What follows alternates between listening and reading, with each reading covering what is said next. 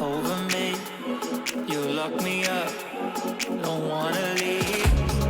Music, the little things, without you, don't mean a thing. My crime is being too good for you. I'm too good to you, I'm too good to you. My crime is being too good for you. I'm too good to you, I'm too good to you. I'm too good to you, I'm too good to you, I'm too good to you.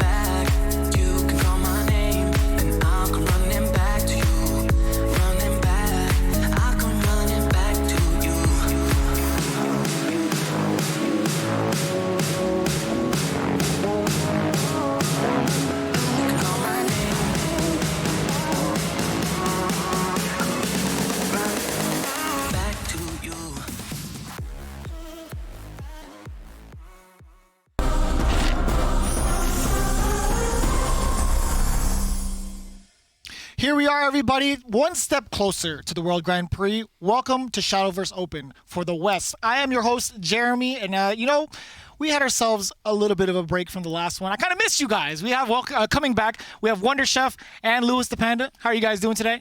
I'm excited to be back. I'm surprised I'm back, but hey, I'll take it. No, just kidding. I'm really excited. The mini expansion that I will be naming the Princess Knight mini expansion came out. Pretty accurate, right? Mm-hmm. Yeah, he's pretty good. Yeah, pretty good. But that came out, and now we're seeing a whole bunch of different new decks. Yeah. Well, not new decks, but we're seeing a whole different meta, is what I should say. We're actually seeing very much the same decks, right? Yeah, so the winner of today auto-qualifies to Contenders Cup, and to me, that's really exciting. So we'll see who that is. Yeah.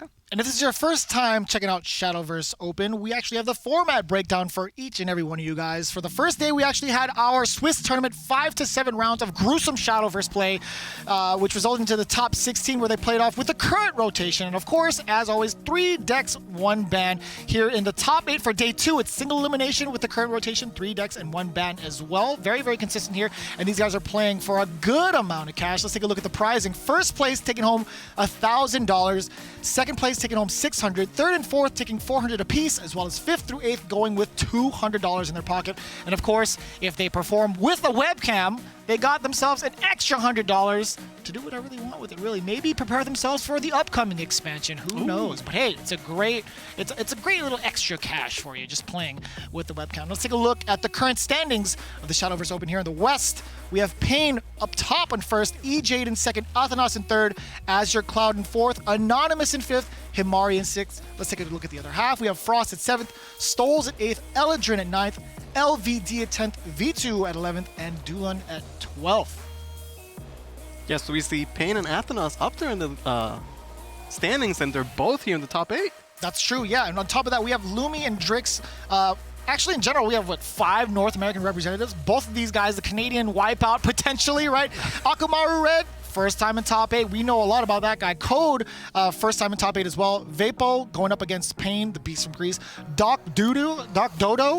I want to say Doc Dodo, right? Yeah, that's a very difficult name to say. I think for some reason... And Athanas, by the way. Yeah. Oh, and of course, yes, Athanas. For some reason, a lot of the names in Shadowverse are the most difficult names that I have ever seen. I will sit there and I'll be like, I do not envy the cast who have to say his name, and now unfortunately I'm one of them. So, well, fortunately, very fortunately, but it's there's no right way to say some of these names, right? There's just literally no correct way. Well, the best thing about it is that I started off with it, so you're gonna be just fine. Yeah, it's you're right. We're gonna go with Dodo from now on. Okay, yeah, you know what? You can take the brunt of it. I appreciate it. I got you back. I got your back. Yeah, any day you are our shield. Let's take a look at who we actually have going up against each other. It's going to be Luminosity versus Drix S 2050. Now, much to say about Luminosity, right? He was here last month. Yeah. In the top 8, I believe he got 3rd place, maybe 4th. That's true. Yeah, he got 3rd place at the February Cup. This is he's got back-to-back performances into top 8. The first one, the January Cup, he was just shy of it. Yeah, and actually throughout almost all of today, we're going to be seeing matches that are players that are a little bit more well-known against players who we don't know a whole lot about. And already so far this season, we've seen a whole lot of, I don't want to say upsets, but players that we aren't as familiar with doing extremely well. One of them being Athanas, who's here today and now has the potential to potentially be up maybe at the top. Could be number 1 in points at the end of this. Where's the point where it stops being an upset? Last month, he got to the place okay, upset. This month, he's top 8. He beat Himari to get to the top 8 slot. Ooh, yeah. Is he's up in the standings? It's not an upset anymore, yeah, right? I guess today is where we know that it's not, right? You do well one time, and it's okay, that's surprising. I've never heard of you. But now, yeah, two in a row, that's really good consistency. And nobody has made all 3 of our top 8s this season. So 2 is the best that you're going to get, which is why, for instance, him and Payne are both in the very top of the standings. Right. Yeah, and it's important to know that there are teammates in the same team performing so well as training partners. And they're the only 2 players of their team, Team Phantasma, I want to say. So, when you have a Dawnbreakers, a Revelation, they have maybe 20 players entering the SVO. there's only 2 for Phantasma, and they're both in the top 8, both top of the standings. So that team is killing it. Another player who's got back-to-back top 8s, and that's Lumi, who actually has a pretty interesting deck to bring to us with his Swordcraft, right? We have some new cards from the latest mini expansion. Break it down for me, fellas. What's new? So I believe Lumi is the only Evil Sword player. The other swords we're going to see are going to be the Leo decks. Evil Sword is a deck that is not playable because of an expansion.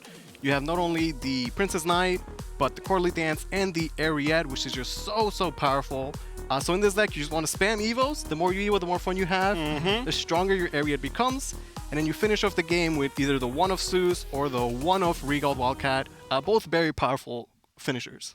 Yeah, I love seeing the newer Zeus like as a finisher. We saw it a little bit for a while, and then like we haven't seen it for a good amount of time because there was no like Evo engine that was strong and fast enough. And I still have seen a lot of Evo swords that like don't even run it because it's still kind of expensive. I'm all about that, me too. Yeah. I love it. Like as a content creator, it's great for me because when I have a big dice roll on the Zeus, it's gonna be funny either way, right? Yeah. But when you take it to a competitive format and it's like, are you gonna bet the game on a 6 Evil Zeus? Like, I want to see it. I want to see it happen. I know. It's super fun to watch every single time. So hopefully we get that far, right? Yeah.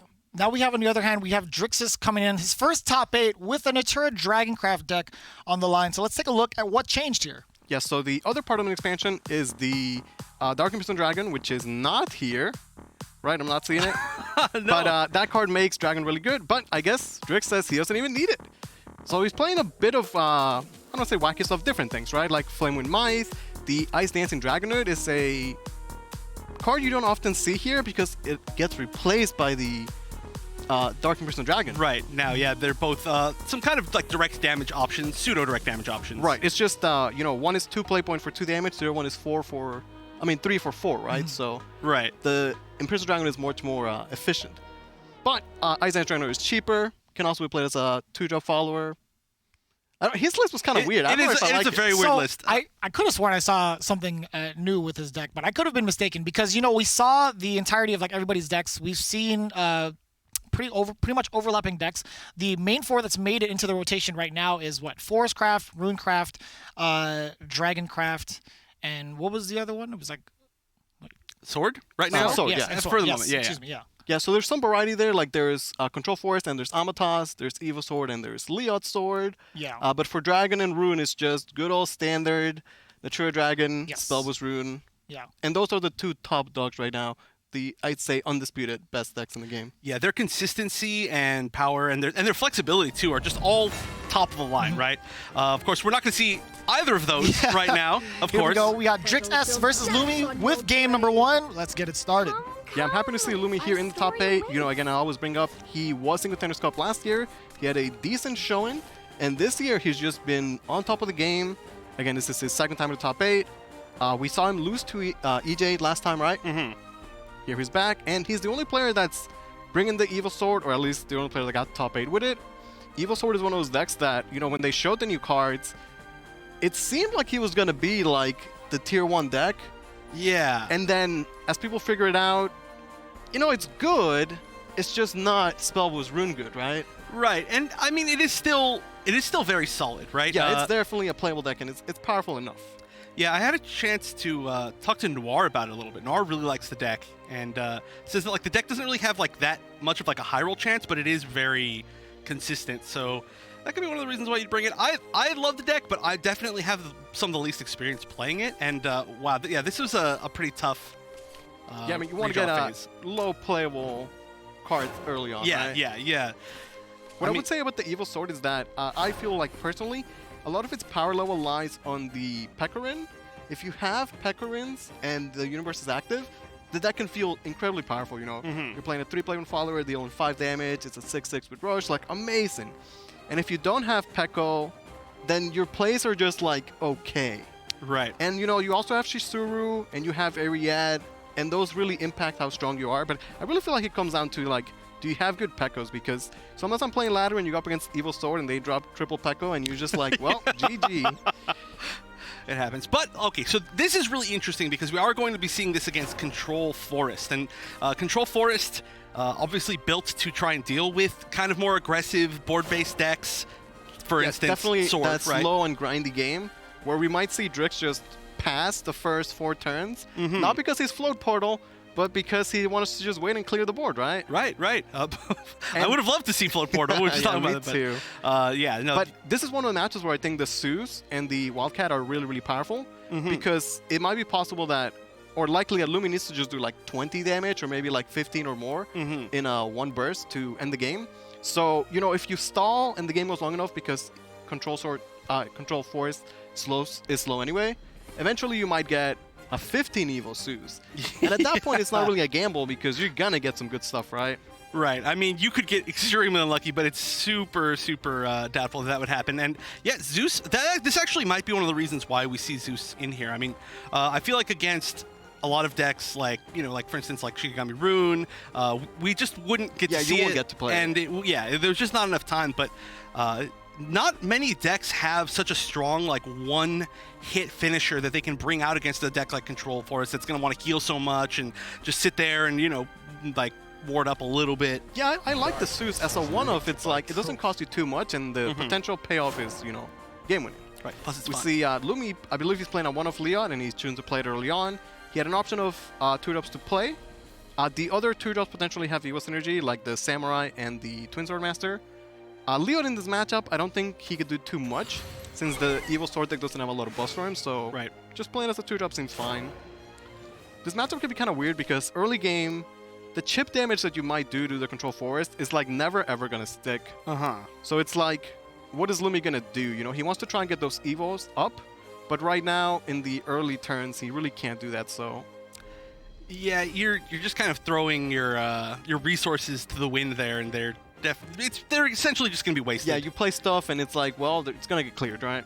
Yeah, so ideally, I guess you would want to go for some more, like, big bursts of damage, which Leon does lend itself to, right? The fact that it's going to sit there and he could most wait likely not to get just removed. Evo the Leon. And, you know, he drew the Zeus. It's a one-off, and I think it's going to come down to this game. We might see Zeus win it or lose it. Yeah. Another card that Lumi has in hand that's very powerful is Shisuru. Now, Shisuru going second is absolutely amazing. So much that I think Evo Sword just wants to go second. Because once you Evo Shisuru and you go second, it's essentially like a... It's going to be a 5-7 after you clean something up. Right. Which is crazy amount of stats. It's so hard to answer. And I wonder how Control Force can answer that, you know?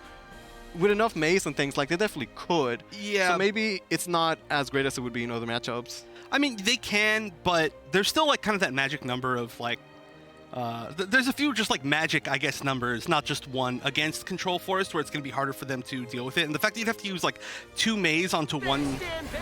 Yeah, it could be like maybe a May and an Evo, or like a May and a Barrage. It has to be a combination of things, right? And if you can get rid of 2 things for one of your cards, that's already probably going to, well, it might clear something, it might not against Control Evo, right? But at the very least, like you're somewhat winning that resource. Yeah, this is a engagement. matchup where the resources are going to matter, right? How many cards are spent to clear the boards, right? Cards like Whirlwind are very efficient at that because it's a one card that can clear potentially, who knows, maybe 3 or 4 followers. Yeah, and one of the only cards that can clear out this Leod. Not that the Leod is that huge of a threat, but well, it's you know, there. like Leod could be Evo'd and then re-ambushed, but yeah, Shisuru play, like I was talking about, is very powerful, and it is what Lumi is going with. All right, so answers in hand for that right now are not great. There's not an amazing answer. Yeah, if he, I mean, he might still be thinking of just Evo and Leod instead. He's definitely, you know, taking his time with it. And sometimes, even if the play might be obvious, you're like, oh, I clearly just Evo Shisuru here. And it might be what he ends up doing. But, you know, you have time. It's not wrong to consider the possibilities of perhaps Evo and the Leod, right? Right, well, I mean, that would also bring Leod to that like 5 defense spot that is really annoying, I think, for Control Forest, or at least seemingly annoying. Yeah, if he passed the turn with 2, 3, 5 followers, I want to say it's unlikely they would both get cleared. We'd see how much Drix can do to clear, but the Evo goes on Shisuru. Again, I think it was just a good sign of Lumi as a great player to just take the time and, you know, think it through. Does not attack with the Leod, keeps him in ambush. And so Reno does 6 attack with the Evo. And it adds 2 to the number of cards played, which really enables the maze to just clean up. Yeah, you could do the maze, or you could potentially Whirlwind. Yeah, the Whirlwind you want is to an clear option, up, right? Just clear everything. Yeah, why not? You know, don't spend the maze, just one smooth Whirlwind, and you draw another maze, right? With double Giant in hand, like I said, it's going to be really hard for the chip damage. to really stick, since Right. Control Forward just has great heal. This is what Lumi wants to do, is play followers that Evo for free. So like here he's gonna get 3 phase damage, but I think ultimately it's more about that free evolution. Yeah, this is it almost seems like Lumi has to play this like a combo deck this time, right? Basically, like, yeah. You're not really gonna win by like just rushing down unless you drew the absolute perfect curve and they just like didn't have enough removal or anything like that, which doesn't seem like it happened so far. It looks like they've got plenty of resources. Maybe not so much removal, honestly. But plenty of card draw to potentially draw into it, and tons of healing in hand already, which I'm assuming we're going to be seeing pretty soon. So yeah, the Evos are going to be huge, and that's already 2 down. I'm Yeah, like as trying long to as keep he's track. Evoing, like he's gonna be okay. You know, the Samurai usually great against things that use their board to clear, but Control Forest has so many, you know, damage removal spells that it shouldn't be an issue for Drix to clear the Samurai. All right, that is the first and second Roach play of You know, the the game. fact that he has a Roach this early, I think is really good for Drix. Is gonna put him in a good spot where maybe he can finish the game with Roaches before the Zeus comes down. Yeah, I mean, that's definitely a possibility, but there's not a whole lot of bounces. There's only 1 Roach, so has to draw into it. There's still a little bit of time left. Yeah, Lumi has the Lisha Twin Sword combo, which is pretty strong. You get 2 free Evos at the cost of no Evo points. You know, sometimes you get these games with Evo Sword, where it's like they're Evo in every turn, sometimes multiple times. And then it's like, it's turn 8 or turn 9, and I'm like, wait, this guy has 3 Evo orbs. Like, Yeah, like how do you still have right? some actual left?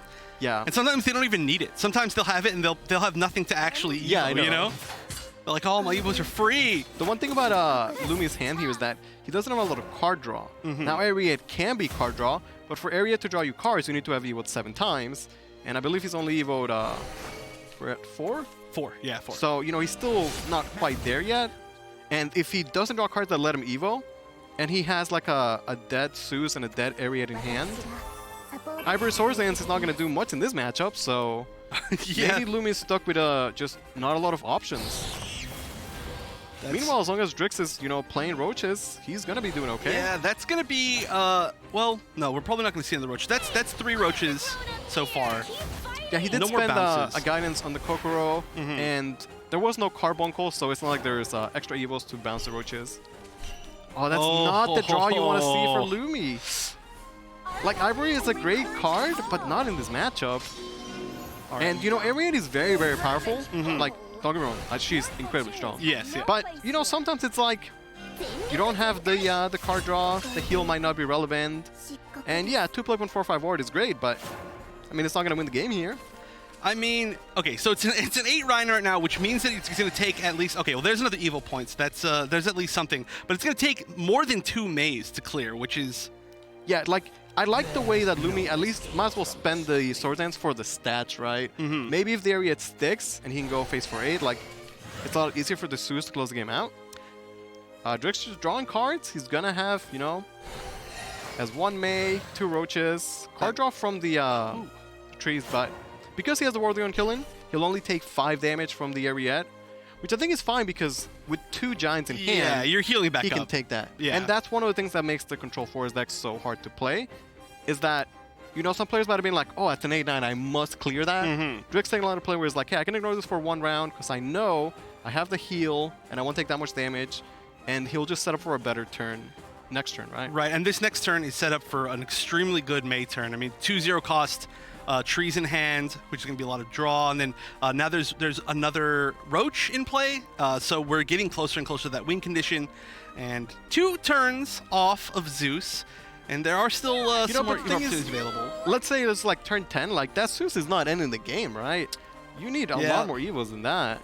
Yeah, I think that the biggest thing here is just the Ariad just still has to be dealt with, right? That's still a really tough number to deal with. Yeah. There are answers, especially with the addition of that last Evo point. Like, if you do play May, and you could Evo one of the Mays, not going to feel good, but it will clear it. I mean, yeah, you have, it's an option, right? Right, Like, right. as long as you are clearing somehow, as Control Force, I think you're doing okay. I think Lumi's hand is just not great in this matchup. Imagine he was playing against some sort of other board-based deck, and you would go like, oh, Enhance, Ivory, play Kagamitsu, like, he'd be good, right? But Control Forest has no board, so all these cards, they're just not particularly great. Oh, the Ivory, I like 5-cost Ivory just for the buff. Just I know. for the stats, it's, right? it's probably the best option here. And that does... That actually gets it out of the range of the... No, wait, does that get out of the range of... No, Well, it's still Reno's, exactly there. Reno's a good draw. Oh my gosh. And Drisk has so much card draw, so Yeah. I think you should draw first, and then we'll figure it out, right? Okay, so those Natural Great Trees are costing 0. Barrage is a good pickup. That's an extra bounce. Roach bounce and 3 damage as well. Okay, Barrage the Roach. Answer the... Maybe you want to hit, Ariette like, so that clear you can the double Ariette, main. right? Yeah, like, yeah. The 3/3 is like, whatever. Gotta answer that Ariette. And that puts it down to that perfect Okay, amount. Aether. So, Or there's no maze in the deck, right? It's just the main, the hand, that's it. is there was there only one May in the deck overall? I think he started with one in hand, or he Oh. had one early on in hand. Okay, Kokoro. Whirlwind is pretty good. Guess the Universe. Hey, if you needed more heal, Kokoro's Yep. 3 heal right there.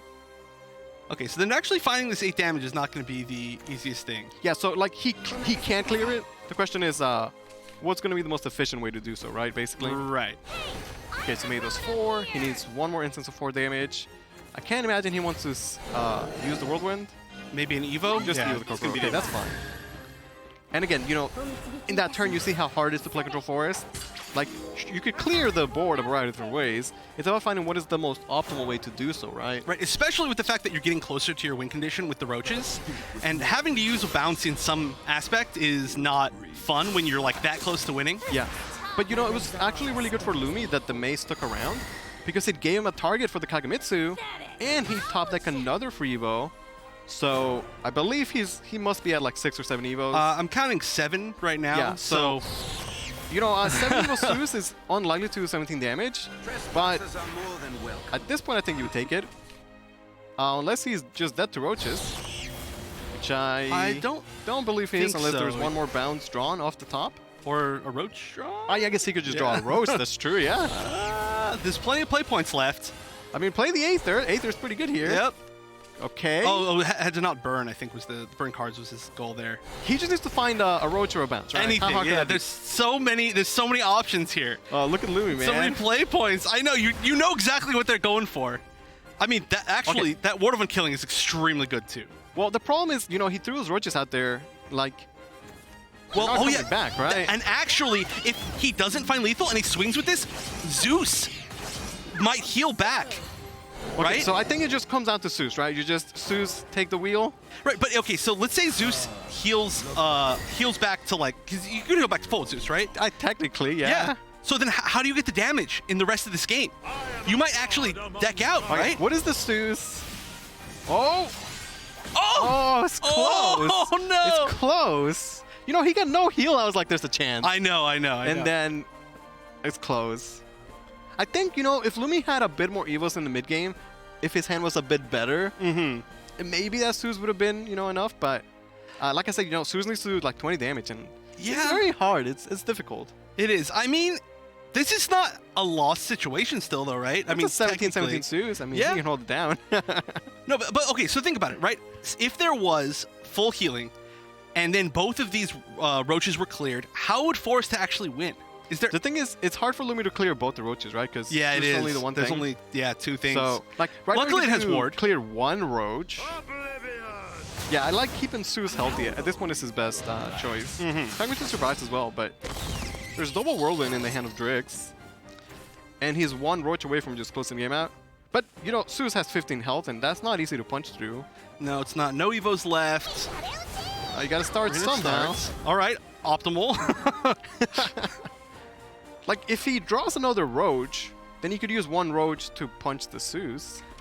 That's 6 damage. Yeah, he's got 8 on got a board draw. right now. Yeah. Okay, that's Oh, another there's a Roach. So you could do trade, Whirlwind, and then play another Roach, right? Yeah, that's it. That should be it. Yep. I mean, you have to play just anything so that the Whirlwind does enough damage, right? I could replay the Reno, sure. Actually, wait. No, that's... You could Yeah, still- Whirlwind, just Whirlwind. still Just Whirlwind Roach, yeah, And then yeah, Roach, yeah. yeah. No need to risk on a Reno 50-50. Wait. Did he run out of Oh, he time? ran out of time? Okay. Well, Corley what can doesn't do Corley anything. draw? It gets another Kagamitsu, but... There's nothing that could be like a ward or anything, right? Well, there's still another Whirlwind 'cause in hand You get anyway. Aether or Kagamitsu, right? You get a random 2-drop. There's no 2-drop with Ward. No Holy Bear Knight anymore. Man, I feel like... Whoa, hold on. Look at the number of cards in Drix's deck. Oh, he has two cards left in his deck. There's no way to force him to draw, is there? No, there's not. Oh, if there was some way to force him to draw, that would have been so sick.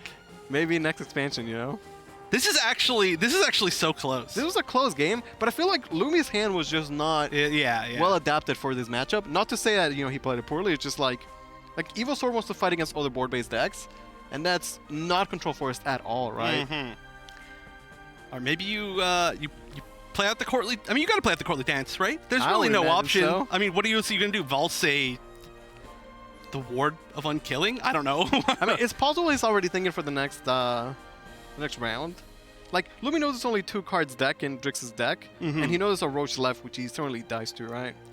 Yeah, well, maybe he's assuming since he didn't die last turn that he doesn't have Roach, so he's planning out what to do if the Roach is literally the last card in the deck, the last card in the deck. Yeah, but little does he know that it was just that time ran out, which was pretty... And, you know, again, to emphasize how difficult Control Forest is, sometimes you just don't have the time to think of all the possibilities, right? The battlefield, my dear old. Okay, so just one Roach don't draw. will do it. Don't draw in any way. Okay. Okay, there it is. That's an exciting way to start the day. It was. That's the closest that I've ever seen Zeus was anybody to close. decking out. That Zeus was close. 17 attack? Not quite 20, but... But think about it. So seriously, if the Zeus had healed at all, that would have been a win, right? Well, the thing is, if the Zeus heals, then he's not getting other things, right?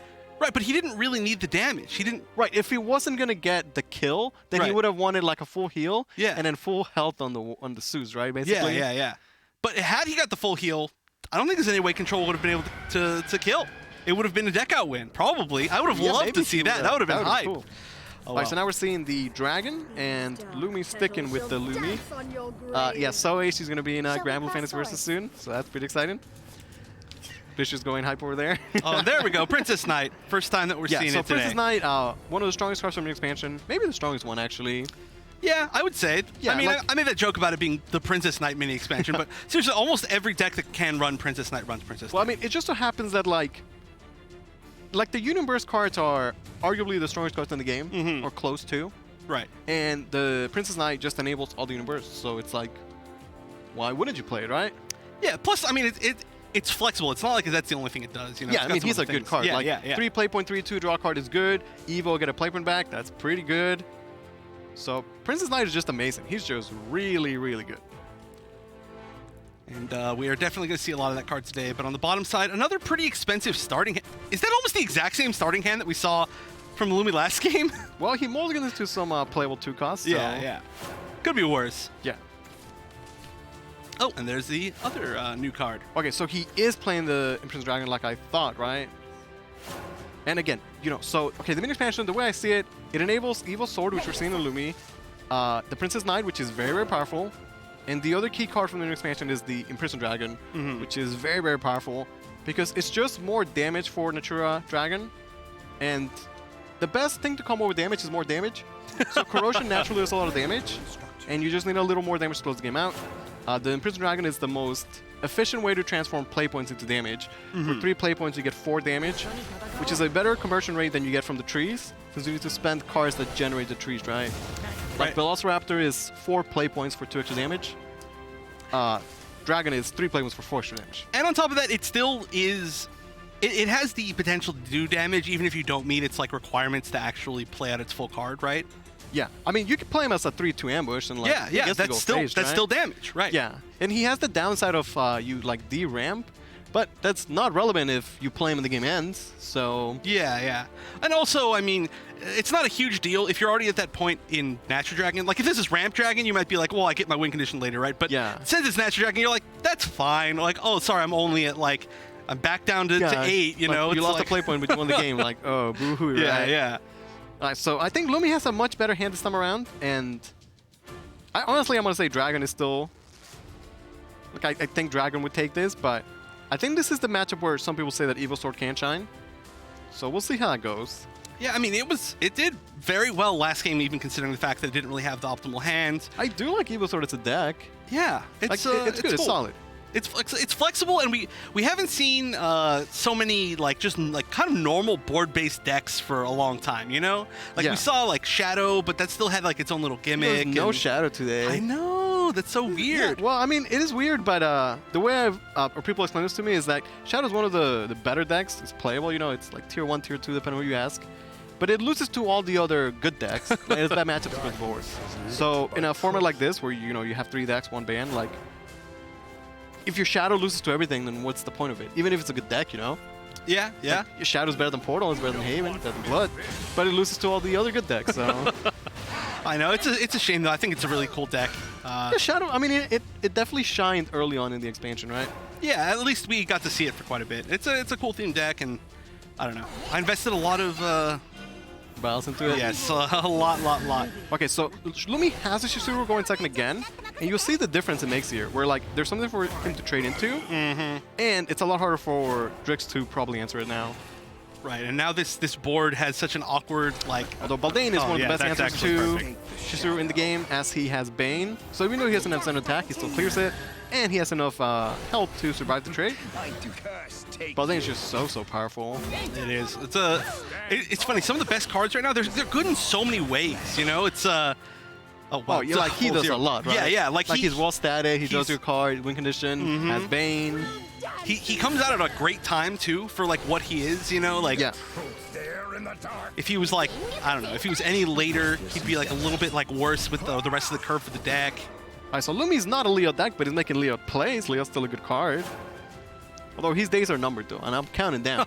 I know. We were talking earlier, and I was saying, like, Yeah. I like Ambush Sword. I want Ambush Sword to come back in the next expansion. You're like, no.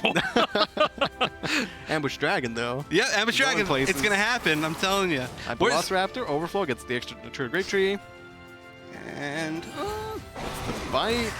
so now, are we gonna see an Evo just to clear it? I mean, as long as he answers, I think, you know, Drix is fine. Like, Corrosion is the ticking time bomb, and he has the extra damage to combo in the Dragon. So it's just a matter of time, right? Yeah. Okay. So I mean, this is the first street played, so it is a ticking time bomb, but right now it's a very tiny ticking time bomb. The thing is, the damage will ramp up Yeah, quite yeah. Rapidly. It's funny. There's Ramp Dragon where you ramp up your play points, Yeah. and this is the Dragon where you ramp up the damage every turn. And here it's like, you know, what is Evil Sword going to do? He can make good boards, and Dragon might struggle to clear them because there's no Masamune, but like, it's going to take Lumi a while to win the game.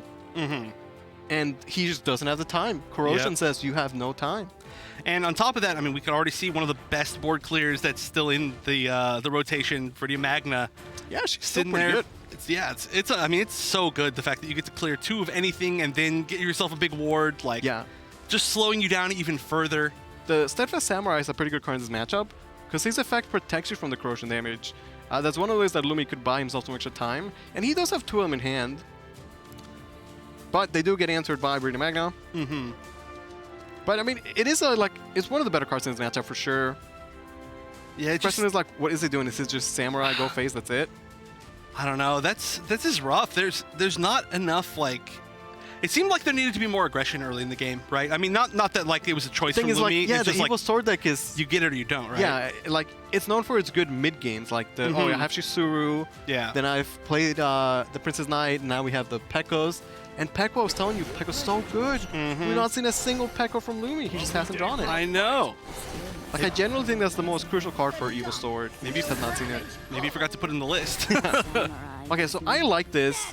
By manually Evo the Samurai, he gets to play more stats on the board. He still has the same outcome, basically, right?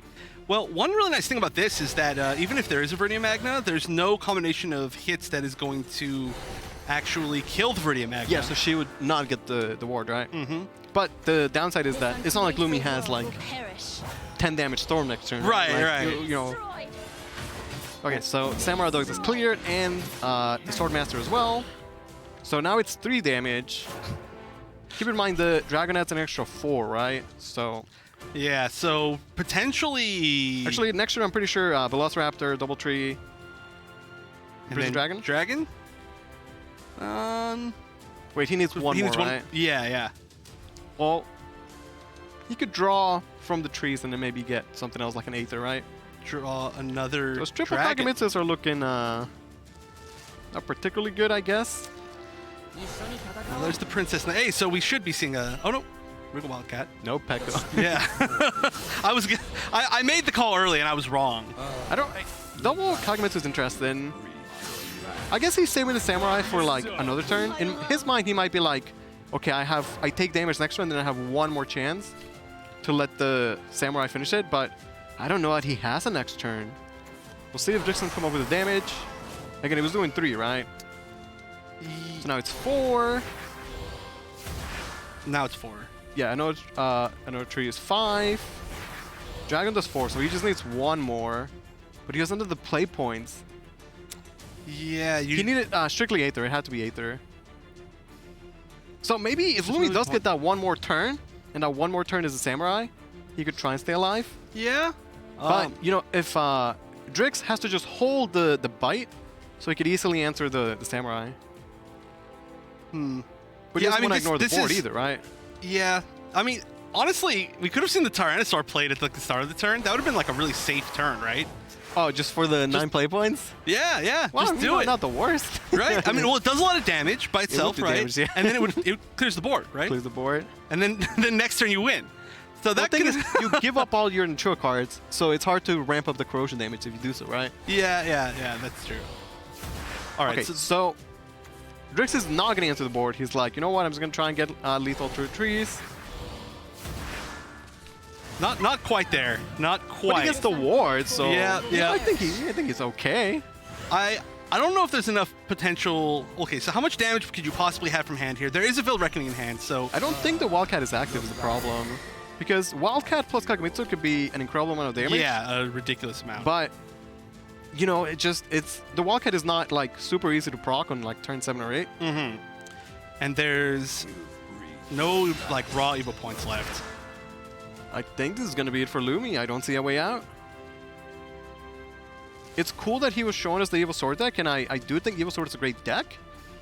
But it was kind of just falling short here. Yeah, it seemed like he just didn't get the pace of hands that he wanted. Yeah, you know, the first game was a relatively close game for what his hand was. And this game was, like, fine, too. It's not like he was completely smoked. But, I don't know, man. I still like Natura Dragon over Evil Sword. I mean, its consistency is so powerful. But, I mean, hey, we could have potentially been 1 turn off here from a win from Lumi. Potentially. Yeah, like maybe next turn he would get a big Wildcat with Kagemitsu, and that's enough to lose the game out.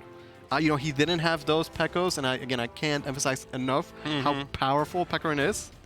And he just never saw her the entire set. Yeah, it happens. It definitely happens. I mean, that is one thing about this. Well, it's not only that he didn't draw Pekko, but he also didn't draw a lot of the like, potential card draw in this deck, you know? Yeah. Like, I mean, it's hard to get the area to give you the card draw. Like, it's not free. And it's kind of one of those things where it's like, if your deck is flowing well and you're naturally drawing everything, then you draw area that draws you more cards. right. But if you have a hand where you don't have a lot of card draw, then area it's not drawing you cards. It's like feast or famine, you know? So I think the best play that Lumi can make is just have the Samurai up and try and trade in lethal for next turn. But we know that Drix saved the Tyrannosaurus, like I said. Yep, and then drew another one, right? But I mean, you just play the Imprisoned Dragon. That's good enough. And just like that, Drix is going to take the first match 2-0 over Lumi. All right, wow. So, I mean, Lumi still, there's a lot to be said about the consistency of his placement. Well, you know, still going to have a lot of points. I think Lumi's a great player, and he shows up in the top 8, and he just gets some, like, man, those games are rough. Yeah. And it's not like I look at the game and I'm like, man, Lumi is, like, struggling. Like, and he plays well, but those games are just not in his favor, man. I know. I swear, one Zeus heal, and I think he won that first game. Or Sue's getting one more tick of damage. Yeah, like, there was either way, one right? in either direction, Yeah. and it was neither of those things. So that's life. It happens. Yeah, so Lumi now eliminated Drixus, moving on. And about that, you know, you guys mentioned about the certain scenarios that Lumi has had in his hand. It's just the biggest problem was actually getting his draws going into whatever he needed, right? And then each of those games could have gone either way still, despite all that. It was kind of ridiculous. But Evil Sword is a strong deck, but I don't know. It feels like it sort of needs the right draws. And even the control fours where he had the Shisuru, it doesn't do anything in that matchup. He has Shisuru in the second matchup too, but no Pekkos. Yeah. I don't know. It happens. It's rough. I mean, it was close. What else can you say, right? yeah, Well, Drixus moving on to the next round. A player that is new to me, at least. I haven't seen his name. And so it's pretty cool to see newcomers show up. And you guys can do the same if you hit up SVO.gg for your chance at the Shadowverse Open. Again, we do our respective region. We have the West going on right now. SEAO happening very soon after as well. So, again, why not give it a shot if you're a fan of Shadowverse? You like what you see right now, maybe you'll see yourself up on top 8. Yeah, like we're saying with Athanas, last month he's like the underdog, and now he's like, he's a top player already, right? Could be that quick. So sign up, get those wins, and that could be you, right? Yeah, it's a really good time too, right? That we still have all the temporary cards, right? Yeah, actually, I don't know. They might be gone soon. Really? Uh-oh. I don't know when they're gone. I think we still have them though, I'm right? not sure. Because I've still been using the decks. Unless they disappeared like very, very recently. But that was a ridiculous thing to do. Yeah, right? it was really nice of side games, just every card in the rotation so you can play with it. That's pretty Yeah. good. Nice. Yeah, I like it. So moving on, we do have our next round. We do have Akumaru Red going up against Code. Code I actually haven't seen, but we definitely know Akumaru Red. Oh, yeah. Aquamarine Red, second place at Worlds 2017. Glad to see him again. I mean, we're all very, very familiar with him. I'm a huge fan of his in general. And Code, on the other hand, like you said, I don't know anything about Code. I don't know anything about him either. Yeah, we're gonna learn something today. Yeah, pretty standard lineups. Akamaru's playing Ambush Sword, which I think we'll see more than the Evil Sword. Like I said, I think Lumio's the only Evil Sword. Yeah, I think That is there correct, was at yeah. least 2 Ambush Swords today, which I assume is here to target Rune, which is probably why we saw it banned out. Yeah, I think it's better against Rune than Evil Sword would be. So why not, right? Rune is still a top dog. Try and target it. Yeah. So very interested to see with what Akumaru Red is going to be bringing to the table. Again, this is his first top 8 this year. This year, yeah. But again, he's been very, very consistent each and every Shadowverse Open, or every year, I would say. Yeah, like he had the second place World Grand Prix. Last year, he was literally 1 point, and I mean 1 point off of making Contenders Cup. He came here as a caster, but I know that he would rather be here as a player. And the winner of today auto-qualified to Contenders, so it's his Right. best chance if he could just win today. I'd like Well, to see it. I'll we'll try see. not be biased. We'll see what he brings to the table. He does have his Ambush Sword. Let's take a look at his deck list. Oh, yes, classic Ambush Sword. Not really... Well, so Yeah, Totally Dance in the main expansion is like Evo support, but Right. it's Leod support It too. is, because it is. It sure is, it's yeah. almost a 2-drop from your deck, and hey, if your only 2-drop is Leod, then you just have another way to get Leod out. It's one of the decks that that really like looks for its win condition directly more than like any other deck I've ever seen. I think like there are so many ways to pull Leod like out of your deck or specifically get it. Like it's Yes, ridiculous. So much that you see even the castle goes down to a 2-of because now they have too many ways Too to many. get Leod. Yeah. I Yeah, mean, you're so- eventually gonna not have any more Leods to pull out of the deck, right? Right. The deck is very simple-minded, so what it does particularly well. But if you get those cases where you don't have the Leod, the deck has like 0 chance to win. So Right. Yeah. Or I mean, always having a backup Leod's always good too. But we've seen some play from Ambush Sword this last I still month. don't like it. Like I'm counting down the days till Leod is gone. Well, maybe Code will kind of help you out with that. He has a couple decks to bring to the table, but one of them being Control Forest. It might have been the target for the ban, but we'll see. But in the meantime, he does have Control Forest. Yeah, one of so the harder Control decks to play, Forest right? is really good at answering the Leod, just because a lot of the damage doesn't need to be targeted, things like May and the Whirlwind. So it makes sense that Akamaru would ban it, since otherwise Ambush would just like never beat this deck, basically. Yeah, and so it was kind of a mind game there within the bans, which is pretty Yeah. cool. We don't always see quite that much of like a like I have to target this, but if you target this, then I don't need to target this. And I mean, still just in general, it's a good deck. So no harm in trying to ban it out. Plus, we see from well, actually, I just noticed that Akamaru is not bringing. He's the only Rune. player without Rune, yeah. Yeah, that's actually really cool. I So, respect that. To not play Rune and get top 8, Yeah, respectable. and bring Ambush Sword, your favorite deck now. It's funny that you mentioned that. It actually got banned. I think Akumaru Red's Ambush It Sword- did. It Yeah, did. yeah, I know. We're not going to see it. That's But again, that's the whole targeting thing that we were talking about. Ambush Sword being banned out, so it doesn't have to play against the Rune, etc., Right. etc. And here we go. Akumaru Red versus Code here in the quarterfinals. Game number 1. Like, okay, I'm not going to try and be biased, but like, it just feels so good to see Akamaru there. I It's like so know. natural, right? It's like, this is what it should be, right? I know. I mean, I've watched Shadowverse Open for years. Yep. You know, like since it began basically, and it was such a name that you've just seen for so long, and it's been a long time. Yeah, I mean, he's just one of the great players of our community. You know, he's not only a player, but he's also casting. He's a streamer, representing Panda Global. He's just one of the, I don't know, one of the Shadowverse He's staples, a cornerstone right? of the community. Yeah, I sure. appreciate him.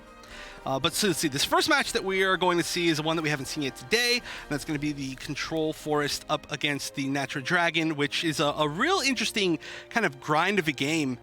I think we talked about this a bit last month, but the whole idea is that I guess you got to win before there's just too much Valdane damage. Right, so, you know, Control Forest has that, like, endless heal, but it's not endless. Right. But corrosion is endless damage. So eventually, you just can't out-heal the corrosion damage, and Natura Dragon needs no board for it to win. So Control Forest's biggest tool of, like, hey, I have intense board clear, it ends up not mattering, right? Right, and I mean, potentially, even if you choose to, I mean, you probably won't, but ideally, if you were to like starve your own board and not give them targets for removal, you could make it hard for them to clear out their hand potentially. And we do see this card from the Fairy mini Dragon? expansion, the Fairy Dragon. I like the card a lot. You know, when I first read it, I was like, oh, it's kind of weird. But once you play with it, it's actually such a fun card. I really, really enjoy it. I love one drops. I don't know why. I just like love You an good aggro one player? drops. I play aggro blood sometimes just because when I'm trying to grind through, you know, like Okay. ranked matches, but Nothing wrong with that. But it's not even about that. Like I just like a lot of even like defensive like one drops. Like I love the play point floating portal one drop. Oh, yeah, with the fat 03 stat line. Yeah, It's so hard to answer, right? Yeah, A it one is. drop with 3 health? I love it. I just love one drops that do stuff. Yeah. So the Fairy Dragon right now is only being played as a 1/1 ward, which doesn't do too much right now.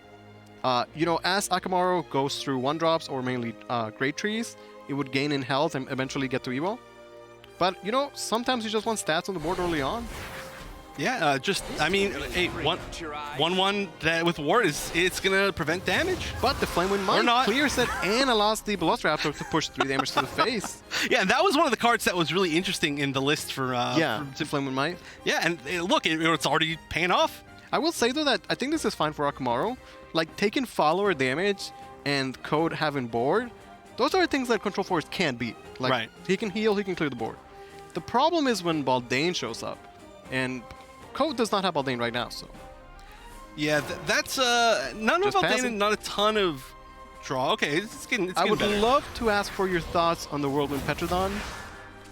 My thoughts? Yeah, that's a card. How do you feel about him? I don't know. I mean, I don't know if I have any like strong thoughts Opinion in either general way? because it just seems so core to the nature of like dragon. You're play. just so used to it. I'm used to it. Yeah, I'm like. What are your thoughts? I feel like Well, this is where this is leading, right? Yeah, okay, so I think he's like incredibly broken, like he's so busted. But there's like this debate where like, is the power of Natura Dragon in Baldane? Some people are like, the Petrodon is like so insane, right? Right. If you compare it to like other ramp cards, he's a 3 play point 2/2 that ramps you on Fanfare, not last words. Right. Which is a big difference. Uh-huh. And he's also destroying a tree and drawing your card, right? Yeah, yeah. Which is pretty good as far as 3-drops go. Yeah, it's extremely good. I agree, but also like, what fills that slot if it's not there, right? So it's weird for me to think about, but Yeah. it is true. Like, if you look at every single thing on it as like an individual thing, It's crazy. And ridiculous. it's all in one It's card, like right? more than we've ever seen. Yeah, but also like you sometimes need it almost in a you way. play against a True Dragon and they play him on turn 3, and I'm just like shaking the guy's hand already, you know? He's great. Great as in he's really, really strong. But and there's Baldane the- ultimately is the one who carries the deck, right? Without Right. Baldane, the deck does not function. I mean, it could function decently Yeah. well without Valdane, right? There would be options. Look at this. 2 Petrodons were played. Now Code has 8 play points. I know. And he's already destroyed a couple trees. When he plays the Baldane, it's going to be so easy for him to just close the game out, I think. Yeah, there's no real rush into the roaches, which is seemingly pretty key in this matchup to be able to get a win con pretty Yeah, quickly. that's an excellent point. You know, going back to last month when we saw Control Forest beat the Dragon, Yeah. it's because you have a very early Roach. And really, I think that's the only way they can do it. Yeah, what did we see? Turn like 7 Oh, wins? it was, you know, again, the Lumi EJ game, right? Where the Roaches came out super early, which is not the standard. That's not how Control Force usually plays. Right. We're actually seeing maybe a little bit more of a standard way that it plays out now. Right, and naturally, I do believe Dragon is heavily favored here.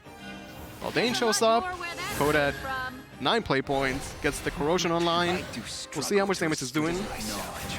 Should be, I think, it's either...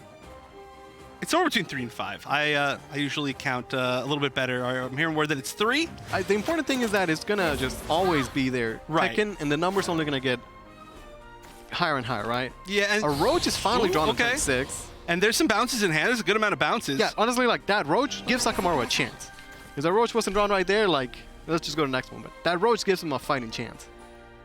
All right, so Primal Giant's also a really good draw. That's a huge amount of low resource healing. So now this is 2 Roaches. Yeah, like the Control Force deck has heal, and although you can't ever out-heal the corrosion damage, you could stall. It could buy him time. Right. And maybe it buys him just enough time for the Roach to be a win condition. I mean, it stalls longer than any other deck, right? Yeah. Technically, the problem is, yeah, you do need that win. And like, if he finds Ward of the Unkilling, then you can also not heal, but negate the corrosion damage, so you don't take more than 5. That's a big deal as well. Which is still quite a bit. Yeah, you that's know? still a lot of damage. Yeah, Especially yeah. because, like, oh, I have Ward of the Unkilling, but they have the Imprisoned Dragon, so Dragon could still push easily 9 damage, right? Yeah, like yeah. half your life. Okay, so we're gonna see the main used for the clear. The Roach is gonna get bounced to hand because of the evolution. But again, I don't know how much time Akamaru has here. Yeah, not a whole lot. So 13 health remaining. How many trees are possible out of hand? Well, If you use the Evo... we'll see what he draws, Yeah, right? there's infinite trees. There's 10 trees potentially. Not actually. I wouldn't be surprised if he evoed a Pathfinder just for the extra tree, but the enhanced Garyu might just be the play here. It's just so powerful. I don't know if it is the play though. Like, it gives Akamaru a board, and maybe the idea is that if Akamaru has to spend his turn clearing the board, then he doesn't get to develop the Roach, right? Yeah, and I mean the huge ward is always I mean, it's going a to be... lot of stats. Yeah. And the Silver Dragon, I lose the name, also pushes phase damage when it attacks. So it does get Code closer to victory next turn. Yeah, it sets up a pretty, like, reasonable lethal next turn, and that's assuming that the whole board is cleared anyway. All right, but here's Akamaru Red, Control Forest. Like, you have a big board, you need to clear it. That's what the deck does, right? He has the Whirlwind. He needs to just make sure that Whirlwind is going to be able to clean up after he's done whatever, right? Yeah, that's... I think it's just Whirlwind May already clears. It's a full board clear, right? Whirlwind May, play Roach, Evo it. Seems good. That's solid. And then he would have Roach, Machina Dude, and Guidance for bounces next turn. But even then might be too slow. Yes, so it's tough because it would be really nice if you could leave one guard up just in case there was one of the new dragons from the mini expansion. Imprisoned Dragon? Yeah, the Imprisoned Dragon. It's so powerful. So Yeah. Because at this point, if there's one of them, then that's gonna game be it, right? for sure. Yeah, there's no way to stop that, which is exactly showing why the card is so strong. I think the play is Whirlwind May Roach. But again, you know, deck is really hard to pilot. Yeah. I think that's going to be his decision as well, though. Like you were saying, there's no way to clear the board and leave the ward up. Right. So you all might can as do is well just clear and get a Roach bounce at least, right? Right, you push towards your win in case they can't win, in case their hand is Basically. entirely dead. And that's one of the best things that you can do, or that's one of the things that the best card game players do is, you know, even when it looks like all things are like totally lost, you play to your best out just in case. A lot of people, they would give up in a situation like this. Yeah, I agree. You know, like in the World Grand Prix with the top deck with the Amatas. Yeah. Like a lot of people say like, oh, like he got lucky and he top decked that. Reality is that he played to that out, right? Yes, You yes. set it up so that even if it's a 1% chance, like if that's the highest chance we have to win, then you play to that. Just another Garyu for Code. Just another extremely hard board to set up. Yeah, so to deal with. Akamaru would have to win this turn, right? Which I'm not seeing. I don't- It's getting close. Fairy Dragon Let's- has 3 attack on the rush. Yeah, I don't think there's, you would have to clear, so, Like Fairy Dragon plus May could clear the 6/7 if the May, there's, you know, hit it. there's just not enough play points anyway. Yeah, like you Yeah. have to clear the 6/7 and play Roaches and bounce the Roaches, right? Right, and of course the bounces in his hand are 2-cost bounces too.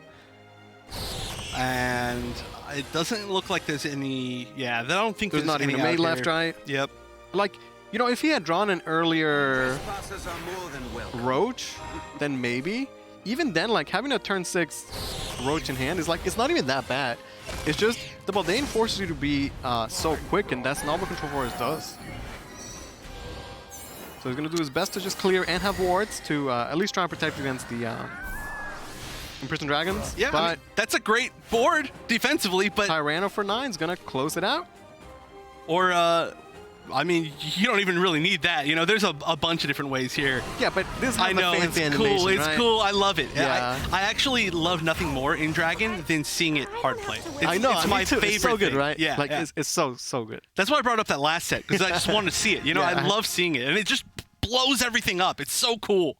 Yeah, so Code taking game number 1, looking pretty good so far. The newcomers are showing up. I know. What is this? It's a new age. You know, we combined This is the everything up in the Shadowverse West. West. Yeah. March Open Cup, right? They're like, you might have been good in Euro or in PAM, but But this is the West. This is West. It's the Wild West. Ooh. All right. It's definitely the Wild West. And you know, again, this is like the sort of like the season finale for Ultimate Coliseum. So more on the line in this particular tournament because the winner auto qualifies to Contenders Cup, which is how you get to Worlds if you're a West player. So everything on the line right now. Yeah, and that could be way more important for a lot of these players, for instance, like Code, as opposed to maybe players like Pain or Athanas, who already might Up there qualify in the through standings, points right? anyway, right? So if some of these players that have almost no points win this, then that really means a lot to them. Yeah, and how often have we seen this before where a player picks up the first win in the set, and now they have their Rune deck that Yep. needs one win in 2 games, right? Right, which It's is... like Code in such a good spot here.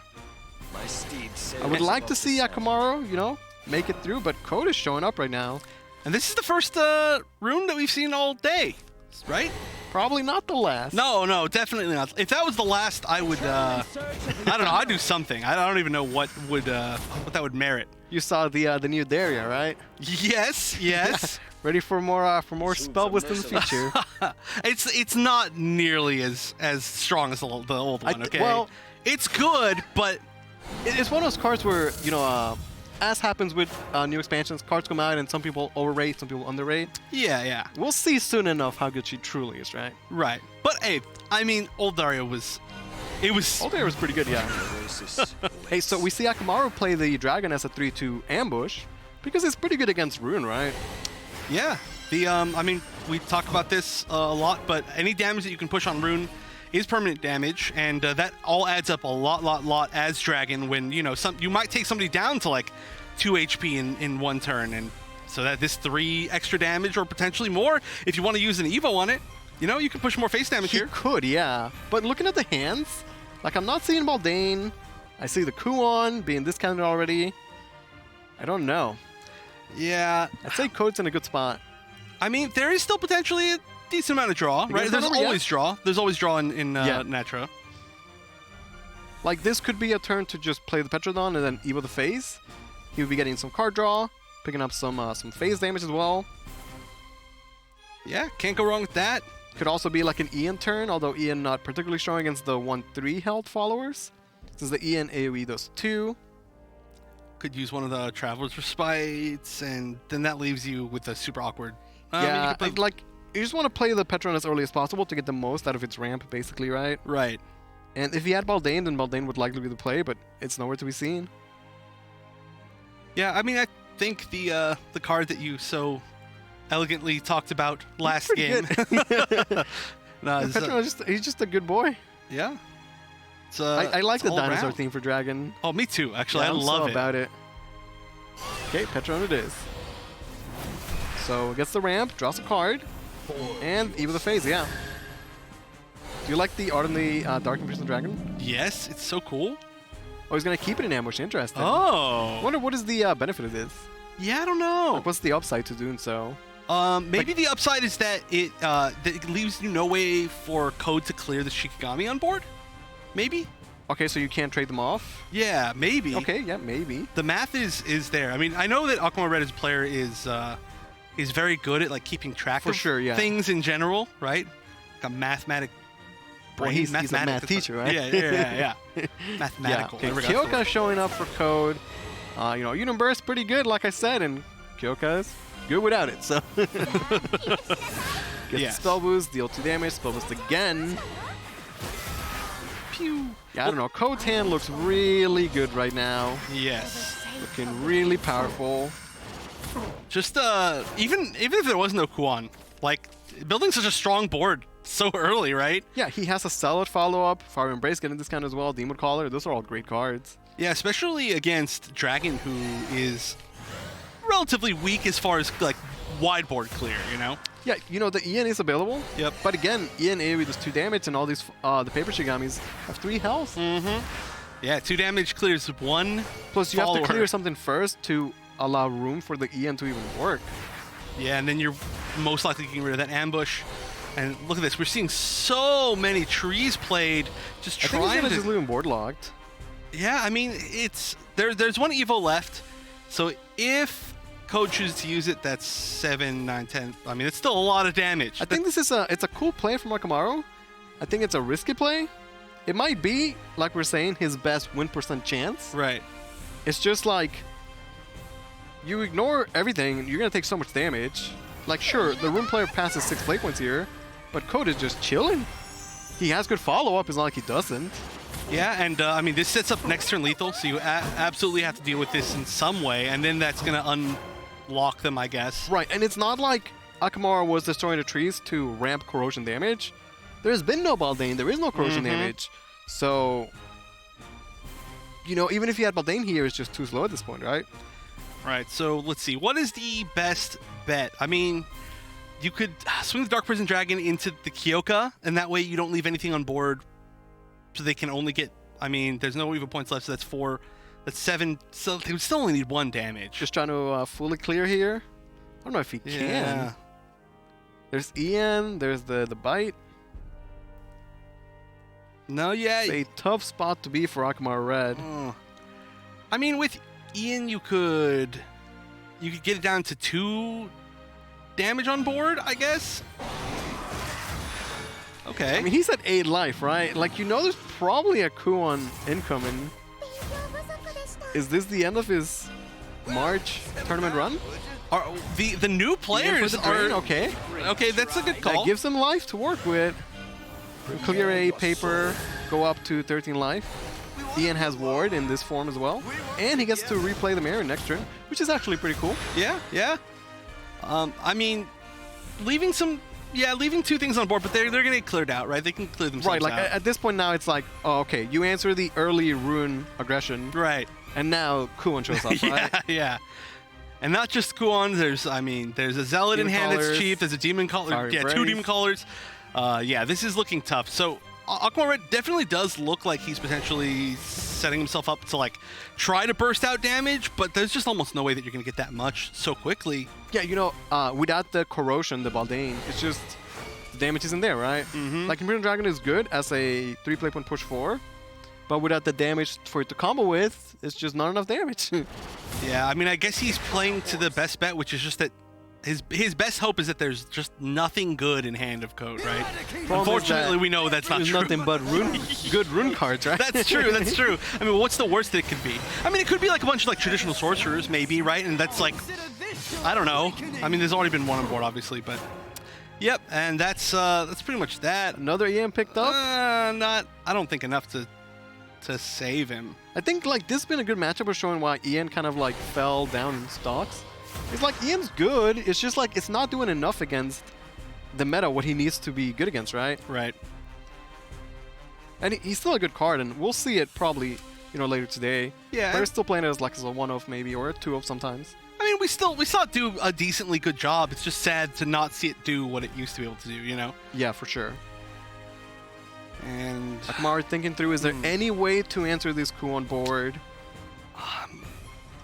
I mean, he can clear a few things, but I mean, he's still got 1 Evo point left, which is really nice. So like, he could Ian, Evo that into something, get some more life back, do 3 damage to something else, but he's still gonna have to leave at minimum.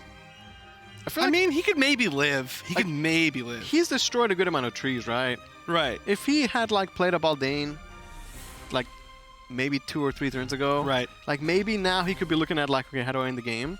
But when you have to just survive against the constant rune pressure, you know, he can buy himself a turn here or there, but it's just not going to be enough, right? Yeah, you want to be just trying to survive while damage is on board. You know, like while you're slowly winning, not just trying to survive in general. Yeah, and it felt like both games, that was kind of the spot for Akamaru, just trying to live, buy time for the Roach, here buying time for Baldain, who never showed up. And just like that, Code is going to take the set and move on to the semifinals. Wow. Again, the new players showing up, beating the old veterans. We might see somebody completely unheard of making it into the Contenders Cup by the end of today. Maybe. Maybe, yeah. There's still plenty of extremely good players in the side of the bracket. on the other side of the bracket, right? Yeah. So we've had, 2 back-to-back sweeps from our newcomers. It's been 2-0 so far. Pretty quick start to our quarterfinals, honestly. Now, I had a question for you guys.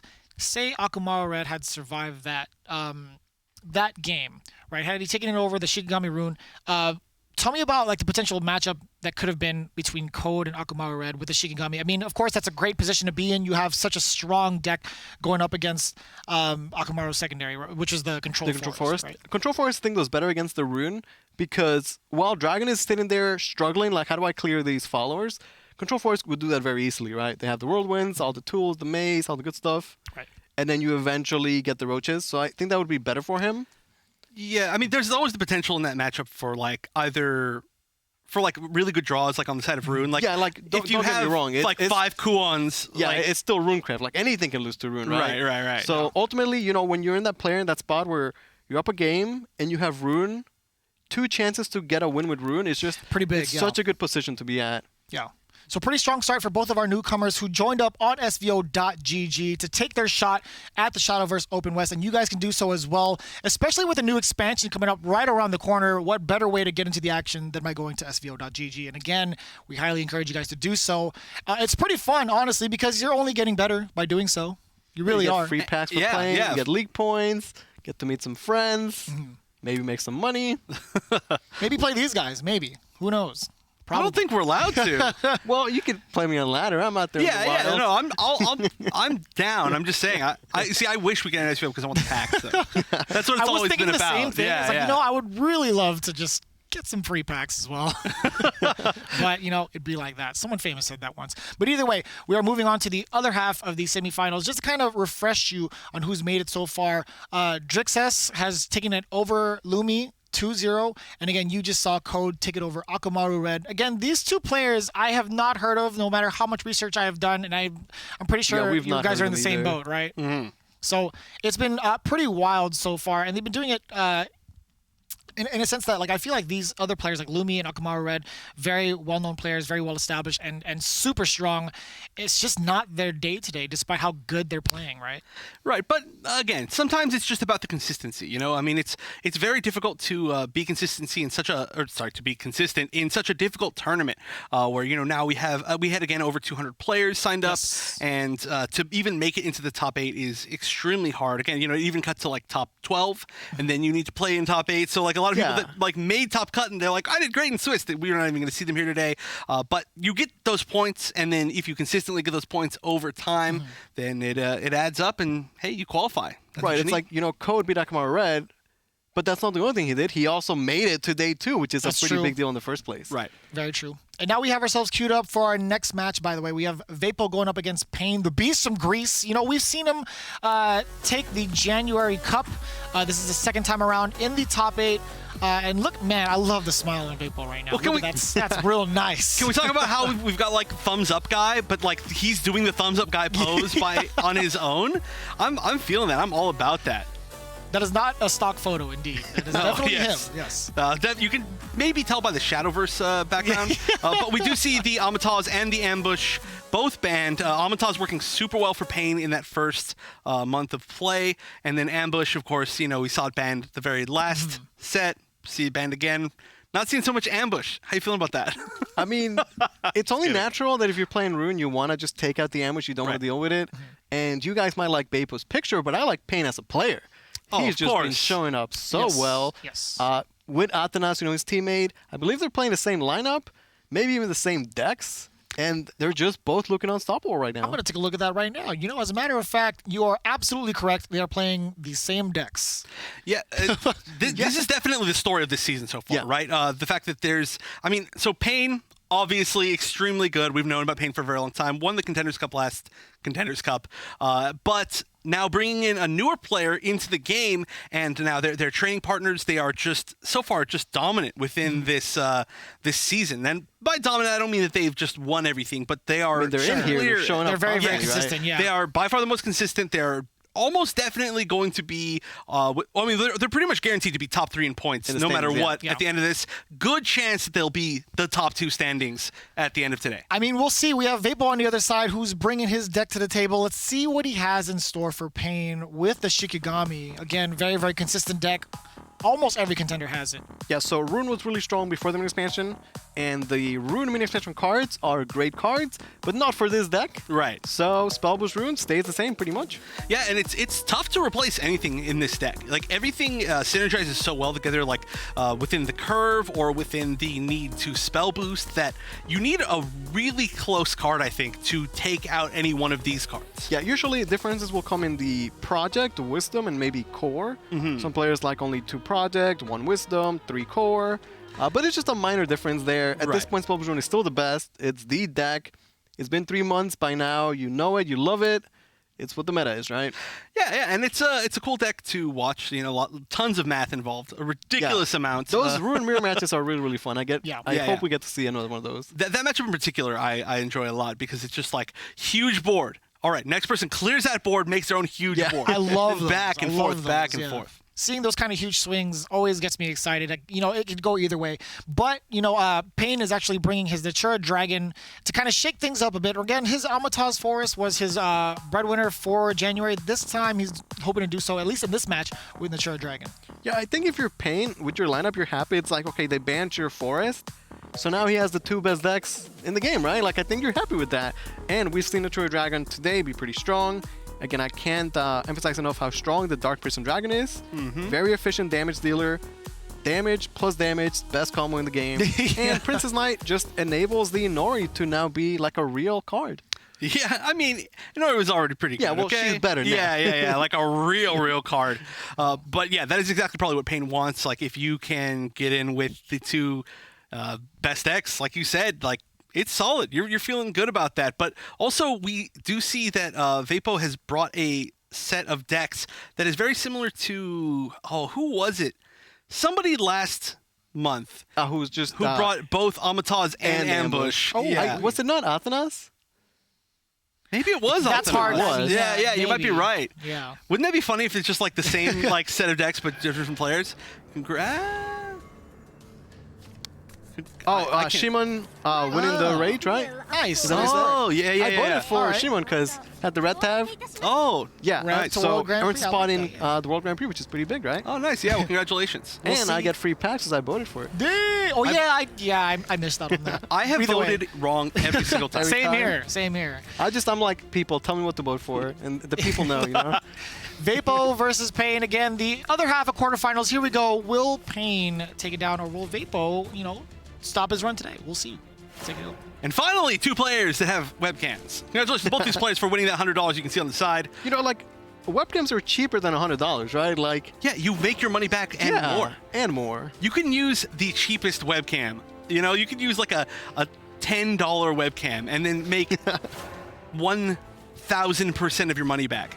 Yeah, plus, you know, as a player, you're a competitive player, you want people to be invested in you, to care about you, and the easy way to do it is to show your face, right? Yeah. You can do stuff. You can do cool stuff like Vapo just did, like hold up a little sign, you know.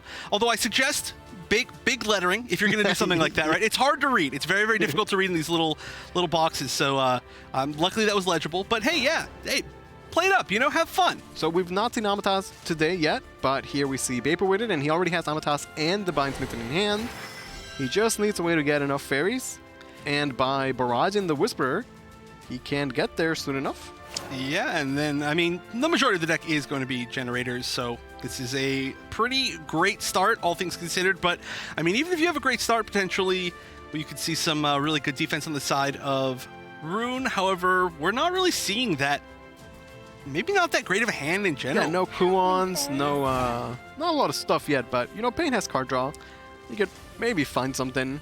I like that Amatas is also playing the Fairy Dragon. Goes to show that it's just a good card in general. Naturally, they have 1-drops, and, you know, it is a 1-drop. So it gets the buff from Divine's Mitten. It's just, even if you give it Storm, it can never go face. Yep. Which is so weird to see something like that in a deck that's so around going face, I know, right? It fits well, because it's just a good card. Yeah, it's flexible. It's a cool 1-drop. Interesting, going for the Chaos Wheeler instead of the Magic Missile. You know, by leaving up the Whisperer, there's the risk that he would get bounced again.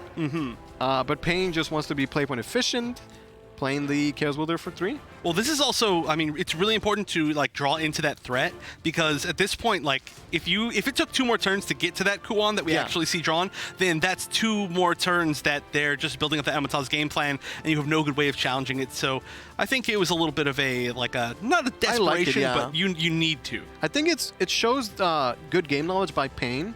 The way Shadowverse works traditionally is that it's better to advance your recognition than try and stop your opponents. So, you know, Magic Missile is like, okay, I slow you down. Chaos Wilder is, let me draw so I can win with my recognition, right? So Amatas needs 6 fairies in hand. There's currently only 4 for Beipo. And doesn't have a bounce, so no way to get that Whisper back. So, works out for Pain anyway. All right, let's see what the draw is. Oh, Blossom Spirit. I mean, not bad, but still not the generator that you need. Yeah, so I guess this might be a good turn for him to just get the Divine Smitten out there. It gives followers Rush, so even if your Fairy Dragon is not going to get the free Evo, you can still use the Rush on it as a clear, which is really good, and Beipo showing us why it's a good card in this deck here. Yeah, and that's going to mean that there's a higher chance of that Fairy Whisperer surviving until the next turn to get bounced, if a bounce is drawn. I mean, Beipo's so close to, like, going online. Like, he has 4 Fairies, Amatas, and Fairy Boosters, right? Like, he's ready. But he needs to draw the final piece of the puzzle, right? I know. And honestly, like, the chance of, even that last turn, the chance of not drawing a Fairy Generator was pretty low. Yeah, that deck is mostly Fairy Generators. Yeah, it's right? like 80% Fairy Generators, but then, of course, did draw a non-Fairy Generator. Yeah, and at this point, Pain does have the Kuons, can now expend the 2 play points to answer the Whisper, so now a bounce would not be a good draw. And Justice is not a Fairy Generator, or not without a target. Right. Plus, it only generates 1, not 2 anyway. Yeah, still short. So at this point, you're in a really awkward situation. Yeah, you cannot play the Amatas, and you can't play the Fairies either, so what is he playing, right? Play the Blossom Spirits? I mean, you could play them out as board. The problem is that, you know, as 1/3, they're not much of a threat. And by playing out the Blossom Spirit, you're losing out on damage anyway, right? Yeah, it's true. But, I mean, at the very least, I guess, you don't really want to, like, clog up your hand and, like, waste your play points. That feels really bad. No, I agree. Like, when you have to just pass it, it's the worst feeling, right? Like, you want to play cards. You want to use your play points. And I guess if you play out the Blossom Spirits and they survive by some chance, then the next turn, if you draw a Fairy Generator, it could be ridiculous. Yeah, right? I guess. I mean, he has no other plays. It's either that or Hard Pass, so playing out the Blossom Spirit. I like Kokoro Evo in face because damage against Rune sticks, and I mean, it gives him a slightly better board, a higher chance that the Blossom Spirits might survive, right? Right, yeah. This is a lot of, like, health on board, technically. Yeah, I mean, he's got 10 health on the board. There is no Kyoka for Pain here, which I think would be the go-to. Yeah, he could draw one, though. He could Magic Missile top deck Kyoka. It's possible. What do you... That's a skilled player play. I'm going phase with it. Oh, okay. Okay. Didn't get the Kyoka. So this is actually kind of an awkward turn. Yeah, it's super awkward, actually. We might see the Blossom Spirits stay up, right? There's no way to clear them both. The core here is actually so awkward. He has triple core, and they're just dead in hand. He can spend the play points now, but to ignore that board just doesn't seem like the correct play, right? That's really scary to ignore this board. I mean, at this point, if they leave up, taking out one of with these. the Blossom. Okay, can Beipo draw a Fairy Generator? That's the question.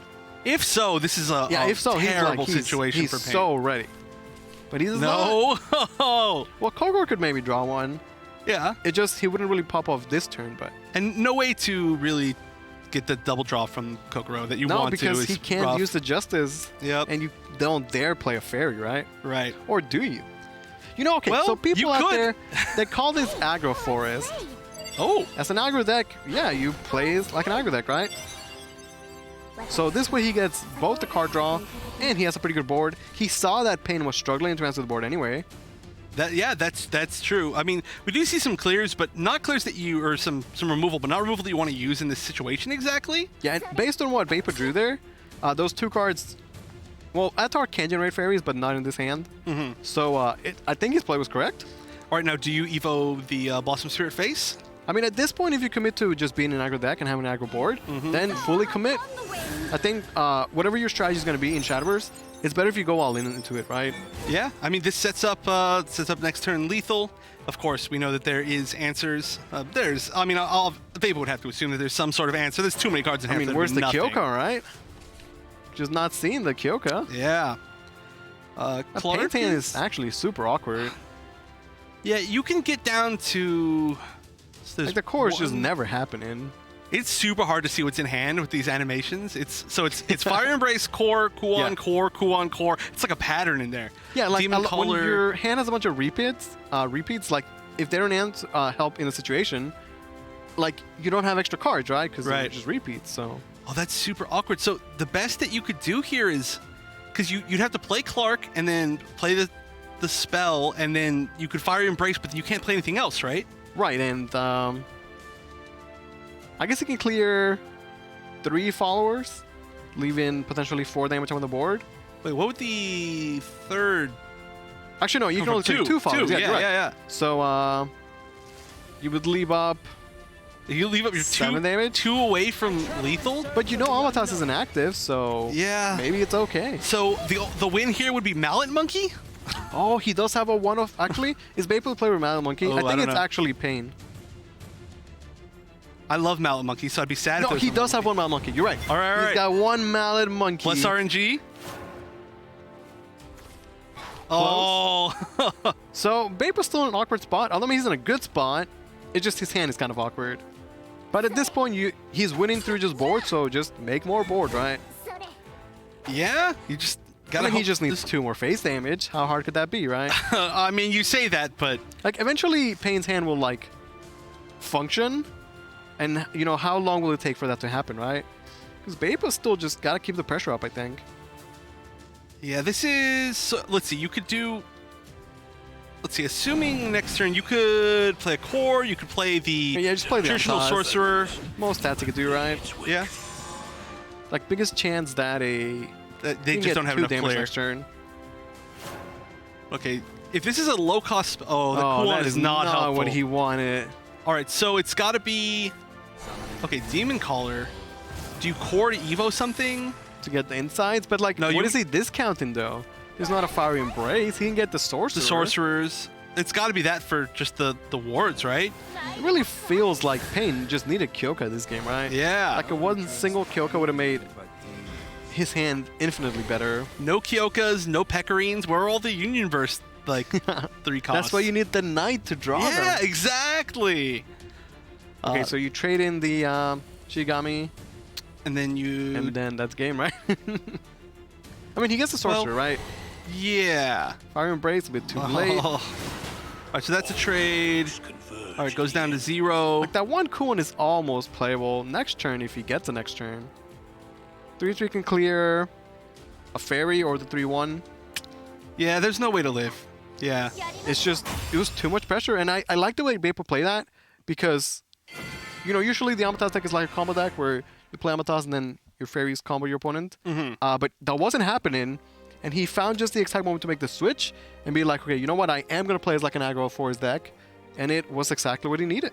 Yeah, and that's a look, the I didn't see the flare before, the January champion flare looked really nice. But yeah, so one thing that was really tough about that too is he was so close to actually having the Amatas combo that I think a lot of players wouldn't have decided to switch. They'd be like, I just need one more fairy. Yeah, like literally just like one more fairy. If they play one card, I can get the fairies because I had the Sylvan Justices. But knowing that exact moment without hesitation to switch over, that's super impressive. Great play for sure. And you saw based on the draws that we saw he got after, like if he had waited an extra 2 turns, then maybe Pain's awkward hand would have really come together. Yeah, it was close. Like if there was like 1 to 2 more turns, then that was like spell boost, Kuon into another Kuon, and especially with all those like random cores in hand, that's a ton of spell boost potentially. So we could have seen it go very differently had that aggressive game plan not been decided upon. Yeah, I don't think Beipo is as unknown as the other players we've seen today. I mean, he's a revelation. I don't know if he's been in top 8 before, actually, but, you know, he's here today. But, you know, the favorites so far are losing right now. Like, surely people expect Pain to win this, right? Right. I mean, I was just literally pointing at the January Cup 2020 flare, right? Like, that says a lot. And also, you know, multiple-time World Grand Prix. Yeah, he's actually been there twice. Right? Yeah. Which most people can't even say they've been there once. And like you were saying, you know, even if, let's say, Pain loses here, at least he's up there on the standings. Yeah. He still will likely make contenders if he continues to have a good year. But like I was saying earlier, if Vapo making it to win today would be huge because Vapo doesn't have a ton of points. Right, and just based on that one game, I'm impressed. I like this play so far. Yeah, and now just has to win one with Rune. Again, the classic. Such a good spot to be at. And I do like this Bubbles Mirror match. We see Kyoka for Beipo and Kuon and Kyoka for Pain. So maybe based on the hand, looking a little bit for Pain. Yeah, there's just not too much of a target. So Pain plays a One of Carol, which means Athanas plays a One of Carol. And I don't know, some people don't like it, but Carol's just a great card in general. So, can't go wrong, right? We were talking about this earlier, but I really wanted to see the Natura Rune. Oh yeah, like actual Natura Rune? Yeah. With Princess Knight, you know, it's cool, I mean, it's nice. I was playing the deck where you just play Carol. Like, it's fun. Carol's just a good card. I mean, we saw somebody bring Natura Rune last time, right? Or, yeah, there was one I believe there was one, yeah.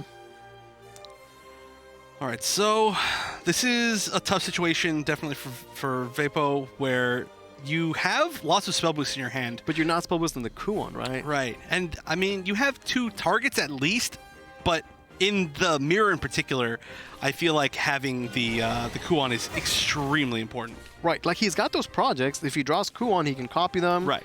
And then his hand might be looking really good. I like him, since he drew the second one, at least spend 1, get an extra Zealot. You know, damage is still very important against Rune. So at least this way he'll be discounting 2 Zealots. But yeah. I do think Pain's in a better spot here, with a better hand at least. Yeah, there's just no like threat of imminent demise on the other side, and not yet anyway. Right.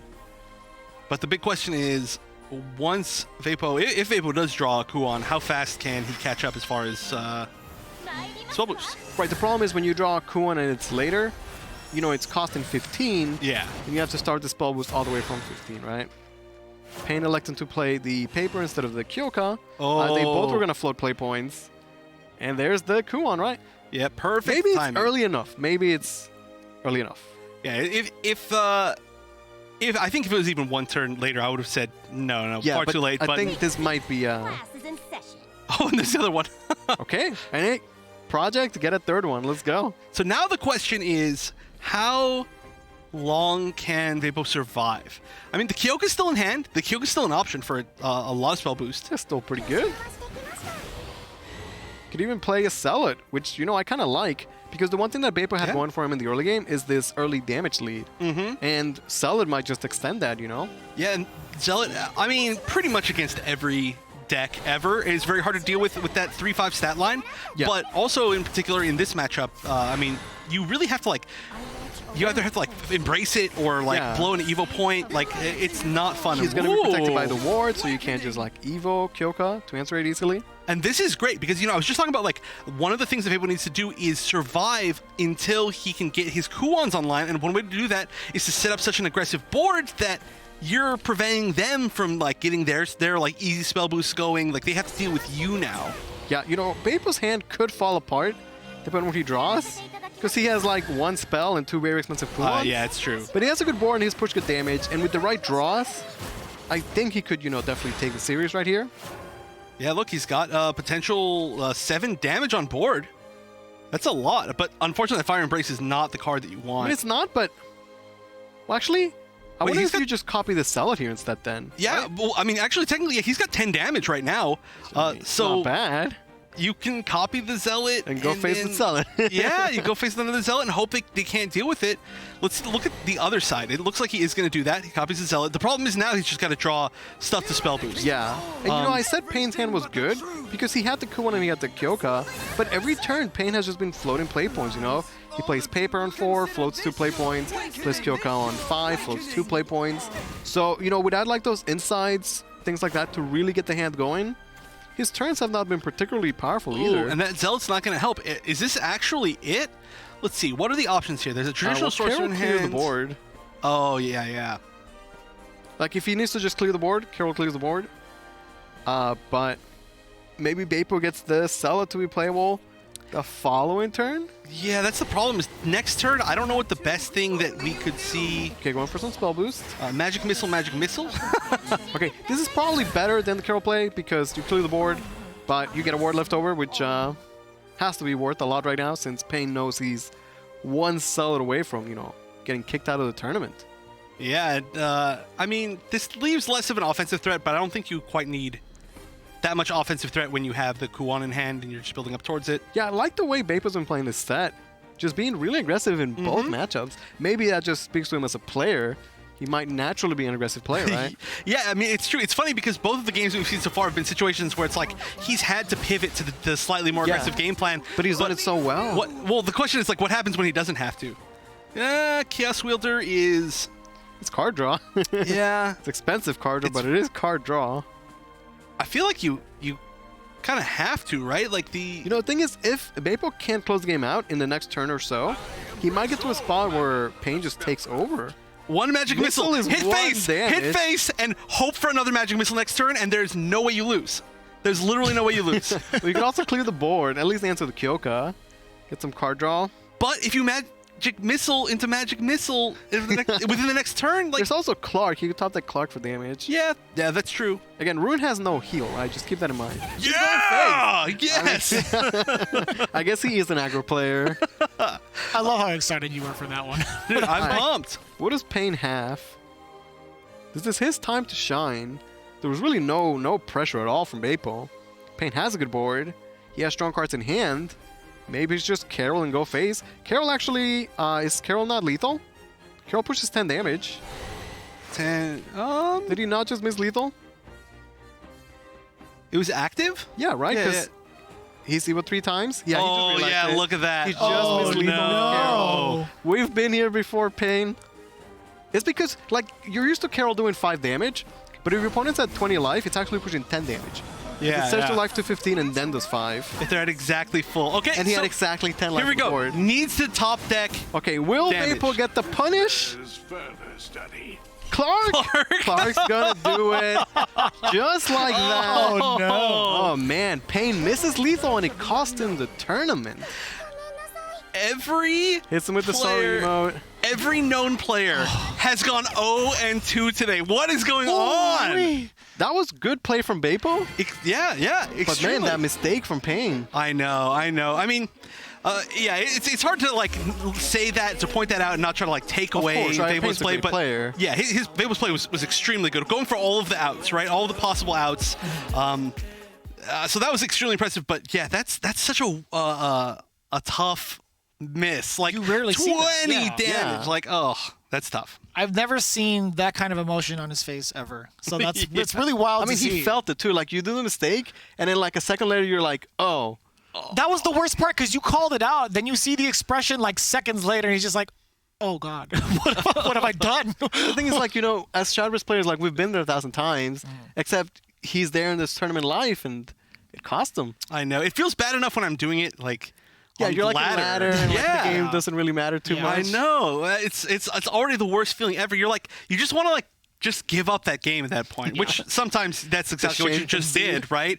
Which is that unfortunately the case right But there with Beipo Payne. showing up, looking really good. In his first top 8, right? I mean, we've recognized him as a it's his player, first but top in 8. general, for this year, this is at least his first top 8. And he did so by entering SVO.gg. I can't express that enough, right? You only get better, and you only get another shot at improving your decks as well. Getting free packs should be a good enough motivation to join and play, right? Yeah, and again, not to talk about any of these players, but look how crazy it is that if we look at the portraits back here, all of the players that have the very cool blue background Contenders Cup pictures. Yeah. It's all the thumbs up that are winning, by the way. Oh, you're right. 100% thumbs up.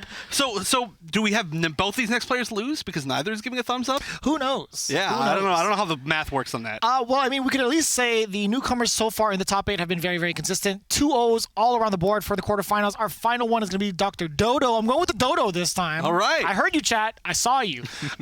Going up against Athanas, the other player from Greece, maybe trying to get revenge for his teammate Payne. I mean, Athanas was a new player last month, and he made second place, right? He had such a good showing. I think in the finals, he really fell short. Maybe the pressure got to him. Like, it was not a great final against play. EJ, right? But getting to the finals is really good, and, you know, he's back here. Probably going to be playing better than before, right? And now we don't even have to worry about it. There's no more ambush sword, right? We don't get to see a repeat of that. But That's true. Like you said, playing the same list lineup as Payne, who now is out. So we're only going to see this lineup from Athanas in the future for this this round here. But that means Athanas has very high potential. If Athanas just wins, I think even just this match, then Athanas is #1 on points, guaranteed. I believe. That would at the be end wild. Yeah. Like, I don't want to assume too much, but I think it's pretty obvious that, you know, Payne is like, hey, I'm a Shadowverse god. I have a teammate here. Why don't I take you under my wing? And, like, what better teacher than Payne, right? Yeah. Right. And it still could have gone either way. We just saw that slight mishap from Payne. He still could have shot himself up into the standings. And then that would have been a very interesting matchup, right? That would have been amazing. Potentially Athanas versus Payne, but that's not the case here. We actually have Doc Dodo going in with a Control Forest deck. Yeah, let's not sleep on the newcomers. I've not seen Doc Dodo before, but all the newcomers are showing up today. He's got a pro picture. I don't know. Yes, he's got an esports pose That's picture. right. True. So I'm scared for sure. I'm intimidated by it. automatic threat, right? Absolutely, yeah. That's a guarantee. But yeah, did you just mention Dawn Splendor? I couldn't hear it. No, so in his list, I will mention Princess Knight. I know we talk about it as a standard card in other lists, but in the other Control Force players, I've not seen it. So Wait, have we even seen Princess Knight played? certainly we have. Yeah, we must have. No, I don't think we have. Are you sure? I am. He's been in the hand at the very least. He was in the hand, but then he got redrawn. He got put back in. Louis played him as a 3-2 once, like very early into the game. I don't know. Chat needs to answer. I think Vicious is looking at chat, so I'm going to need you to watch that for me. I'm going to look at it. But it's Paying so attention. weird because like 70% of the decks today have Princess Knight in it. He's pretty good. And we've seen maybe one, which is really weird, right? Yeah, I mean, he's pretty powerful, and like if you have him and you get those early Unibursts, the Uniburst effects are just so strong. Yeah. I mean, the thing too is that like it gives you the Union Burst cards, and the Union Burst cards are good without the Union Bursts. Yeah, that's like one of the Kyoko, biggest right? parts, right? Yeah. Like it gives you everything. It's all you need. And now we're going to actually see another version of Pain. It's Pain Extended. It's Pain 2.0. That's not true. It's going to be Athanas going with the Amataz Forest, at least in his arsenal, right? That will be the targeted ban, but there's a reason why. Yeah, so it's a really powerful deck. Here we're seeing the Lila show up. I don't know how standard the Lila is, but you know it's a 1-drop, which is just naturally going to the deck. Again, playing the Fairy Dragon as well, which we've seen be pretty solid. But again, this is the targeted ban, right? Right. It's just one of those decks that you don't want it to have a really good game, and then you just suddenly you have to play against Rune 2 times in a row, right? And win twice, which is exactly what we've seen a bunch of times already. And I believe Athanas was playing Amataz last month, if I'm not mistaken. Yeah, so I think the switch up here is that Ambush Sword was replaced by Natural Dragon. Okay. I think. Right, because like he had that lineup last month with the Ambush and the Amataz. Yeah, or I'm maybe pretty sure it was him. I think it was him too, but I'm trying to remember what his last deck was, because maybe he wasn't playing. I want to say it was it not Rune? I think it was Rune. Maybe it was Rune. I think it had to have been Rune. It's either Rune or Dragon, but if I had to guess, I guess Rune. I would guess too. But regardless, now he's got the Rune and Dragon combo, which is pretty common. And Right, again, it's the Pain lineup, and it's pretty good. Yeah, very, very good. Yeah. So we'll see how it goes down between Athanas and Doc Dodo. That's right, I'm going to say it every single time now. I'm training myself so that you guys don't ever do it. Here we go. It's going to be game number 1 in our finals, our quarterfinals. The last one. Here we go, game 1. Do you think there's a lot of pressure on Doc Dodo since he saw all the other games and they're all swift 2-0s from the newcomers? Do you think he feels the pressure of he's like, oh man, I gotta step it up? Yeah. I mean, you're the last one in line, Dr. Dodo. to make it happen. But starting off with a match that we saw earlier, and it's again that Forest Control. Oh no, this is Control Forest, right? Yeah, Control Forest versus Natural Dragon. Of course, it's Control Forest. It has all control cards in the hand. What am I looking at? Yeah. So again, the way for Forest to win in this matchup would be a very early Roach. The earlier he draws the Roach, the better for Doc Dodo. For Atanas, he's got a Baldain. He's already good. Yep, that's pretty perfect. But no. Oh, never mind. I was about to say no ways to create trees. Of course, Watch that as would he happen. draws Petrodon next. Well, he's got two turns to draw it. Double May is not the draw. Should have played the aggro May play style. You know, May You know, like, turn 1, May's May such turn a- 2. Such a cool card. I really like May. I like the old May too. It's just the one downside about May is when you draw her. Yeah. It's so easy to get her out of the deck. When you draw May, it almost feels like you've lost a draw essentially. Yeah, and it happens, but you just got to figure out how to use it. And I mean, Hey, there's it could be the- worse. there's the Hey, knight. yeah, but are we going to see it next turn? Perhaps. Probably. Well, he might wait for the Evo. Carbuncle rotating out next set. Will not come back as a leader. Aw, so sad. Okay, Velociraptor. His hooves are merciless. Pathfinder gets some early chip damage. Like Altanas has the Baldain. He's got some trees. Yep, everything's going good. Everything's solid. He's gonna play the Knight on 3. Okay. Yeah, I think like me know. the Knight Evo, specifically for Control Forest, might not be that relevant.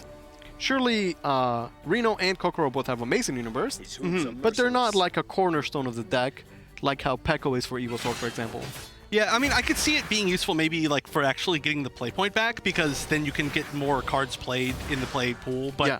but realistically, yeah, like there's really good ways to use. Hey, potential. there's another Princess Knight.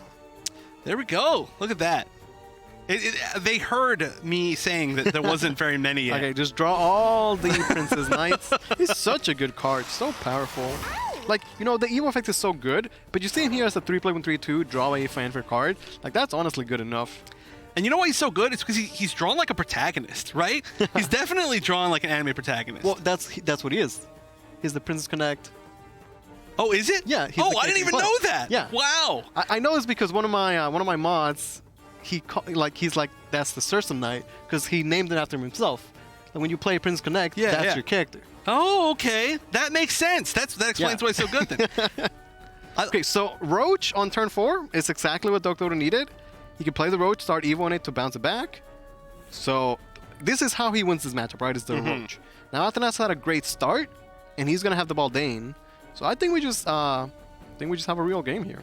Yeah, and it's nice to actually have a target to Evo over with Roach. But he's Oh. not gonna Evo the Roach, gonna use Dawn Splinter instead. I don't know if I agree with this, solely because we can look back at this is the play that slows your opponent down, rather than the play that advances his win condition, right? Yeah. So it might work out for him. It's not to say the play is necessarily wrong, but if later on he's like, oh man, I'm like one turn away from the Roach, maybe this was that turn, right? I mean, I guess on the bright side, a 4-1 is still on board, and now it has to be dealt with. And if The there's thing no... is, the Dragon doesn't particularly care, because like, what is the Yeah, Control Force board ever gonna it's do, true. right? Like, And you need to do... what's the amount of damage that you need to do to make it one less Roach? It's... it's 7? It's a lot. I think I think it's 7, right? Because then you do 6, there's one and which then is you 7, do one is 7. 8, and then you Evo it, right? Wait, no, 1 6, 1 7, right? But if you Evo one of them, then it's... I think that's why it's confusing, because 1 7, 1's 8. If you Evo the first one, so if you do, it's either 5 or 7. You're I not think. doing that much chip damage, basically. Right, is the right, point, right. Like Yeah, the yeah, Control yeah. Force board, even if he gets a board, like you're gonna use the board to trade. You wouldn't use your board to push face damage because the Control Force wants to control the board, right? Right. So yeah, it is definitely just a little bit of a slowdown, and I mean, the Dawn Splendor effect could come into play with It the would be Dark Prison relevant later Dragon, on, yeah. right? Of the It sand. could. It's not like it's a bad card for the future. Yeah. Athena's not gonna play the Baldain, perhaps because he wants to utilize all his play points. His hooves are merciless. Oh, gets the tree for that. I mean, I guess Baldain next turn is good enough anyway, right? Gets to use all his play points, get some card draw, pick up some Velociraptors. I mean, this is such a solid, like, middle of the road, like, game for Dragon. Like, it's not even middle of the road. It's just like a solidly good like hand Yeah. and curve that like you're just like just go through the steps right now. Like Forest isn't showing any sort of threat with Roach, although now But, two I mean, Roaches in hand. Dodo, like he's had a very like not a lot of expression, but when he drew that second Roach, I saw a slight smile in there. Okay, surely now he's going to start advancing the Roach game plan. So, second Roach played, Evo goes back to hand with 2 Roaches in hand. It's a pretty good spot to be, I would say. And I was saying earlier how it was so nice to have something to Evo over with Roach when you don't often get that quite as much, I guess, Yeah. this expansion. But he did get another chance, which is pretty funny. And it's still that one Raptor is just sitting there so sad. What can it do? So now it's a race, right? Mm-hmm. And certainly to get the race started, Athenas must play the Baldane. Corrosion must be doing at least 2 to 3 damage, right? Yeah. Plus Baldane's, it's a 6/6 Bane. He must be answered. I don't know if I like him training away the Velociraptor, because that's a May target. That's true. Like, That's by true. having the excess body on the board, you make your opponent's Maze worse, right? Right, and there's no real... I'm trying to think if there's any advantage they could get from targeting that. Nothing really. I mean, it's like a barrage target, I guess, but like, Yeah, you that's have true, a barrage. Baldane anyway, right? Right. And if you don't have anything out for the rest of this game, then you're maybe in trouble? Like, now this should be a very easy May to clear the... Ooh, that's a lot of bounces. He's got That 2 is. Roaches, 2 bounces, and an Evo left. Yeah, It's looking this really is- good for Doc Dodo all of a sudden. So let's see. That was just the second one. Or no, that was the third one now. yeah. So then Okay, so see, like, May clears. I guess you could have done, like, Evo the Roach over the O2, but, like, you would force a different turn of events for Doc Dodo. Right. I don't like him throwing away the O2. all right, so let's see how many Corrosion damage is at 2. He's at 14 life. So how is Athenas going to do that 14 damage? Because at this point, he might be thinking like, oh, wait, I don't have that many turns left, right? Well, the Ganryu's pretty nice. Could get a pretty big ward out there to at least somewhat stop it. But again, are you going to try and stop your opponent, or are you going to try and advance your own Yeah. own win condition, right? That's true. Luckily, Ganryu can kind of do both, right? Sort of, yeah. It's damage. But I like the idea of just burning the trees, just because he needs maximum damage over 2 turns. And with the dragon picked up, that's going to let him do a big amount of burst damage next turn. Yeah, that might actually be the perfect amount of damage that he needs to set up a lethal for next turn. Yeah. Because I think like 14 just raw off of Valdane is maybe not reasonable. Now, if he thinks he might lose to Roach next turn, he could play the Garyu and get the ward, right? Mm-hmm. That would be like maybe the safest play, where you've advanced a couple trees, you picked up the Imprisoned Dragon, and now you could maybe try and be defensive. Or he could just keep destroying trees, just try and ensure that next turn for sure you get the damage, right? Because we have to realize that even though Doc Dodo is at 14, and Athenas is doing his, damage over 2 turns count, there is a lot of healing for Control Forest, and that 14 could easily be 20, right? Yeah, that is true. But so is this lethal with the Roaches? Because he's got a bounce. I don't think so. He's got one bounce, Like, the right? Evo gives you a bounce, but it doesn't work till the end of the turn. So Right. I would have liked if he had Evo'd the Roach before, so that now he could use the bounces without having Yeah. to wait on that, right? But he Okay, want to see what he validated draws. otherwise, and another Because Roach. at this point, now it's the other way, right? If Doc Dodo cannot pick up a clean win here, surely he assumes that he doesn't get another turn, right? We're seeing a nice back and forth from both players.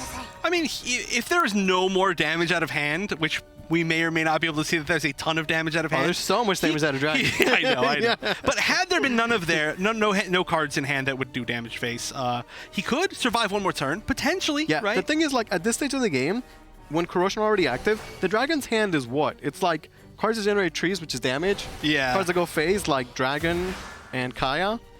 Or, like, random cards like Gary, right? Which also produces damage. Right. So, okay, he picked up some heal, which could make the difference. But, his Roach was, dare I say, 1 turn too late. And if you remember at turn 4 where I said, what happened if his Roach was 1 turn too late? Because he didn't want to play an Evo the Roach in turn 4, right?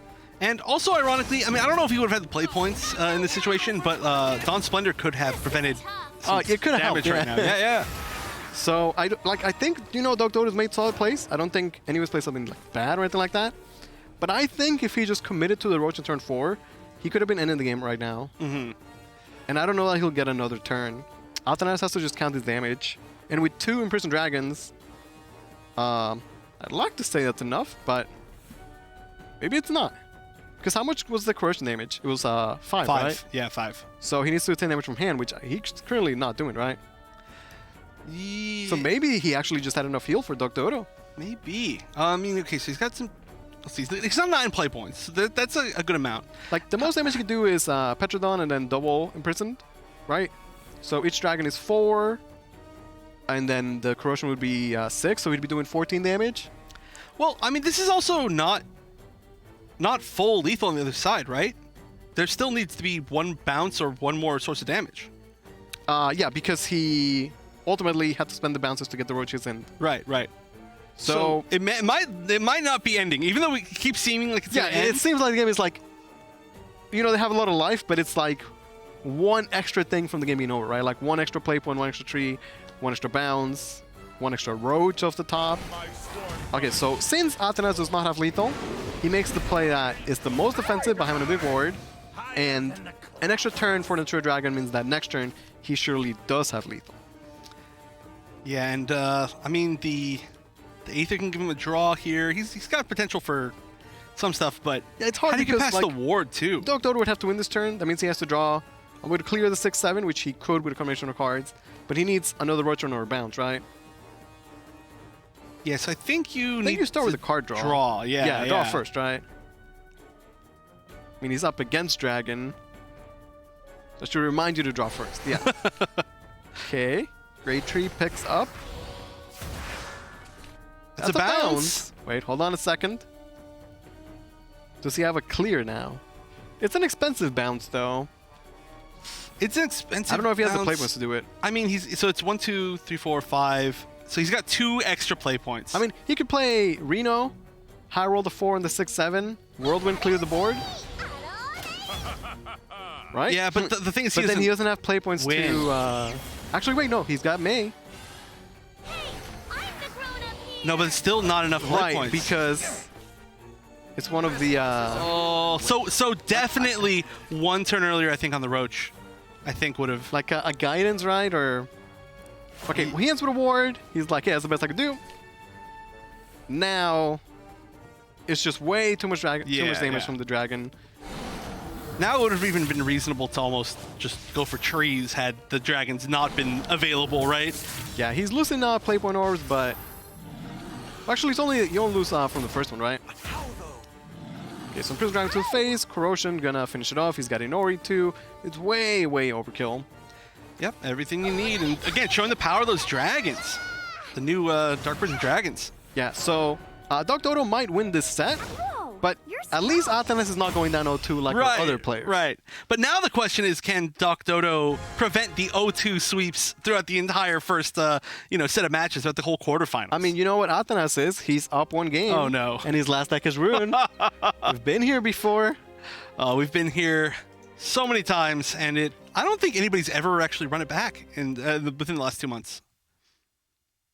This was that was a good it was a good set or a good match. Yeah. I'm really curious about how that game would have turned out. If the Roach was played 1 turn earlier, though. But it was I really, don't want to really focus close. on it too much. Time for me to prove myself. All right, so we're going back into the Control Forest. This time against the Rune. Yep. So definitely not maybe as scary. You're not putting quite as much of a timer. It is impressive to see how well Doc Dodo was able to even put on that timer, though. But it was a relatively good draw, drawing 2 roaches. Yeah, that was a really not too close late. game because both players were so close to a win condition, right? Mm-hmm. It was like just enough of like I advanced my win condition while the lane yours with like the Gary awards or the Doc Dodo heal. It was nice to see them, dance in that line, right? Right. All right, so let's look at these starting hands. The Kuon is Yeah, already Kuon available. already. That's pretty good. Yep. See the core as well. If he picks up a Kyoka, I mean, that's the dream, right? Yep, that's the combo. On the side over here, No Roach yet.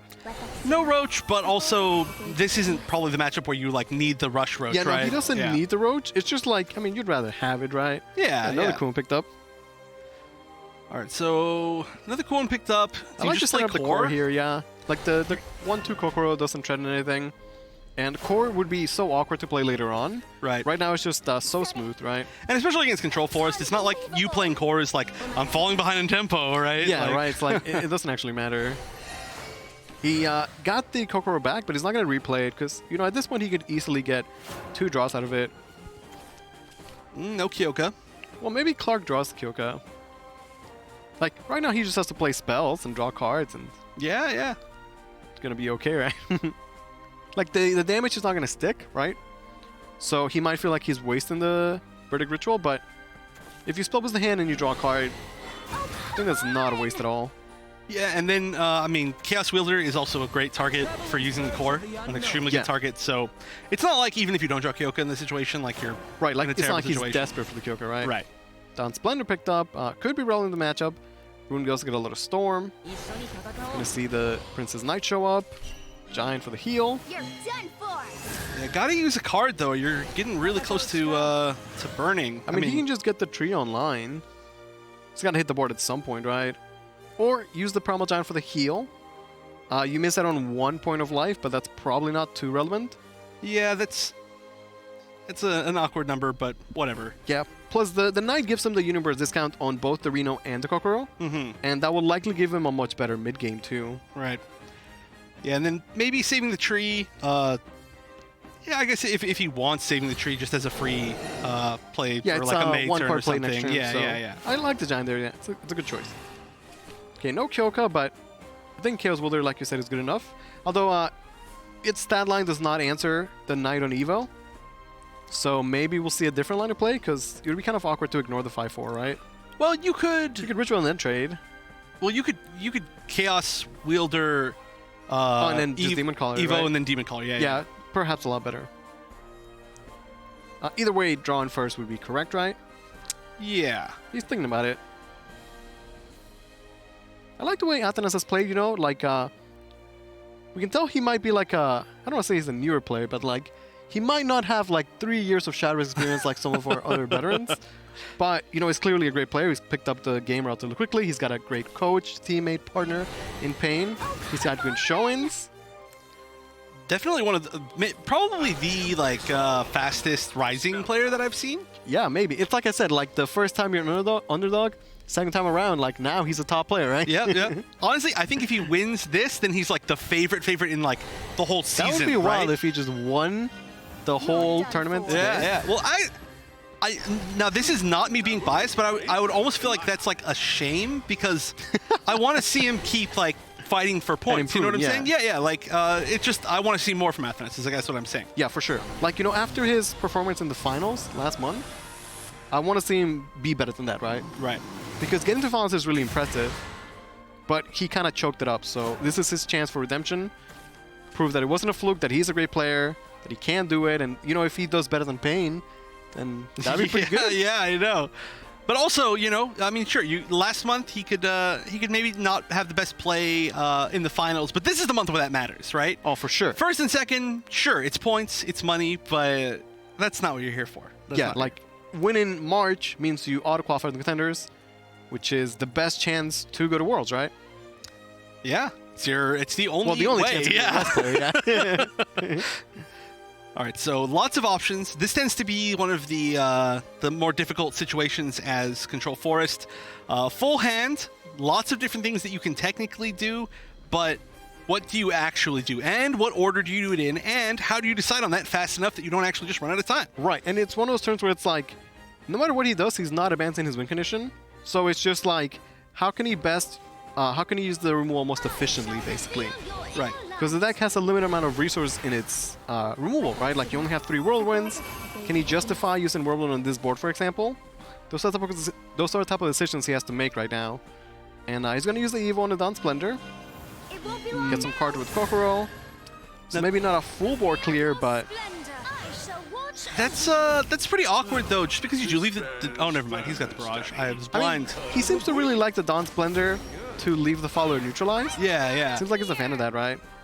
But even then, you know, that's a difficult turn, and he ends with 9 cards in hand, meaning he's going to overdraw next turn. And while there's not like one key card that he might be sad to like burn, it still doesn't feel too great, right? I mean, burning a roach would be really tough. That's true. Yeah, that would be a big deal.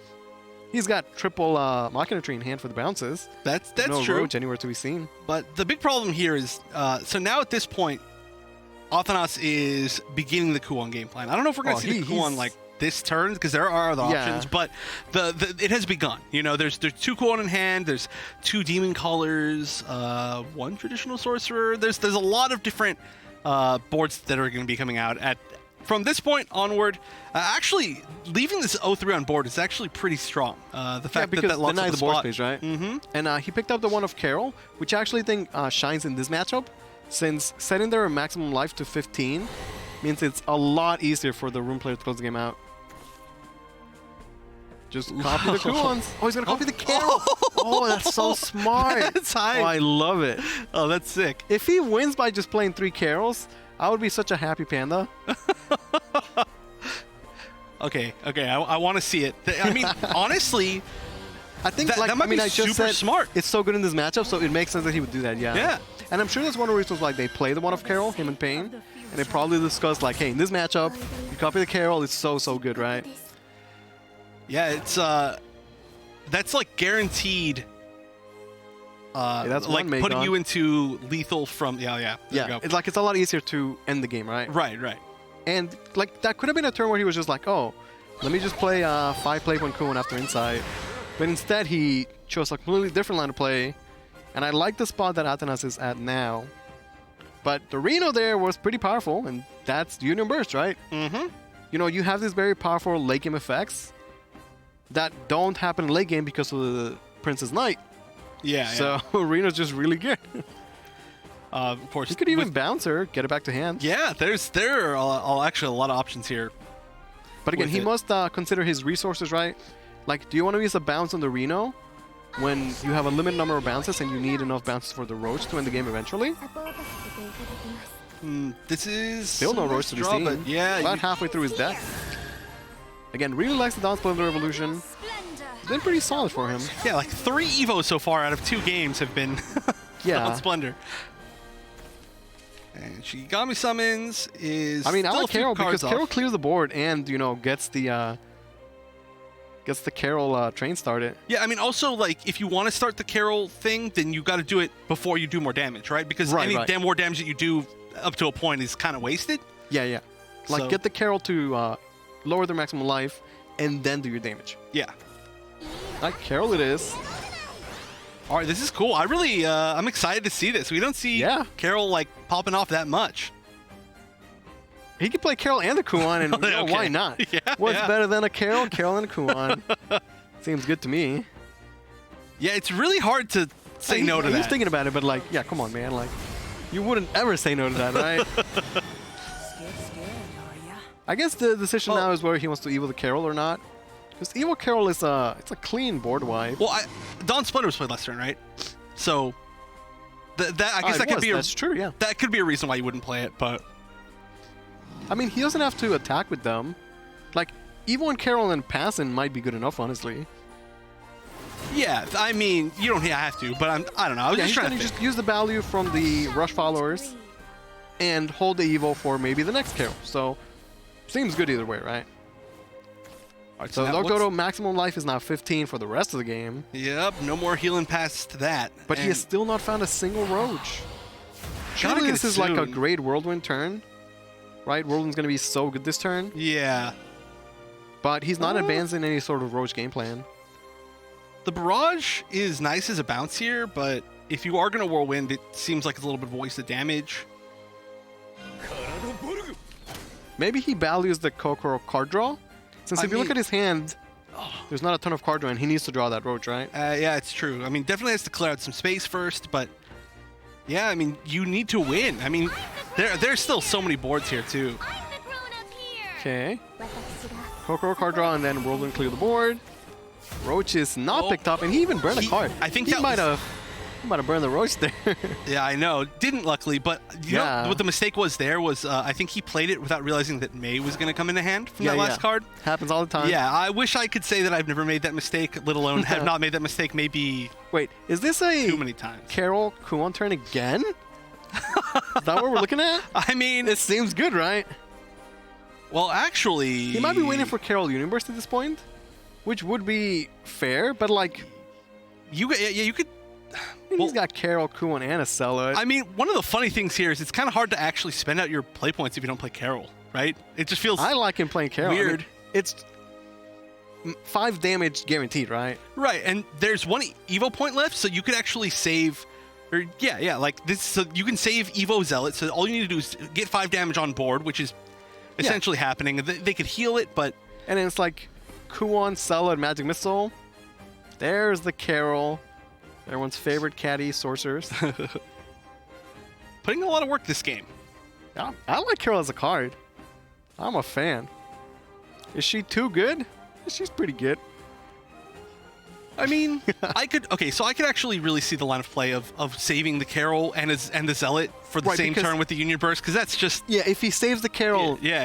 it's 5 and then 5 damage Right. more. So yeah, maybe saving Carol is the better play. So is it just Kuon?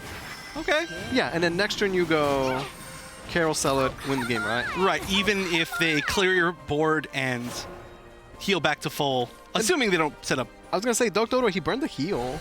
Like surely you get a Whirlwind and answer the board, but how much life can he get? Still no roaches, by the way. Wow, yeah. Even with this much draw, I mean, look, there's only 14 cards left. Still no roaches. Harvest Season draws more cards. Yeah, You because could see it. He's like, man, I wish I had a roach right now. it's got to be like the last 3 cards in the deck. That's rough. Okay, so he needs 1 more card played for the Whirlwind to clear. That card could be the Knight, which could actually draw the Roach, since Roach has Fanfare, gain attack, right? Which, I kind of like the Knight. The other control 4 is I'm playing, but if the Knight can draw the Roach, like, Yeah, that's certainly has actually some value true. to it, right? Yeah, I guess it can, right? Yeah, because Roach is Fanfare, Yeah. gain plus X attack, right? There's the Roach. Become one with the wind. Okay, Yeah. so is this lethal, right? You play Carol. Carol does 5. So does 5. Yeah. It's lethal from 15 even. I don't Right? think so, right? Oh no, because she's Carol still doesn't do active. She's 10. still Carol active. does 5. Yeah, I'm sorry. For some reason, I was thinking that her So, Union Burst is active. He's right? actually one. Well, you could even sell it first to get the universe, yeah. But Oh, even so, wait. you're 1 damage of lethal, right? No, wait. Because her maximum life is 15. Actually, no, you're right. No, yeah, 'cause it is takes out of usually- 10 and you're then it's right, lethal. It's Yeah, just yeah, yeah. Carol's too good. What am I saying? Sell it to the face. Athena's gonna move on. 2-0 over Duck Dodo. What a strong card, man. It is a What strong card. strong card. But this is the first time I think on the SVO that we've seen Carol actually win the game like that, Yeah, the right? funny thing is Carol's a great card. It's just not traditionally played in Spellboost Rune. Right. Yeah. But she's pretty good. But I love the idea of, I mean, one of the best things about Spell Boost Rune is that because of Mysterian Project, a one-of is never a one-of. I really like that, actually. Yeah, I mean, we could have seen like 3 or 4 of Carols, them, right? yeah. Yeah, like we could see the full combo, the full like 100% kill with just Carols, even though there's only a one-of in the deck. And giving you that one-of in a matchup like that, where it's super important, we can see exactly why that's run as a one-of there, which is great, because so often we see like these like really like spicy one-ofs where it's But like they don't do anything, oh right? yeah, like it could do something, but then it's like well, it didn't. They didn't run in that matchup. They didn't draw the card they wanted in that matchup. They it was countered anyway. It's like but that was perfect. I love seeing that. Yeah. It was kind of rough seeing Doc go down the way he did. I mean, you saw what happened in the last game. He couldn't catch the card. He couldn't get the Roach. Whereas in game 1, he actually had a chance to take it over Athanas with that commitment in turn 4 with the Roach, right? Yeah, I generally think it makes such a huge difference. Like playing the Roach on turn 4 means he evokes it, which is another bounce a turn earlier, and could change the whole course of the game, right? Yeah. It's tough. Everything would have been different. The Dawn Splinter would have still been there for whatever other options, but I think you could tell as a player he just likes the Dawn Splinter Evo. yeah. And there's nothing wrong with that, but maybe like he was just like, oh, Dawn Splinter Evo is what I usually do. Well, the Roach Evo would have perhaps been a lot stronger. Yeah, and it was a lot of value on it. So it's one of those like traps that you get caught in where you're like, okay, this is a really good play. Like the value out of this, the card, advantage is in my favor off of this, but it in the overall game plan, maybe not moving you in the right direction. Right. It was kind of rough so far with Doc Dodo. Again, falling just a little bit short. It still could have gone his way, but just, things can't always go your way. It happens. But Althenos, moving on into the semifinals. Again, 2-0 sweeps all across the board. It's pretty exciting so far, and you guys do not want to miss the rest of it because we do have, after this break, a very, very special segment with a card reveal. So we guys highly encourage you guys to stick around after this break, and we'll see you guys very soon. Ladies and gentlemen, welcome to SVO 2020. The path to the World Grand Prix starts here. This is everything you need to know if you want to take home the $1 million first place prize. First off, we're combining the regions of Pan and Euro to become West. Players from West and SEO.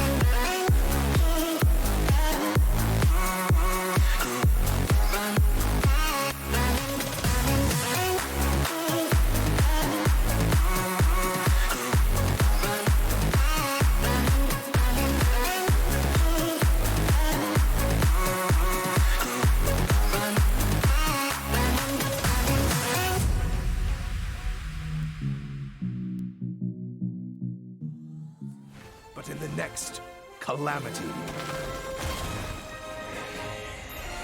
never lose hope, for at the journey's end, she awaits. So take up arms against the cosmic horrors. Hold back the fearsome night sky, and claim victory from the darkness. Grasp the light of the heavens, forge your myth among the stars, and enter the fabric of legend.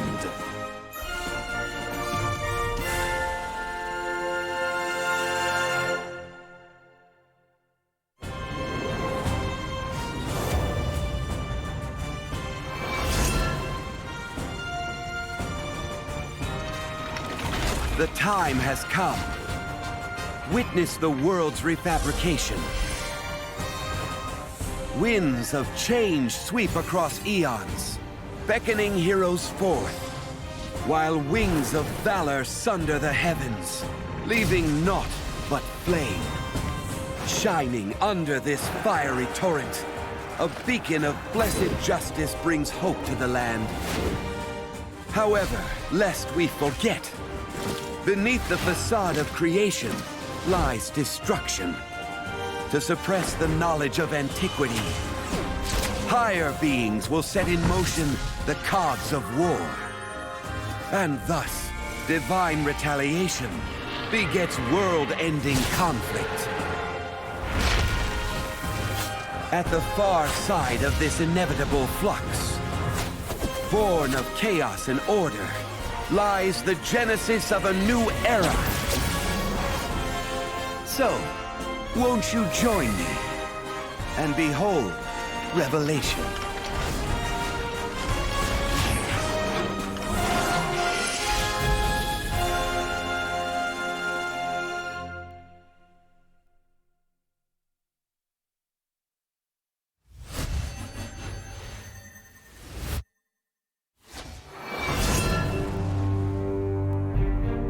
Is this the beginning, or is it the end? When the light meets the dark, fate is sure to rear its head. The path ahead will soon become two. Will you follow hope, or will despair fall into you? Even howling winds will bend and break. One gust will be fair, and the other dim and drear. A kindly smile, a devious stare. These two opposing wills will tear apart and declare, war is upon us. You must make your choice. Beyond the day and night, in this realm of timeless twilight, fate awaits your choice.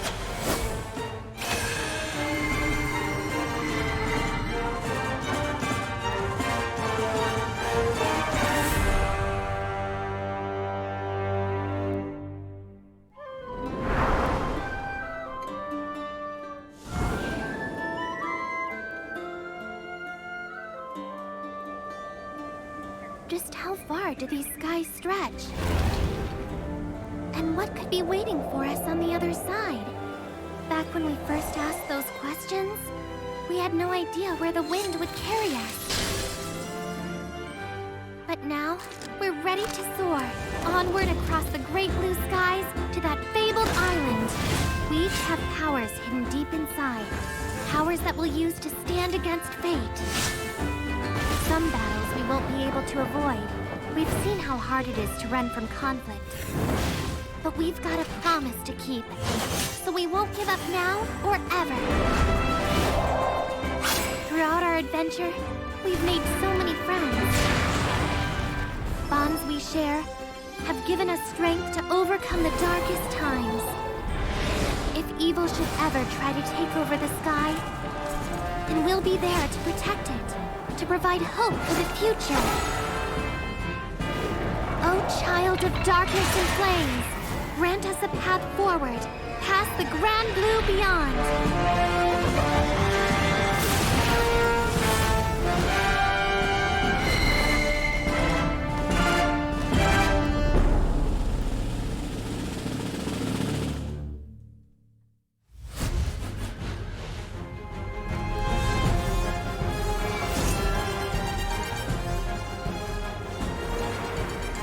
Mortal, seek you glory, or is it prosperity you desire?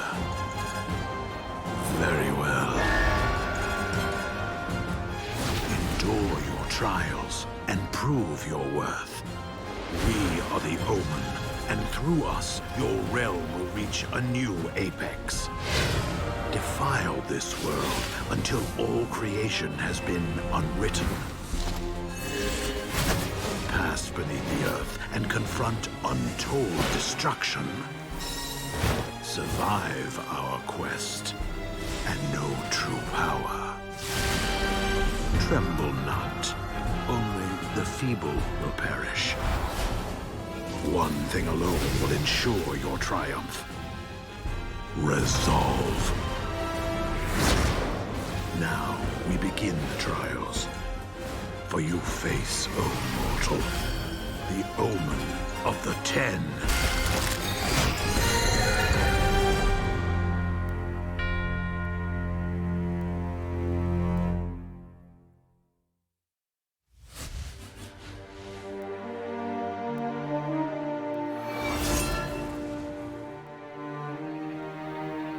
When peace is allowed to flourish, it is quaint what humans can create. But, alas, all good things must end. You see serenity, well, it's a rather tenuous beast. After all, the time of change is upon us.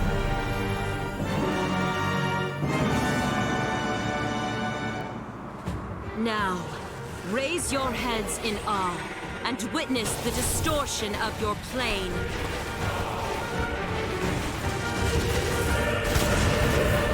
It will morph your white-winged saviors into willful soldiers and pull your fallen nightmares from their graves. Imbued with new magic, powers most perverse will spread throughout heaven and earth, and twist until they've taken unfamiliar forms. Heed the coming change, mortal, and take charge.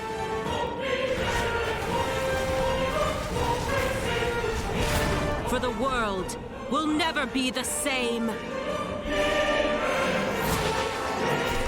Welcome to the new reality.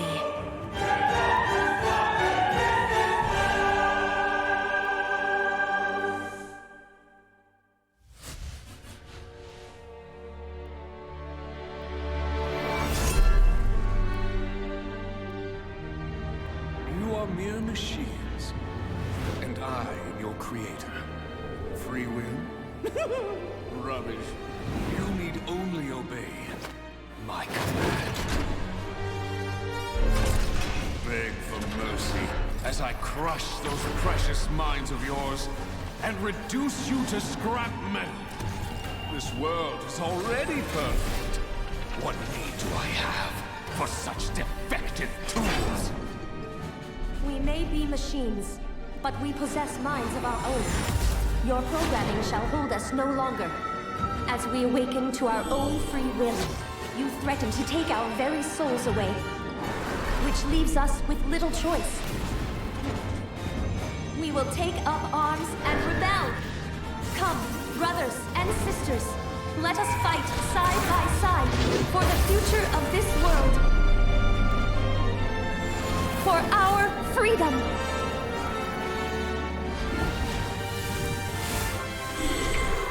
The steel heart of rebellion beats on.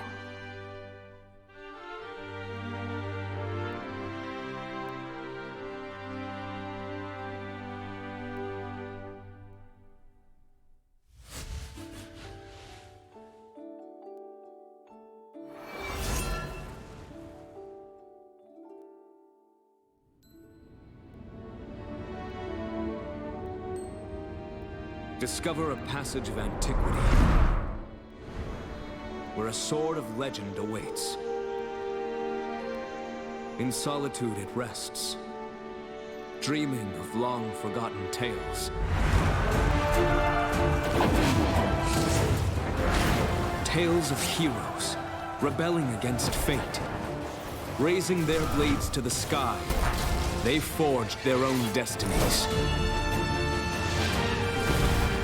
Tales of gods, delivering righteous judgment.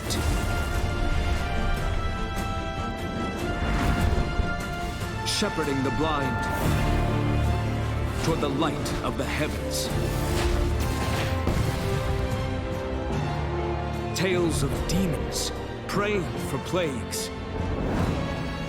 With a conflagrant malice, tempting both earth and sea into a void of darkness. Alas, tales lost to the winds of time. Yet a new dawn rises, chosen one.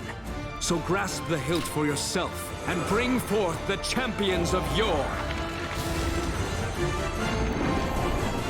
Revel in the presence of glory.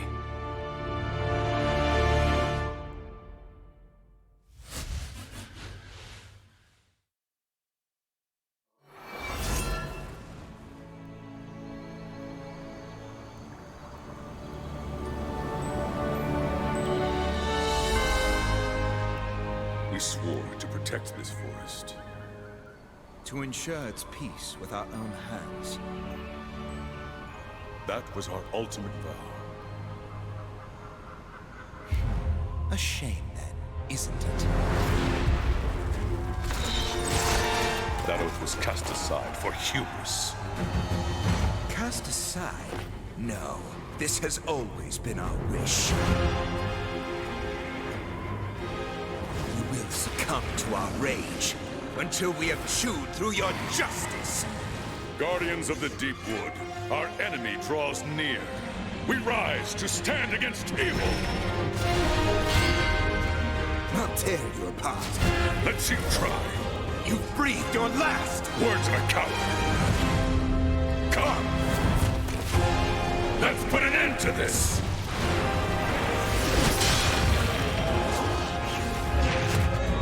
verdant soul of conflict springs forth.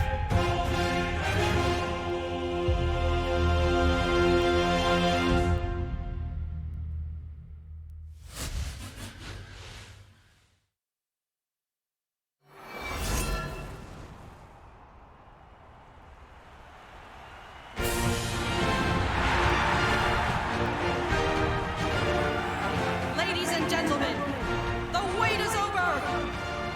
The greatest warriors from every realm have entered the arena, and they're ready to rumble! The matchless blade, Kagemitsu!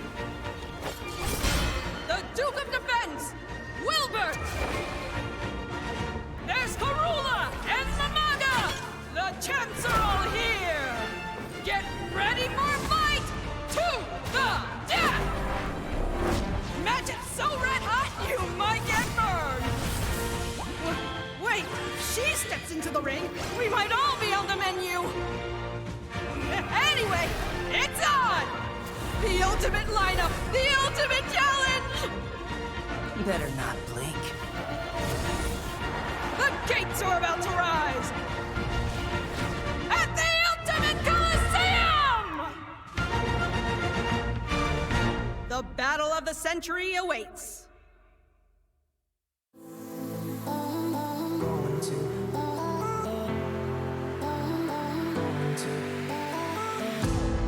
I think that I'm going to hiding somewhere by a gated star. Baby, they ain't never gonna find me. I'm a renegade. I could be the one who saved you from this blade. We could be as one and we'll escape.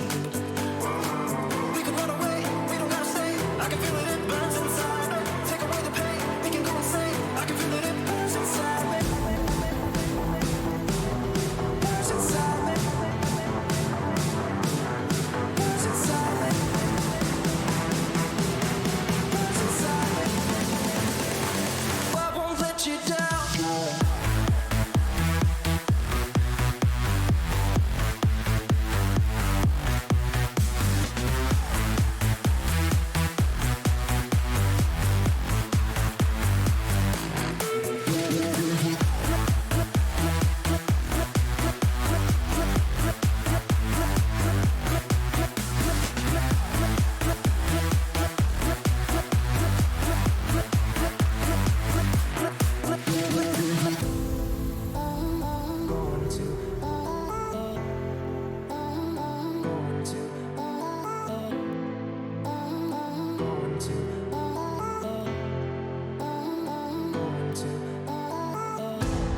We could have the world to ourselves, going to a place that's far, staring at the stars for hours, 'cause you're a renegade. I could be the one who saved you from this blade. We could be as one and we'll escape. We could run away, we don't gotta stay. I can feel it, it burns inside me. Take away the pain, we can go insane. I can feel it, it burns inside me. We can run away, we don't gotta stay. I can feel it, it burns inside me. Take away the pain, we can go insane.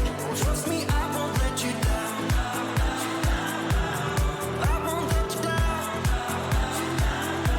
Yeah, I won't let you down.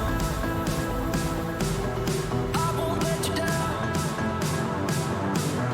I won't let you down. I won't let you down. I won't let you down.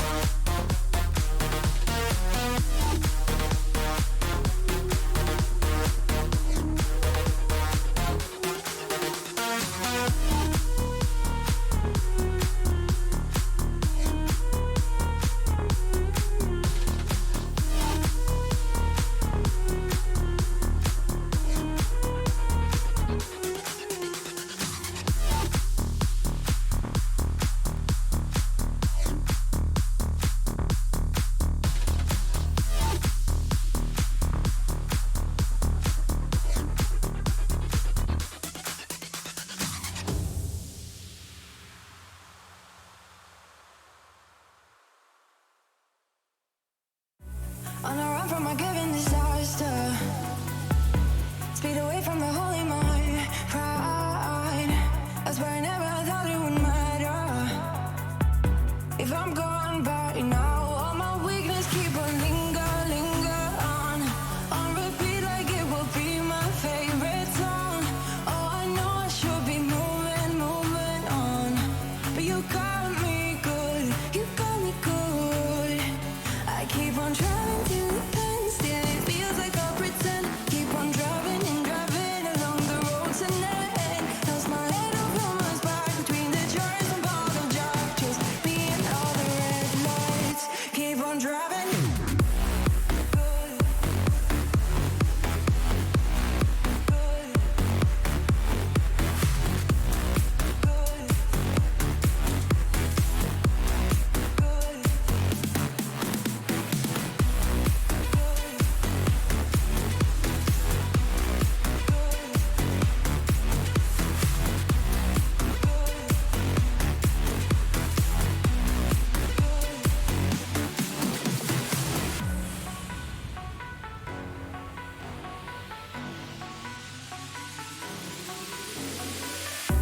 In the heat from a hot California, I forgot how you looked like in rain.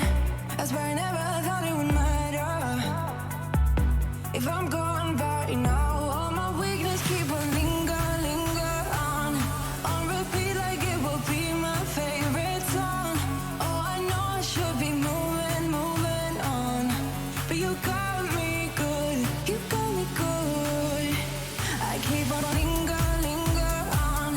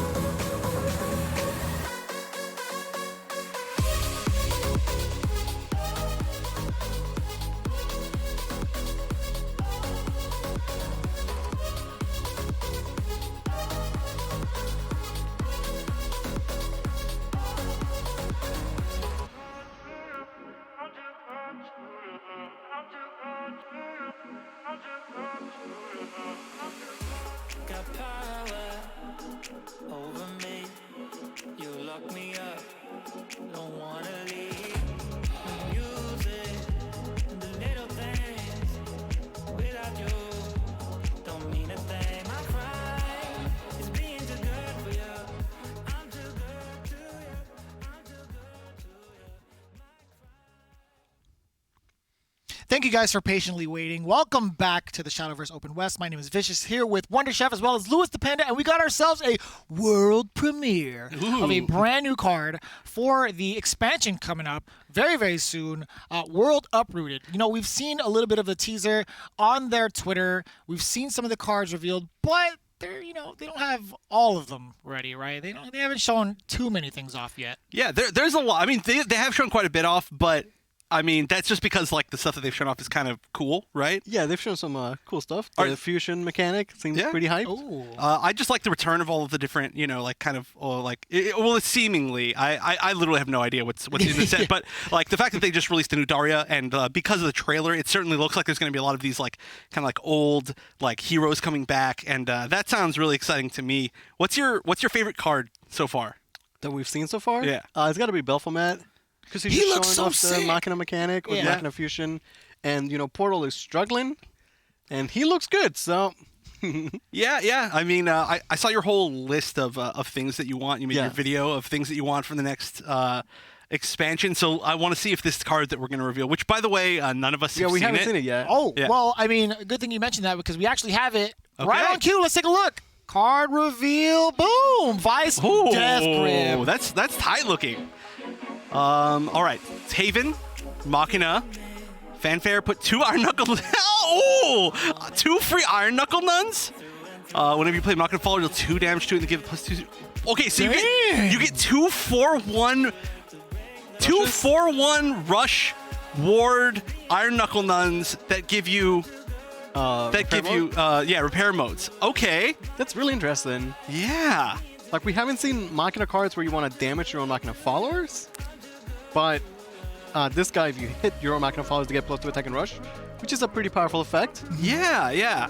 This is interesting. I wonder if there's anything that you can combo with this that either maybe like is a Machina card with Storm that you can like buff its damage even more. I mean, I don't know how long this thing would stay out on board for. I don't know, yeah. But at the very least, so what? 4-1, so that's 8-2, so that's 11-5 in stats. You could almost, dare I say, call it like an Ektar, because he's a body that someone thinks would rush.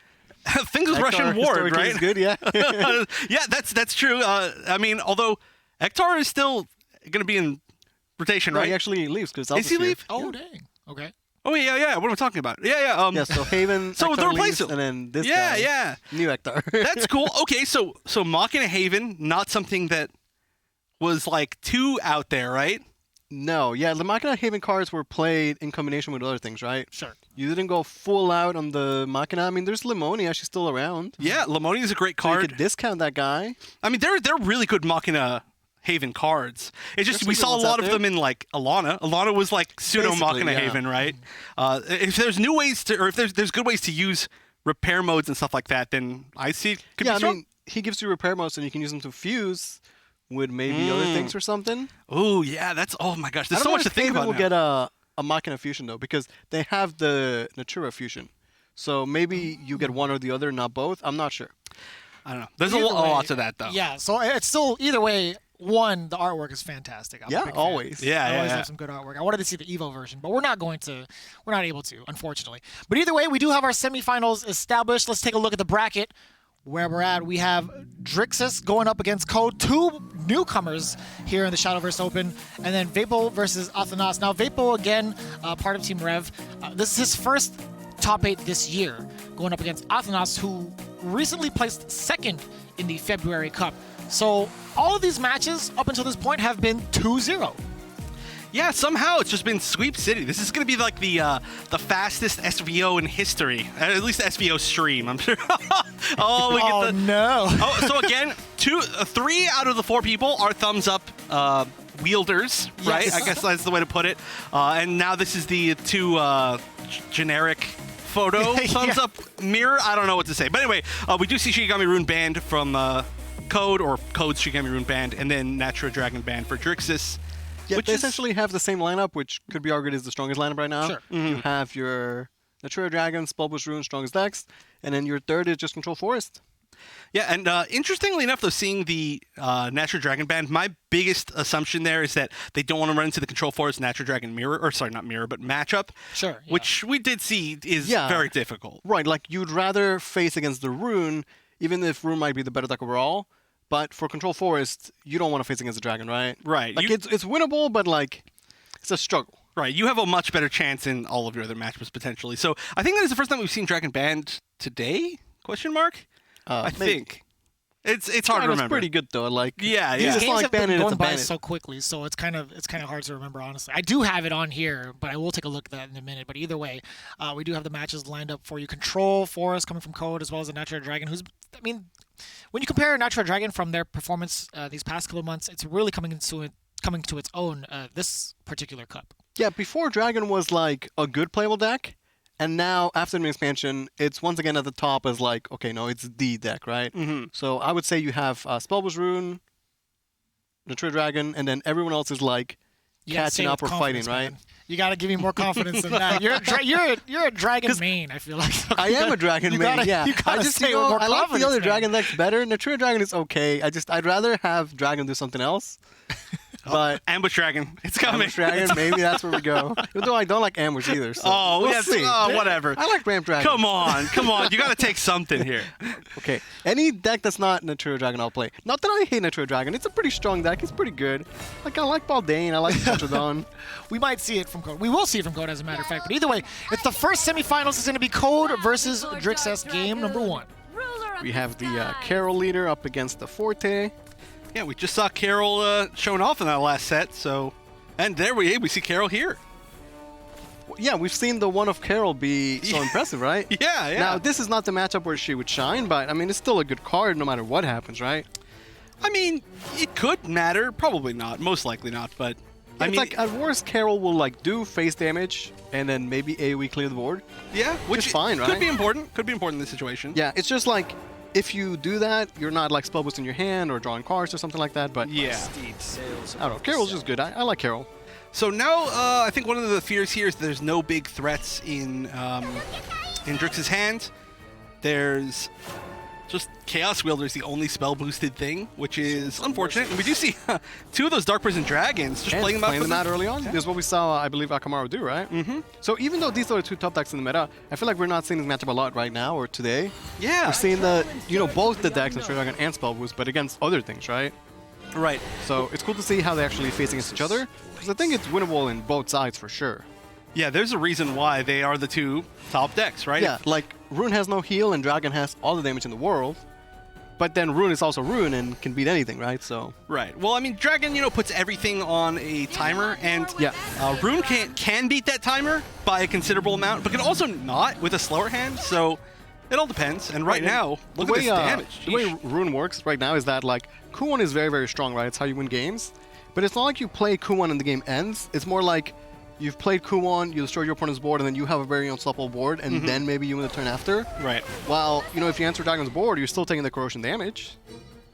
Yes, they can just outspeed them, and I like this early aggression to try to get as much damage on to the Rune players as possible. Like, yeah, Code already done 7 damage to the face. And I like the Evo Ambush Dragon and, just going face with it right away, right?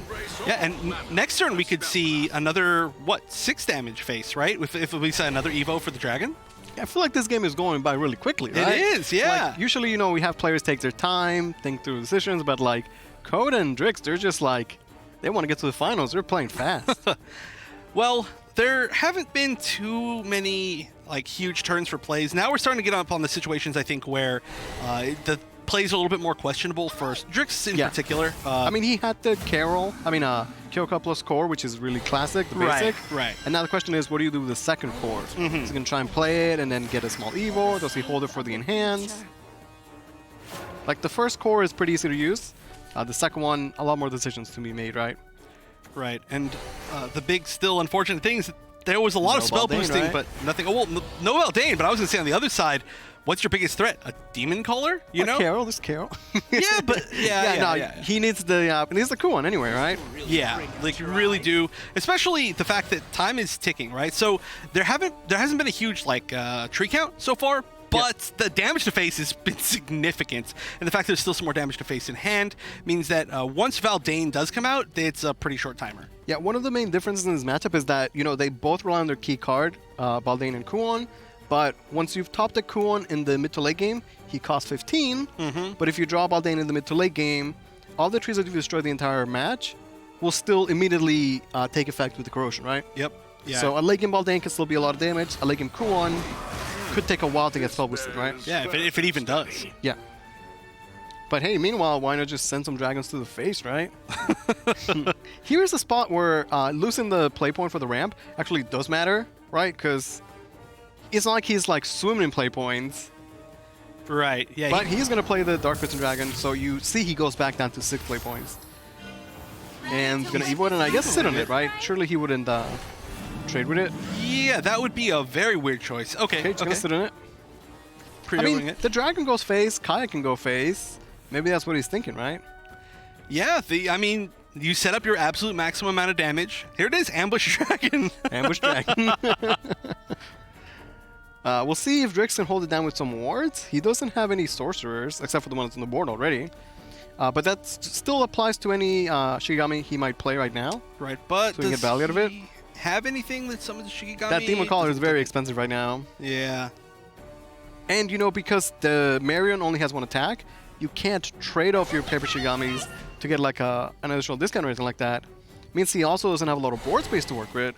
So I think Code has done a great job of putting Drix in a very awkward spot, even though he hasn't drawn the Baldane for the the classic Dragon game plan.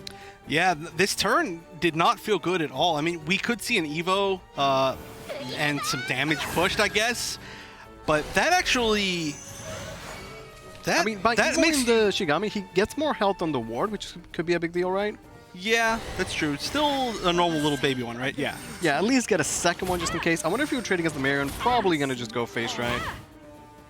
Okay, so I don't believe Kai Universe is active. It is not. It's been in hand the whole time, though, right? So if there was an Evo used this turn... Right, he could like Evo the Marion, and then it would proc it, right? I believe, yeah. Actually, no, because he's ramped. It's not... Oh, you're right, it's technically turn 6, right? Oh, wait, no. He opposite ramped. He ate a play point, right? You're right. Yeah. No, yeah, that means it's still not...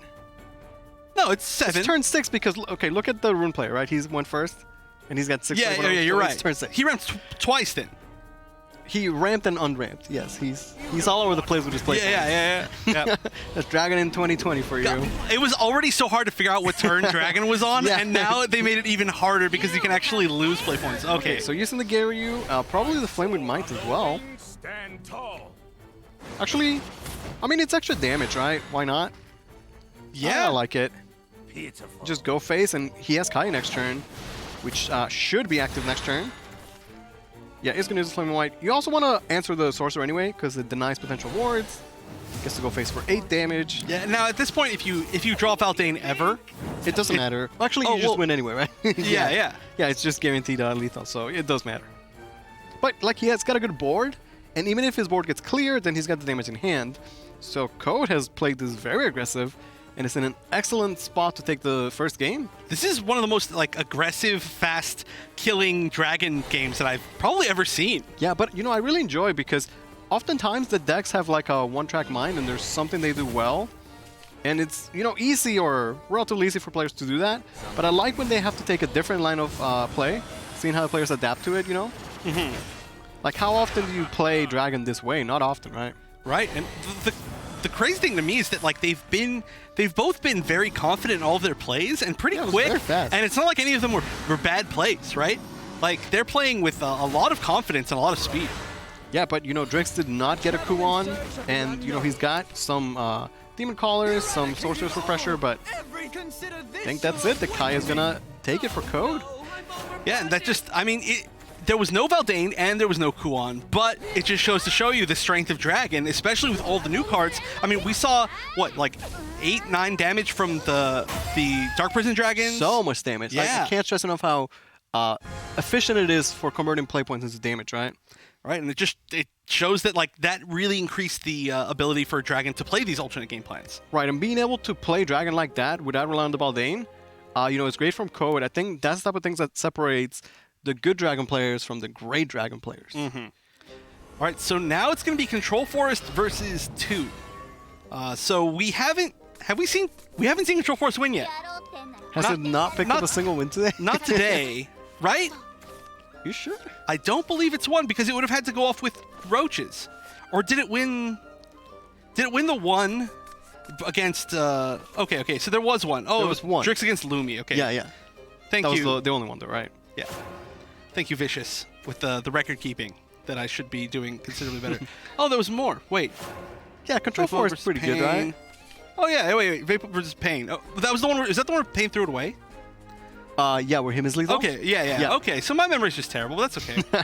We knew that. So no Kuon yet for Drix either. When you play a game with Rune and you're like, oh, I didn't get my Kuon, like next game you hope that you see it, right? Right. a whole set without Kuon is not fun. Yeah, and I think we've not seen this matchup today, or maybe not too many times, right? Yeah, I mean, the games have gone by so quickly. Yeah, I know, it's so fast. 2-0 after Swift 2-0. It's yeah, well, you know what, let's just look at everything through fresh eyes. I think it's the best we can do right now. It's so funny because I kind of figured that the longer sets would be the ones that like blend together more, but the fact that every set has been so fast is actually harder to like differentiate in my mind. Yeah, and we're in a spot right now where it's the it's the end of the Ultimate Coliseum, and although there's different decks that are viable and playable, the lineups are still pretty similar, right? Yeah. You have your Rune, Dragon, Ambush Sword, Amatas, Control Force, right? Yeah, I mean, we saw an Eva Sword. That was memorable. We did see the Eva Sword. See an Amatas match. That was a really great match, actually. Okay, no Kuon for Drix, but he has the core set up. And, I mean, he doesn't have a great follower to Eva next turn if the Paper Shigami is getting answered. Could, I mean, you can play a Sorcerer for 5, but that's not ideal, right? Super not ideal. Yeah, on the other hand, Code does have a Roach. And I like to see him just get the Roach out right now, start getting those bounces. Seems like a good idea to me. Well, this is one thing that we've seen multiple times today is how early or late people decide to play their Roaches. Of course, that's just one of the core concepts of this deck, and early is the answer. Right, like even though Control Forest is by nature a slower deck, you still want to end the game as soon as possible. You don't ever want to give your opponent a chance to, do their win condition, right? Right. So I want to see, now that I've realized that you've helped me realize that Princess Knight can pull out Roach, I want to see them build like an old like Roach-centric combo deck where you just replace Lisa with Roach. It's interesting because the old Roach deck was like all about the Roach as soon as possible, right? The new Roach deck is like a very slow, grindy deck that just happens to also move the Roach. They're very different, even if their win condition, aka the Roach, is the same. This early turns, there's not a lot of pressure for Code, so I think advancing the Roach game plan is okay. He's done a good job of drawing cards with Kokoro, getting, the Mei out there, one Roach played, and it's up to Drix to really, put the pressure on, but he doesn't have the Kuon to do so, right? Yeah, it's all these like little mid-range, I mean, they're so great, these mid-range spell boost like followers. Yeah, but they can't be your only thing. You need the big Kuon to really put that pressure. Yeah, either big Kuon or maybe like a bunch of Zealots, which is not rare because there's Mysterious Project. Sometimes you get Zealots and you just copy them, right? Yep.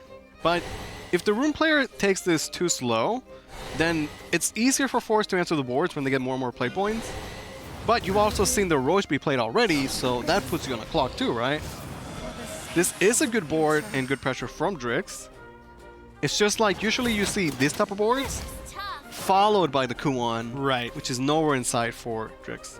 Yeah, ideally, I mean, your best follow-up here is, I mean, at least there's like one more full board and then some draw. Yeah, like he gets spell boost from the Shigamis, and then he has spell in hand. Maybe he draws like an Insight or something like that. We'll see how Code is going to try and answer the board. He's thinking of the Carbuncle.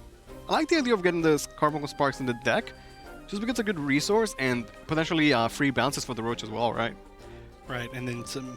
But, is it the most efficient way to clear? That's why it's so difficult, right? Yeah, let's see what are the other options here. I mean, Reno Evo is really powerful because it enables all your mace, essentially. And looks like Reno Evo is the play. And two Maze in hand and one is gone, so it's just down to these last two. Right, so May gets 6 attack on Evo, able to clean up any follower. Then Double May can answer 2 followers. He has to play one other card to get the May activated though. And that could be, I guess, the Fairy Dragon, right?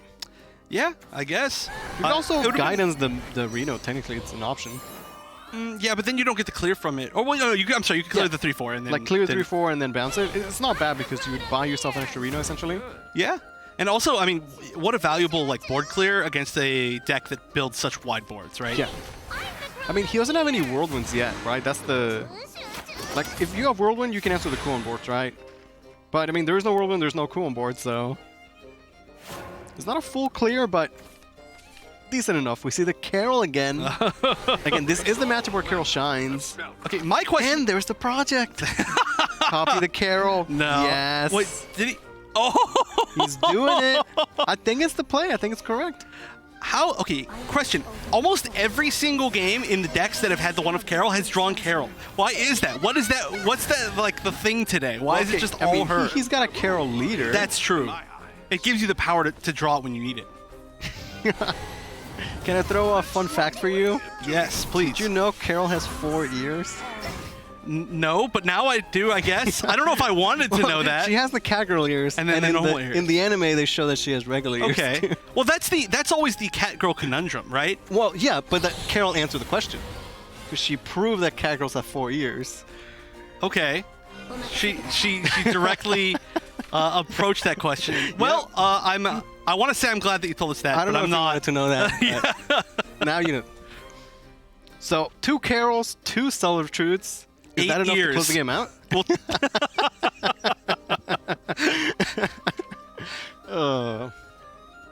yeah, it's let's see. So that. I mean, that is, well, no.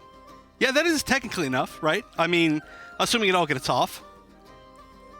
Yeah, I mean, he needs time though, right? The Carols need time, and these Celods, one is cheap, but the other one is not being published by anything.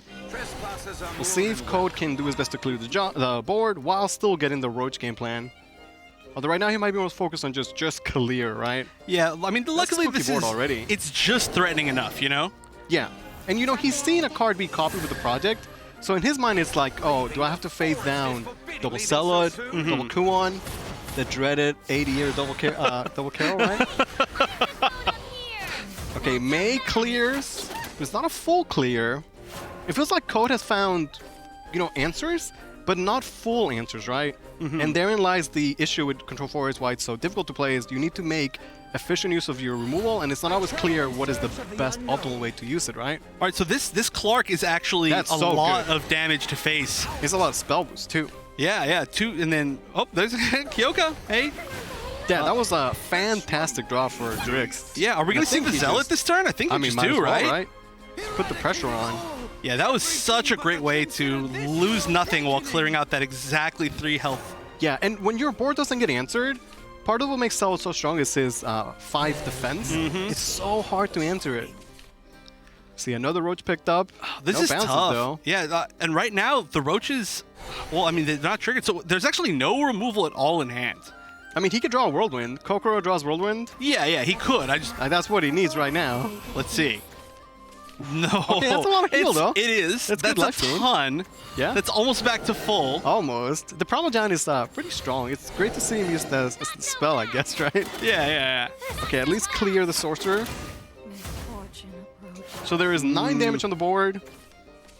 Another project, copy the Carol. Just do it, yeah. 100%. Oh, okay, yeah. 3 of them. In 3 turns, Drix has guaranteed lethal, basically. Well, yeah, because one of them will definitely do damage. Yeah. That's funny. All right, so at this point... And he might win before that, though, because he still has pressure, right?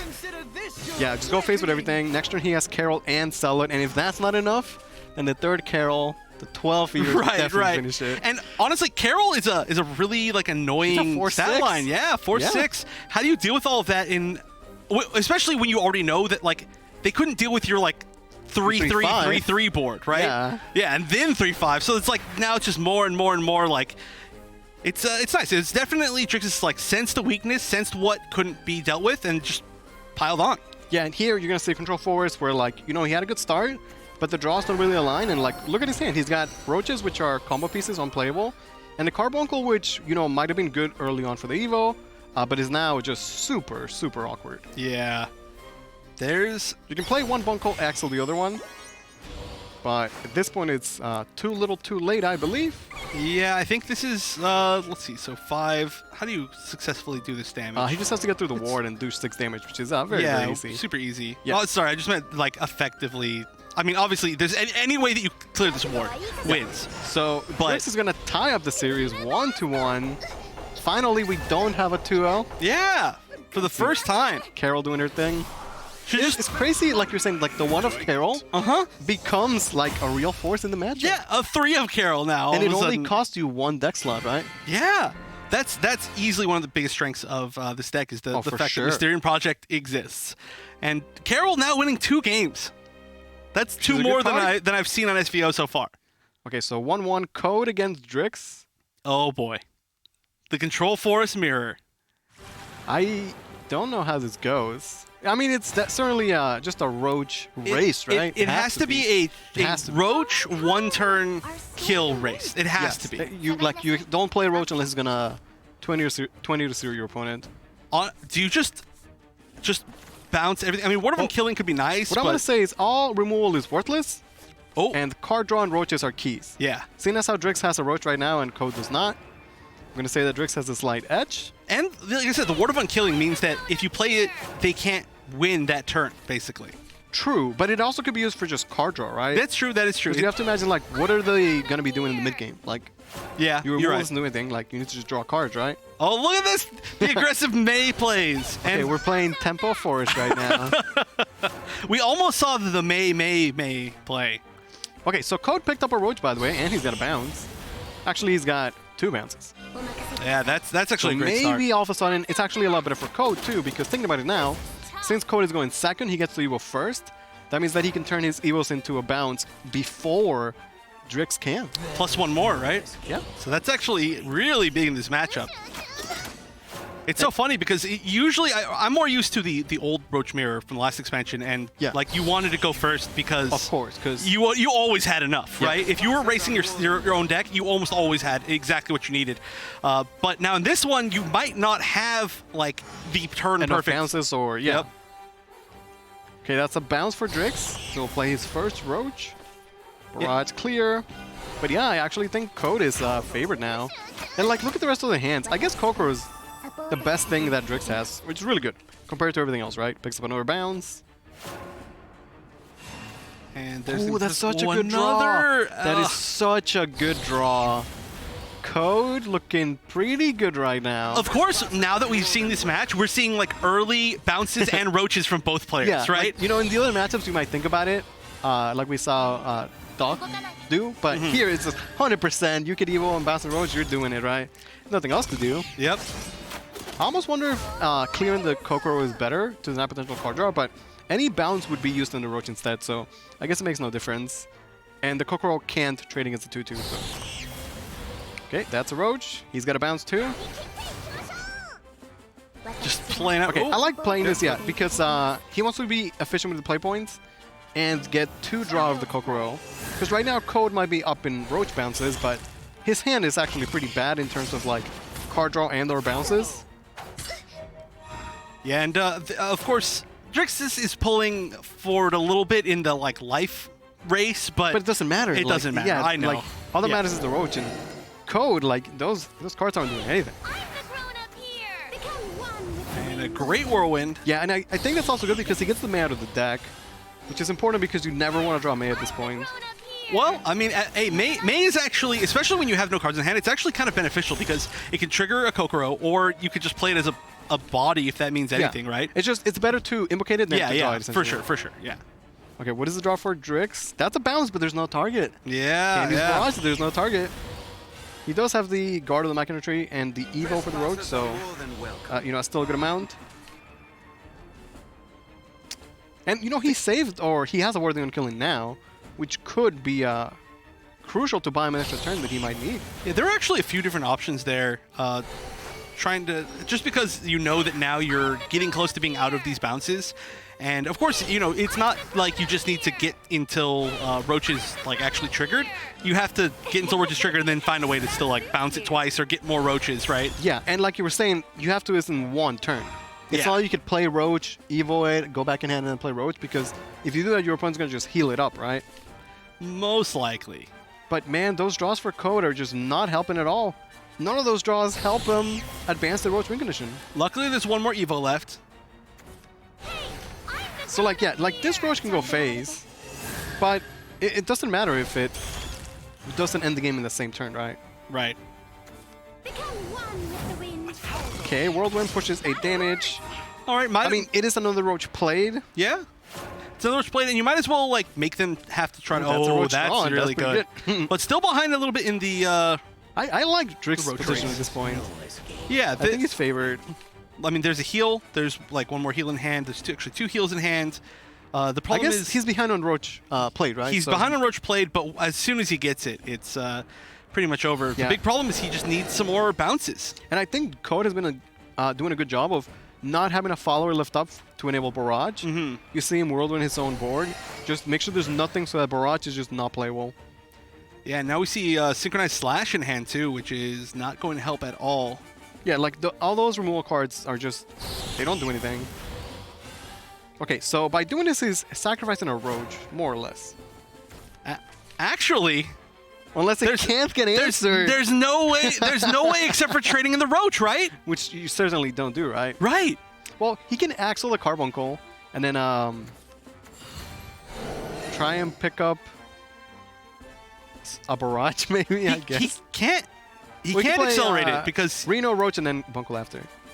Oh yeah, that's true. And that's then that true. has to just top deck him a 1 play point Barrage, basically. But also, if he plays the Roach out right now, he's got no way to bounce it, and back. Ward of Unkilling's out too. So it's not even doing that much damage. Right. What a weird moment of playing out this 5-1 Roach that there's no good answer but for. It's actually so so smart from Drix. I know. There's no resources for Code. Let's have some fun. Oh, he knows. It's a good play. Yeah, I mean, at this point, if there was some way to take out that Roach, you know Code would have done it, right? 100%. Yeah. It would have been like easy, quickly, right? Like boom, instant. Like. So what is the play for Code?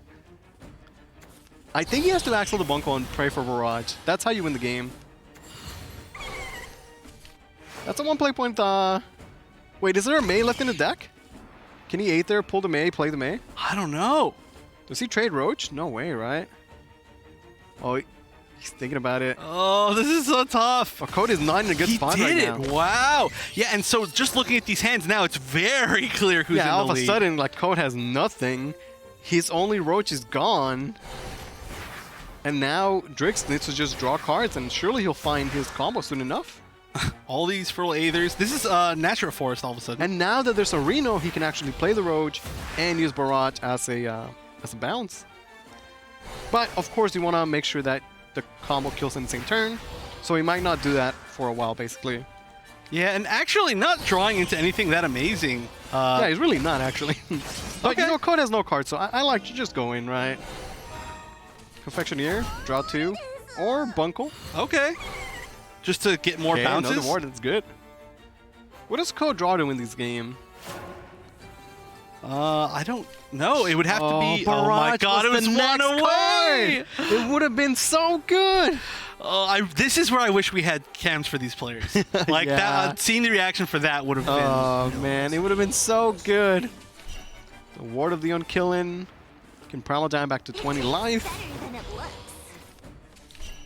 I mean, or Respite, I guess. It could help, but also, I mean. Okay, that's Roach. Oh wait. Oh wow. That would have been it if there was So one he more just play needs point. one bounce, right? No, that's it, right? He's got both Roaches. Oh yeah, because he's at 14. Yeah, he's at 14 already. Yeah. Well, you can assume that Control Warriors can heal, but Code That- yeah. isn't healing, so Yep. yeah. Does the ward save him? Gonna barrage it. It was nearly done. I don't think so, right? Because you can. Well, you slash for 2, and then Respite it. Yeah. Yeah, no, that doesn't save you at all. Yeah, because Yeah, I mean he has 10 play points. Wow, I gotta say, and Drix an air played that barrage. really well. Yeah, that he was really played that well. That was extremely well played, and also I think Drix must have been keeping track of all of the removal used and like mathematically decided that like I don't think that Code can answer this Roach. Like him playing the Roach like that was so genius. And Code had no answer. Drix takes the set, moves on to the finals. Wow, what a game for the end of that set. That was so weird, but so cool. That was such a fun game. That's not at all how I thought the Control Force Mirror was going to play out. Like, not even a little bit. Yeah, it was way more hype than I expected. Yeah, me too. I was actually really interested. I was seeing how the opening statement was Drix playing aggressive with Mei, getting the first Roach. Immediately after, Code drew his Roach, so it still could have gone either way, but you know, Drix still managed to, I guess, essentially outplay. Yeah, like even though Code had the first Evo for the Roach to get the bounce, he eventually ran out of resources because he drew all the cards that were removal instead of the cards that were card draw. And, you know, Drix took advantage of this, put out a Roach when there was no removal and no way to answer, and it was just such a smart play. And one more thing to like look at is that there was a lot of removal used on these small like threats that were almost essentially non-threats, right? Like a lot of these like 1/2s, 1/1s, and had even just one of those been left up, perhaps it wouldn't have dealt the damage that leaving an entire Roach up ended up doing, right? Right, because it also meant he had to trade his Roach away, which means he lost the way to win the game. Yeah, exactly. So maybe that was just an extremely good call that, like, I'm going to play out all this stuff, and it's going to give maybe, for instance, like airbound barrage targets that, or, you know, just targets for the removal to get out of his hand. But once he uses it all, I know that I'm safe to play my own Roach, and that's genius. And so, hey, that's what gets you into the finals, right? One match away, and a play like that could mean that you got into the Contenders Cup. Yeah, so Drix is moving on towards the finals. Again, very aggressive start for Code. He actually had the first win, but unfortunately his run stops here, but it's not the last we're going to see of him. So either way, we have Drix moving on, but we still have plenty more to play. We have Athenas going up against Vapo. So at this point, Athenas is the favorite, right? Yeah. Top of the leaderboard. I think Athenas is the favorite out of every player in all of the Shadowverse Open West. Like, all the whole player base, right? You take him or anybody else? At this point, you have to. It's I mean, not he like beat Mari to get here. Yeah, it's not like a personal feeling thing. Yeah. It's like the most consistent placements of any of the players, highest on the leaderboards. What else can you say? Looking really strong. I know, for being someone's like first season. It's great to see, though. Again, I do have to call back to the finals last month because he had a great show in the entire tournament. But in the finals, man, like he really just did not come up. So, like, is he going to let the pressure get to him again? I hope not, honestly, because there was a significant like crack in his play. He kind of broke a little bit towards the finals. Maybe it was one of those things where it's his first top 8 and he just kind of maybe faltered under pressure. But, I mean, with a teammate like Payne as well to kind of help him through it. They are playing the same exact decks as well. So he has someone else to kind of confide in when it comes to fixing his errors from the previous month. So maybe, you know, this is a brand new Athenas. Right. The fact that, you know, he had that not great finals, but immediately came back to a top 8, won his first game. Big deal. Seems like it did not affect him at all, right? Yeah, maybe one game or even like maybe 2 games, because again, remember, it's like a cut to top 12. Yeah. So potentially one of these players had to have won a game earlier. Well, no, we're in semifinals. So regardless, yeah, that's really impressive to see. And again, I'm kind of glad that we're not seeing Ambush Sword again, right? I mean, it's a great deck, and he piloted it really well until that very last. Yeah, maybe it's better that he just leaves the deck behind, right? Yeah, but there are other options, and now arguably it's a scarier lineup. And we'll see, by the way, Vapo might actually end Athenas' run. Who knows? Here in the semifinals, Vapo going up against Athenas, game 1. Yeah, now it's kind of like what happened last month for Athenas could happen this month for Vapo, where now he's showing up. It's his first top 8 of the year. He's, you know, in Revelation, it's a big team. Maybe not one of their top players.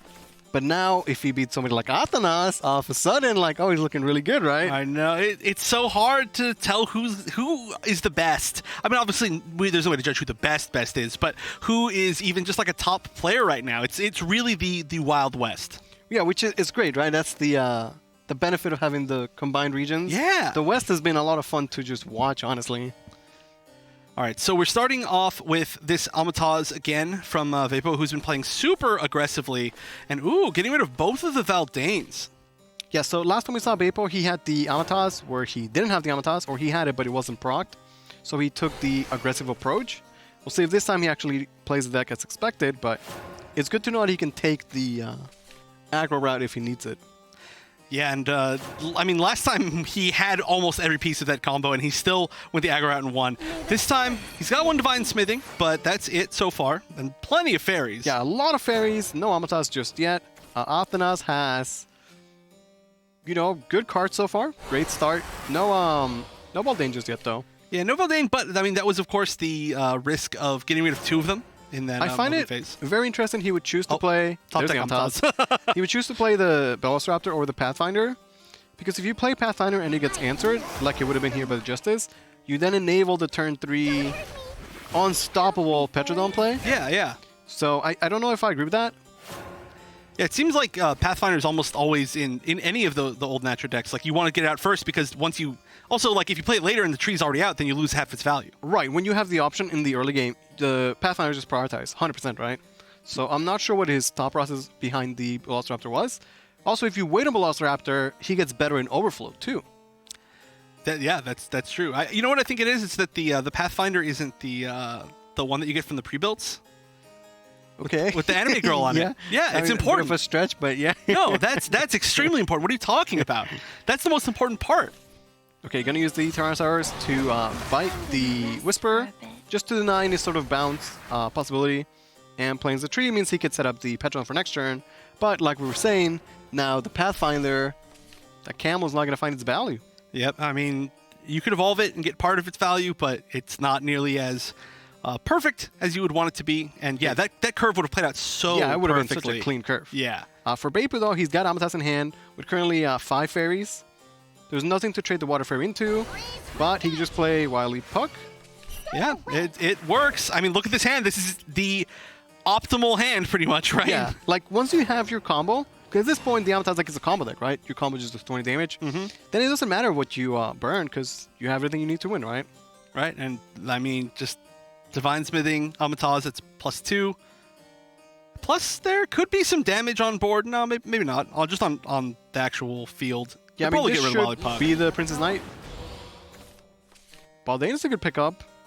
It just feels like Athenas sort of, skipped the Petrodon play. And because he did, now I just don't know when he's going to play it, right? Because this turn he can't play it. And then next turn he might want to play Baldane or something else. Yeah, the whole game plan really slowed down, which is a really tough thing to have to do against Amatas. You never want to slow down against Amatas. You don't have time against Amatas. You can't go any slower, right?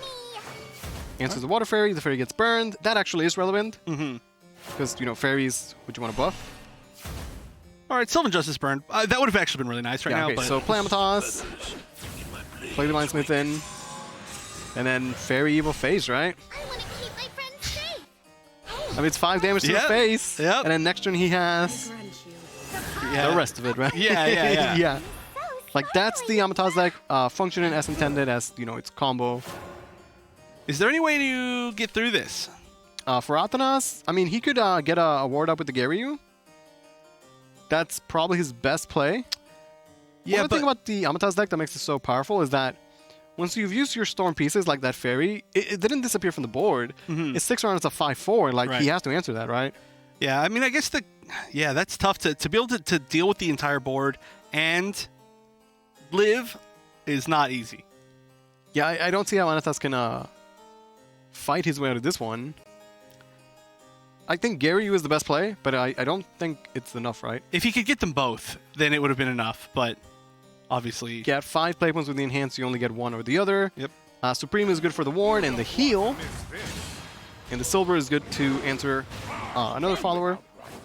Okay, so the knight trades, and then you can evo the Garyu to get the clear.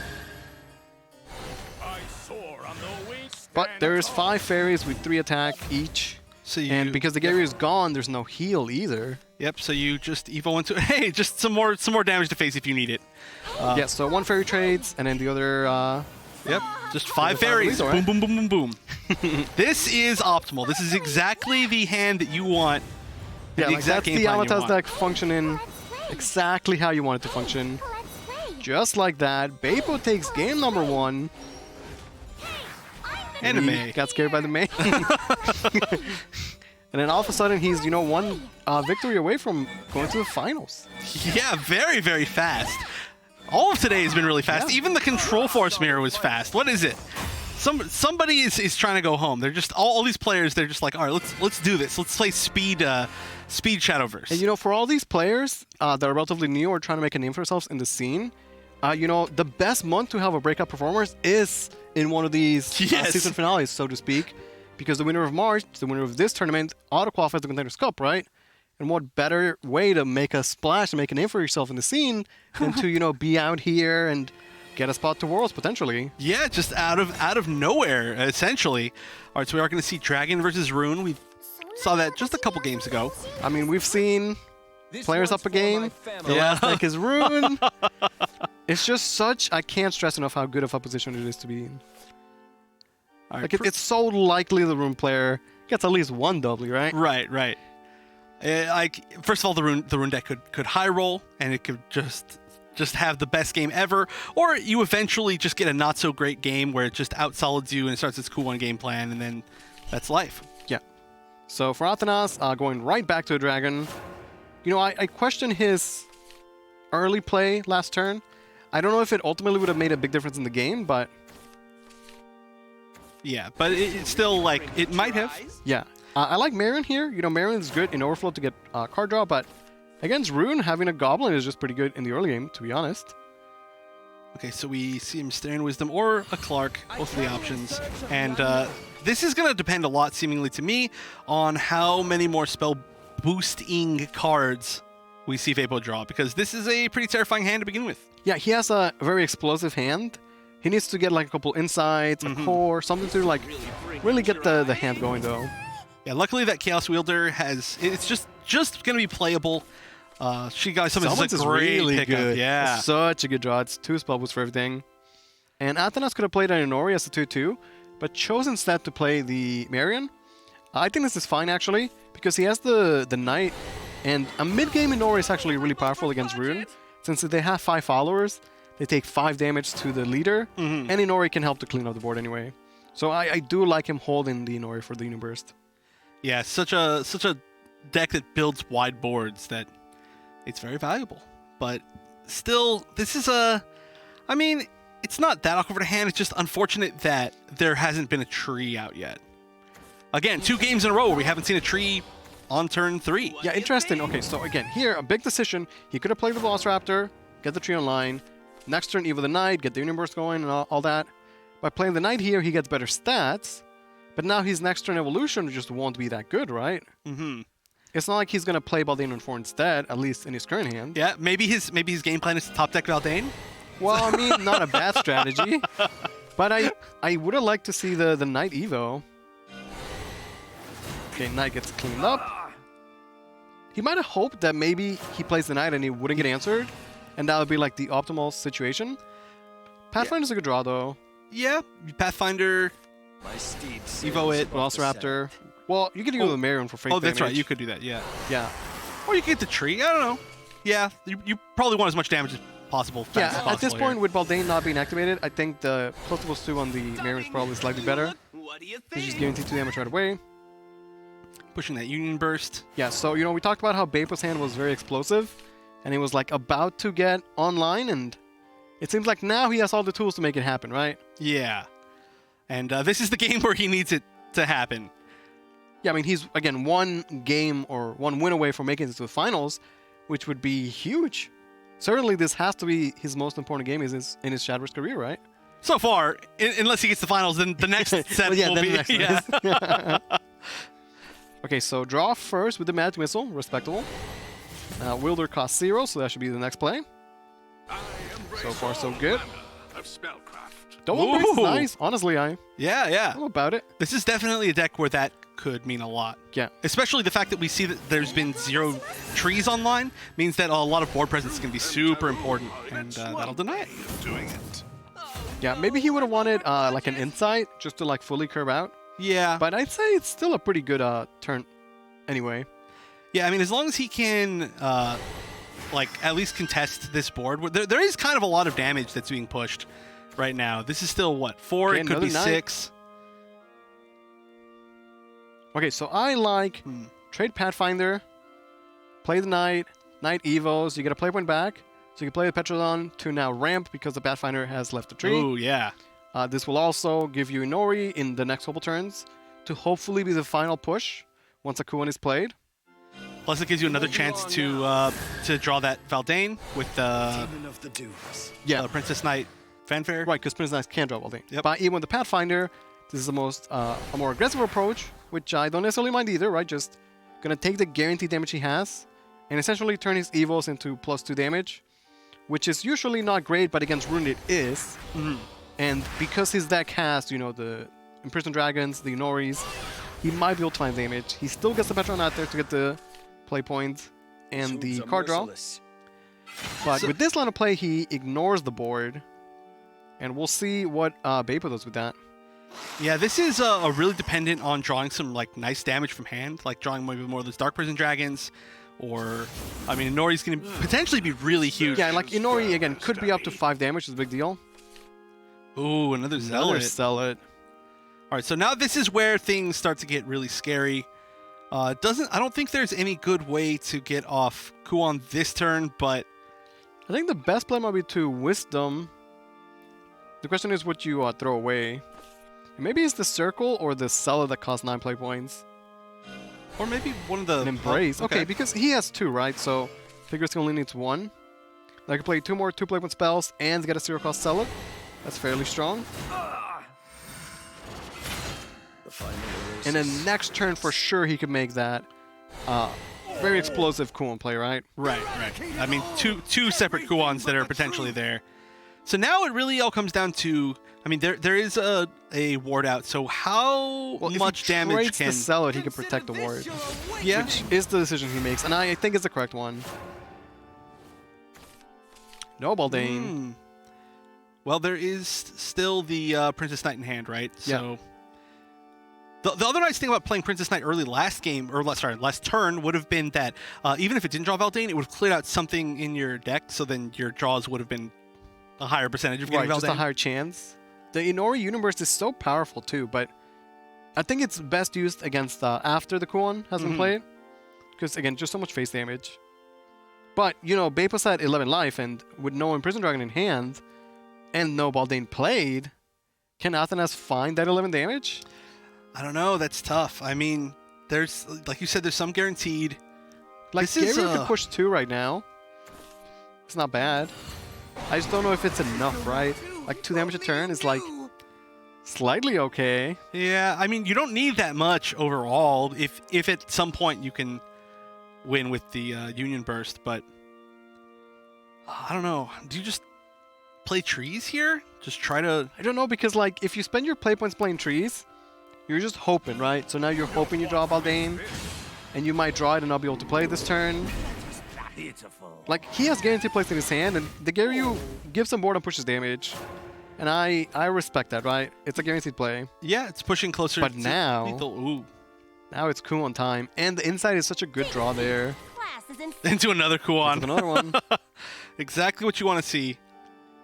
So at this point, it's just go time. I mean, you Kuon, right? Well, you can play the more expensive one.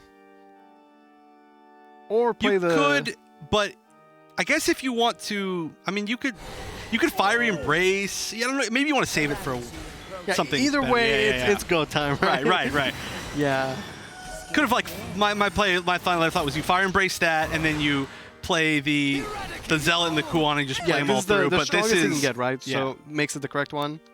I wonder if he would embrace the 2/2. He doesn't need to by any means, but it could be like, this is it. This is how the game just ends, right? Yeah, I'm trying to think if there's anything else that, if it comes out, it's like... Right, like what else is it going to embrace, right? Yeah. Like the Dragon would already have feature phase. Inori would be in ambush. Baldane doesn't matter too much at this point, right? Right, I mean, it won't matter. Not to say that he should play the Embrace, because like, it would feel like a waste, honestly. But it's good to just think of like, you know, should he just commit and go all in right there, right? Right. Okay, Athenas doing some math. You know, the Inori, his sat on it the entire game, is 5 damage right now. But, you know, 5 is not 9, so... Yeah, I mean, you can play it, and then you still have to figure out how to deal with the board. Right, like, he can't even close the game out. So the next question is, can he answer the board, right? Right. And right now, I'm not sure that he can. I feel like you have to draw in some aspect. So, Inori is 2 damage to everything, right? Yeah, the followers take 2 damage, Yep, and then the leader takes 1 One per follower. leaders, yep. So, then there's 3 damage from the Tyrannosaurus. Oh, that's rough. I mean, you could have Evo the Knight. If he draws a second Inori, yeah, maybe that would do it. But I mean, that still only clears one thing off board. I mean, you can swing on something else, but the fact that they all have 5 is ridiculous. Oh, yeah, man. that's what makes the Kuon board so good. Is they have so much health, right? And 4 was kind of a magic number here, and that Dark Poison Dragon was just a little bit too late. Time's running out. He's got to make a play, and I don't think there there's are no anything good plays yep. at this point, right? Okay, so Inori clears Kuon at 2/2, and that still that's it, right? leaves lethal, right? Oh no, wait, it doesn't quite leave lethal, but I mean, there's another Kuon in hand, right? I think well, you can clear okay. my So if Vapor doesn't have lethal, then Athenas maybe just needs Prison going face because he gets the Inori face damage, right? But isn't Kuon just lethal, right? Yeah, I Kuon believe it just, is. Yeah, it's just lethal. He has enough board space. 0 cost Kuon. Vapor's gonna take the series 2-0 over Athenas and advance to the grand finals. Wow. All right. Well, this is a great tournament for Vapo.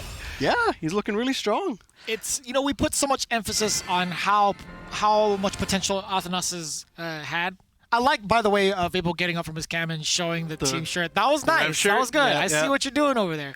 But to kind of reiterate the fact that, we've talked about a lot of Athenas' potential possibly making it to grand finals and doing great work, But, man, Vapo coming out of nowhere, really, essentially. I mean, this is his first top 8 this year, from what I've seen, right? I don't recall 2019. He's had a top 8 in the other years. Not to his respect him. I don't remember. Right. I've seen his name around the community because in Revelation, but I don't know if he's been up there before. I feel like I would remember the name too because it's very unique with the spaces in between. So I'm pretty confident that at least it hasn't been a multiple time thing of. Sure, yeah.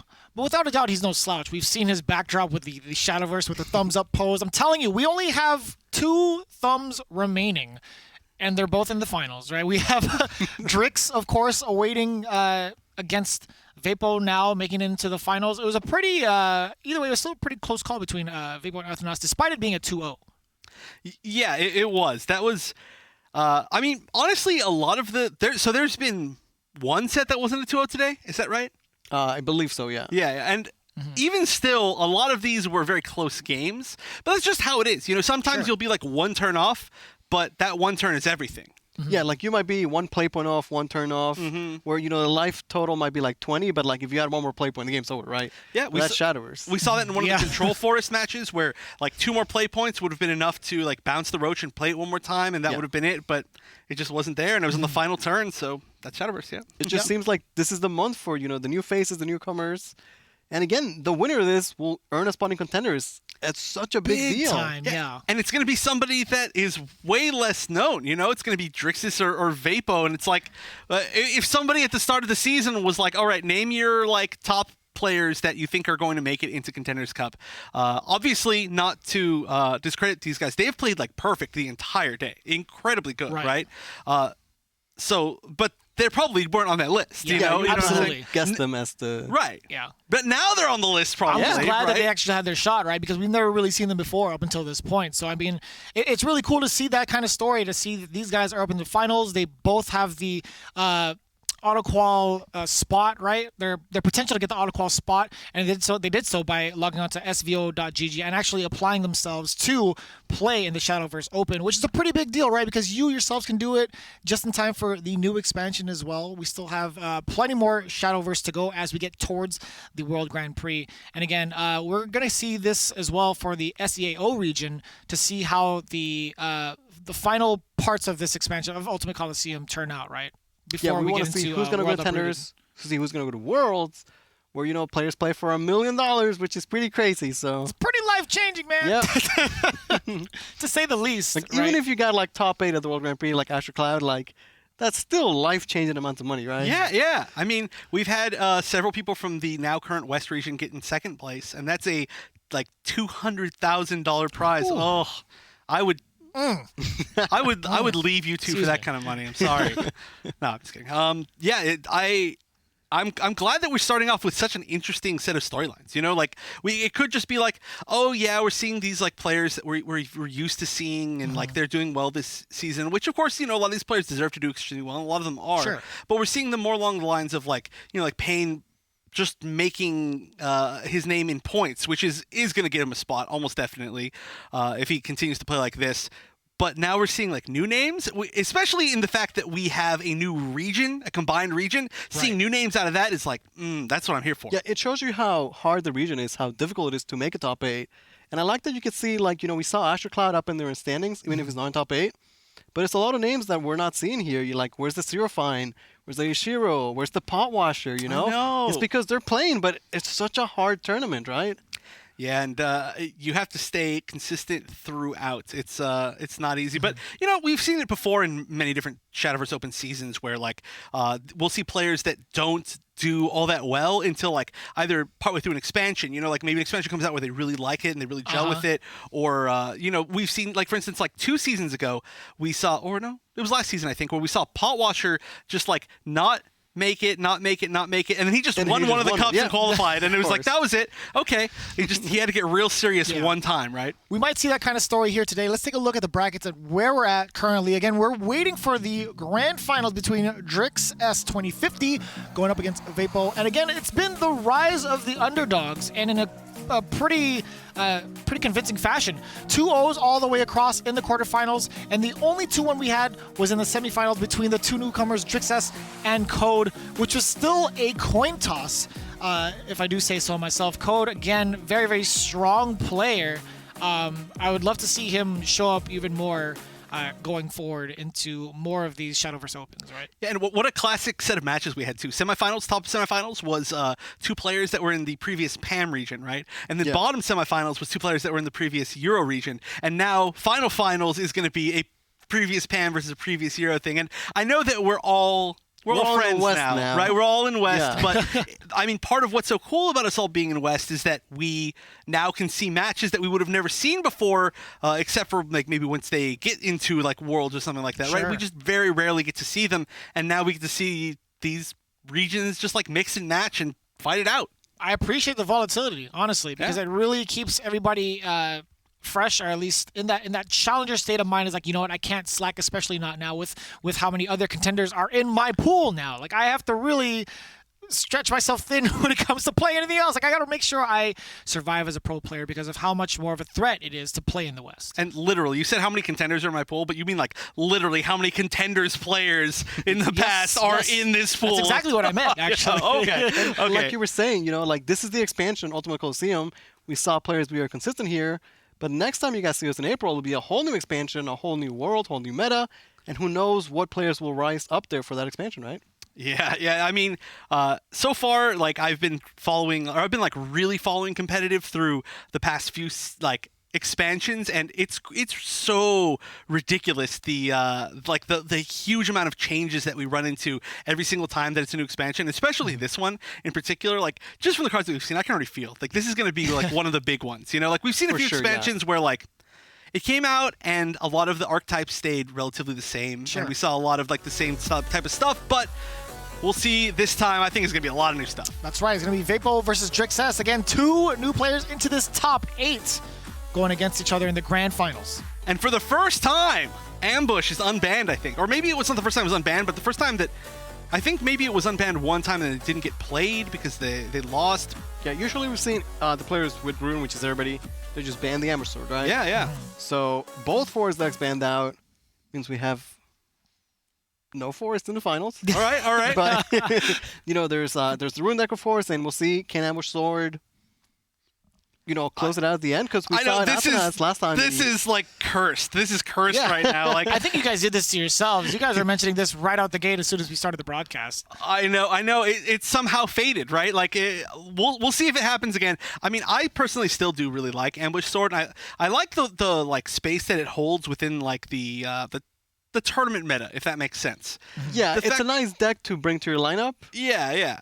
and it's gone when Leon leaves in like 2 weeks. Okay, I know I you're like how happy. you checked the watch in 2 weeks. Yeah, okay, got it. Duly noted. Oh man, that's really close. Yeah. So we're going to see Ambush against actually 2 separate decks that it could stand a really good chance against, right? Sure. Yeah, Both like Ambush Dragon. Sword should do good against Rune, right? Yeah, I think that's the idea at least, Yeah, right? that's definitely the idea. Yeah. But then also Dragon, it can potentially. I mean, Dragon doesn't have a lot of options to clear like Leods or anything like that, right? Yeah, I think it kind of switches Dragon, where Dragon is used to being the deck that puts the other deck in a clock. Right. But now it's the other way, where like Leon is gonna end the game likely before Corrosion does, right? So. Yeah, most likely. I mean, assuming pretty good it's hands like from both you sides. play Baldane on like turn 4 or 5. Corrosion takes a couple turns. Where it's like by turn 5 or 6, Leon is already ready to do the double attack and close the game out, right? Yeah, ideally, if everything goes according to plan. But yeah. they have so many ways to draw the Leon. Even Quarterly Dance could do it now. Exactly. So. Yeah. And I'm excited to see it post mini expansion. That's pretty cool. Yeah, before it rotates out forever. Yeah. This is the Yikes, this is the potential final version of the Leod deck. Yeah, unless right? like And Leon it might 2 even shows be like up. the best version of it, honestly, with Courtly Dance. Yeah, right? but like by now it has so much support, so many cards that help get the Leon out there. The deck should be very, very consistent. Yeah. I feel like they just really want to push out like Evo Sword, personally. Yeah, Just I because of the think, timing, Like right? Evil Sword is like what Sword is supposed to be doing. It's just like Amber Sword is pretty good for the tournament. Supposed to be doing. We'll see how it turns out for Vapo going up against Drixess. This is the finals. Here we go. Game number 1. All right. Well, we are going to see it right out the gate, and we are going to see it against the Dragon deck. So didn't get the matchup that I believe it was brought for, but like I said, it's probably pretty Probably still okay, right? good against like both of these. I'm sure there's neither of these that you like just don't want to have to face. I'm assuming that the matchup that you don't want to face is Control Forest, which is why it was banned out. It was banned out, exactly. And we focused a lot on like Athenas and Pain. But Bapo and Drix have played so well the entire tournament, Really showing that they deserve to be here. They're great Shadowverse players. Yeah, extremely strong. And there's the Leon already. One of the most easy, consistent ways of getting it. Yeah. And so things welcome. begin. Let's already look at the has other side. the Will of Destiny to get the Leon nice and beefy. So we see Drix play Marion again as a 1-drop, because against the Leo deck you want to have damage. Play it as a Goblin, just get that chip damage in there. Yeah, but there's, again, no way to turn to, get a... there's no great, aggressive turn 2 tree play, Yeah, Which there is is something not, we've been but I missing. mean, Oracle on 2 is still pretty good, right? It's very good. I mean, it's always been good, and it will always be good, I think. But maybe not as good as it could be. Yeah, because Bapo drew the castle, instead of playing the Leon from hand, he's going to play the castle, just guarantee the castle against the Leon. And the other Leon in hand might still be useful, right? Oracle on 2, the Dragon Classic. All right, so how do the buffs begin? Ooh, another World Destiny. Yeah. Well, that's probably all the buffs you want, right? I also like Clash of Heroes. It's a good spell that was new in this expansion. Really good for the Leo deck, because usually have a Leo with a bunch of attack. So it turns it into like a 1 play point. Potentially deal 5 damage to a follower, which is really powerful. Yeah, I mean, it lets you essentially attack a follower with Leod without having to unstealth. Yeah, around. I wonder if Drix would play the Baldane there. It might have seemed like an incorrect play, but if you think about it, what if it doesn't get answered? Because how could Sword answer it? Yeah, I don't know. Like, Baldane would be a 4/4, and if unanswered, you Evo would face for 6 damage and get the Corrosion. Now, it's kind of like, you could say, greedy, but what the deck lists are like. How is Sword going to answer the Baldane if they don't trade their Leod away, right? Yeah, so and early, if they traded too. their Leod away... Yeah, I'm trying to think you'd be okay with that, maybe you wouldn't. If there was a real answer. I don't. There's no good way to do it, right? You could. Okay. I mean, we know from his hand he couldn't have answered it. Yeah. I'm thinking. Okay, but theoretically, from the deck, right? All right. Theoretically, you play Leod, and then you either have a Quick Blader or you have the is it Grand Acquisition that gives you the buff, and then you play the buff on the other Leod, and then you swing your first Leod in, and then you use Clash of Heroes, and you get rid of all of your Leods, and you lose the game. But you got rid of Valdane, so that's what's important. I don't know. Just interesting to think about. Maybe Valdane would have been the play last turn. It's still pretty good now, and now he gets to guaranteed Evo it. Yeah, it's definitely the safer play, and I do agree with you though. I don't know actually exactly the think, answers. unironically, it would have been a great play, right? Well, maybe this is a deck that you wouldn't like think of something like that, or maybe quite have as much experience against. I'm sure that, I mean, we've seen the decks that are very, very popular right now, and this is not, I mean, it's popular, but not popular. I mean, like, Drix has done a good job of being aggressive, and he had the early Baldane. He's just playing a little bit of curve, which you might be okay because he ramped anyway, right? Mm-hmm. So, Leon has 5 attack, Dual Blade Fury is already in hand for Beipo. So now he's just, doing the math. Actually, a Forge Weaponry last turn could have punished that, right? Well, not really, because he would have lost the Leon, but... Also, it is interesting to note, because of all the amulets, he has no board space to re-ambush the Leon. Oh, yeah! Because usually you could do, like, okay, Leon Evo attack for 7, re-ambush it, next turn Dual Blade GG. But he cannot re-ambush Leon because there's no board space to play the Assassin. However, Evil Leon plus the Forge Weaponry, next turn he gets double buffed, Dual Blade would still give him enough damage to win the game anyway, right? Yeah, so the only answer here is, what, a second Valdane? Is that right? A second Baldane would do it, yeah, actually. You are right. But... it has to be Baldane with the top down. It has to be, yeah. Well, no, he doesn't even get the... Oh, wait, he does... Yeah, he doesn't have a chance to draw again because there was no more trees. So, I guess that's game, right? Just couldn't answer the Leon in. Sometimes it's just that simple, right? I think his best chance might have been to just play the Baldane on that turn. But, Beipo, like, much like when he played the Amtas, like, everything just came together for him this game. Yeah, and look at this. The early Leon, all the buffs, Dual Blade Fury, like, everything going according to plan. There's only four health left, too. But that's all you need. You just need 1 life. Leon going face twice for 12. Beipo is 1 game away from being the March champion and earning a spot in the Contenders Cup later on this year. And surely this is his most important game in his Shadowverse career. This one and then potentially the next one, right? There's 2 potential, but almost definitely this one because... And dare I say... Oh, he's up a game, and his last class is Rune. All right. For some reason, how many times have we seen this today? So many times, and for some reason, the Rune player always wins on the match. Because it's Rune. That match. But yeah, that's true. But still. All right, Rune Mirror. Wait, what if they're both Rune? All right, so we've only seen the. Whoa. Okay. Missiles. Keep it. Keep it. Make a statement, right? Yeah. All right, keeping 1. That's a good hand. Okay, that's nice. Yeah, that's good. Or would you rather have the Kuon plus Project? They're both pretty good hands, honestly. Yeah, this is. I mean, it depends on the early draws. Like like Drix's hand could be. I mean, why actually Project it when you could just have it be Kuon? You're like, well, I'm just gonna. I know that I'm gonna get Kuon, so I'll just give it to myself, of course. All right, so this is scary because now there's 1 Shinigami summons, which is 2 spell boosts, but. Everything else is spell boost cards. Everything else is unplayable, yeah. Oh, and now the opposite issue on the other side. Well, but yes, insights spell boost, but nothing to. Yep. Yeah. So Beipo needs to draw like an insight. Oh wow, no! Third Kuon. Oh, look at how opposite this game is. So on the bright side for Drix, all these cards are draw. Right. Like he could draw his Kuons. Right. Very. But if easily. Beipo doesn't draw playable cards, he's just hard passing. Yeah. This is super weird. His best draws would be Core. Insights. Oh, there's Kuon. Oh. I can very confidently say that right now Drix is a great spot. Ooh. I mean, that's a spell boost card. But what are you going to do? Spell boost the hand. Honestly, do you think maybe you would hold on to it? Like, no, if you got it. Kuon. 4th Kuon's good, but what if you got like Hyoka? Okay, Demon Caller. Because it's like in the Rune matchup, that's the matchup where like you could go the distance with 4. But I guess he figures he doesn't need it, which I respect. I think Drix is in a better spot though, right? Yeah, way more consistent. Chaos Wielder is not playable. So hate to see it. Pass on turn 4. No Colosseum invocated. How does it feel when you're 1 game away from qualifying for Contenders Cup and then you see a hand like this? Well, it's not over yet, right? It's not. It's no, by no means. Surely not the hand he wants to see. If we do see a little bit of like a slow roll from Drix's, there is entirely the possibility that the resources in Vapo's hand just outlast them, and we've seen that before. We've seen it before where it looks like somebody has a bad start. Very grindy Rune games. But based on Drix's hand now, I mean, he's got the Kuon already. He's drawing cards. He's spell boosting. What is the draw? Clark would have been so good last turn. Yeah.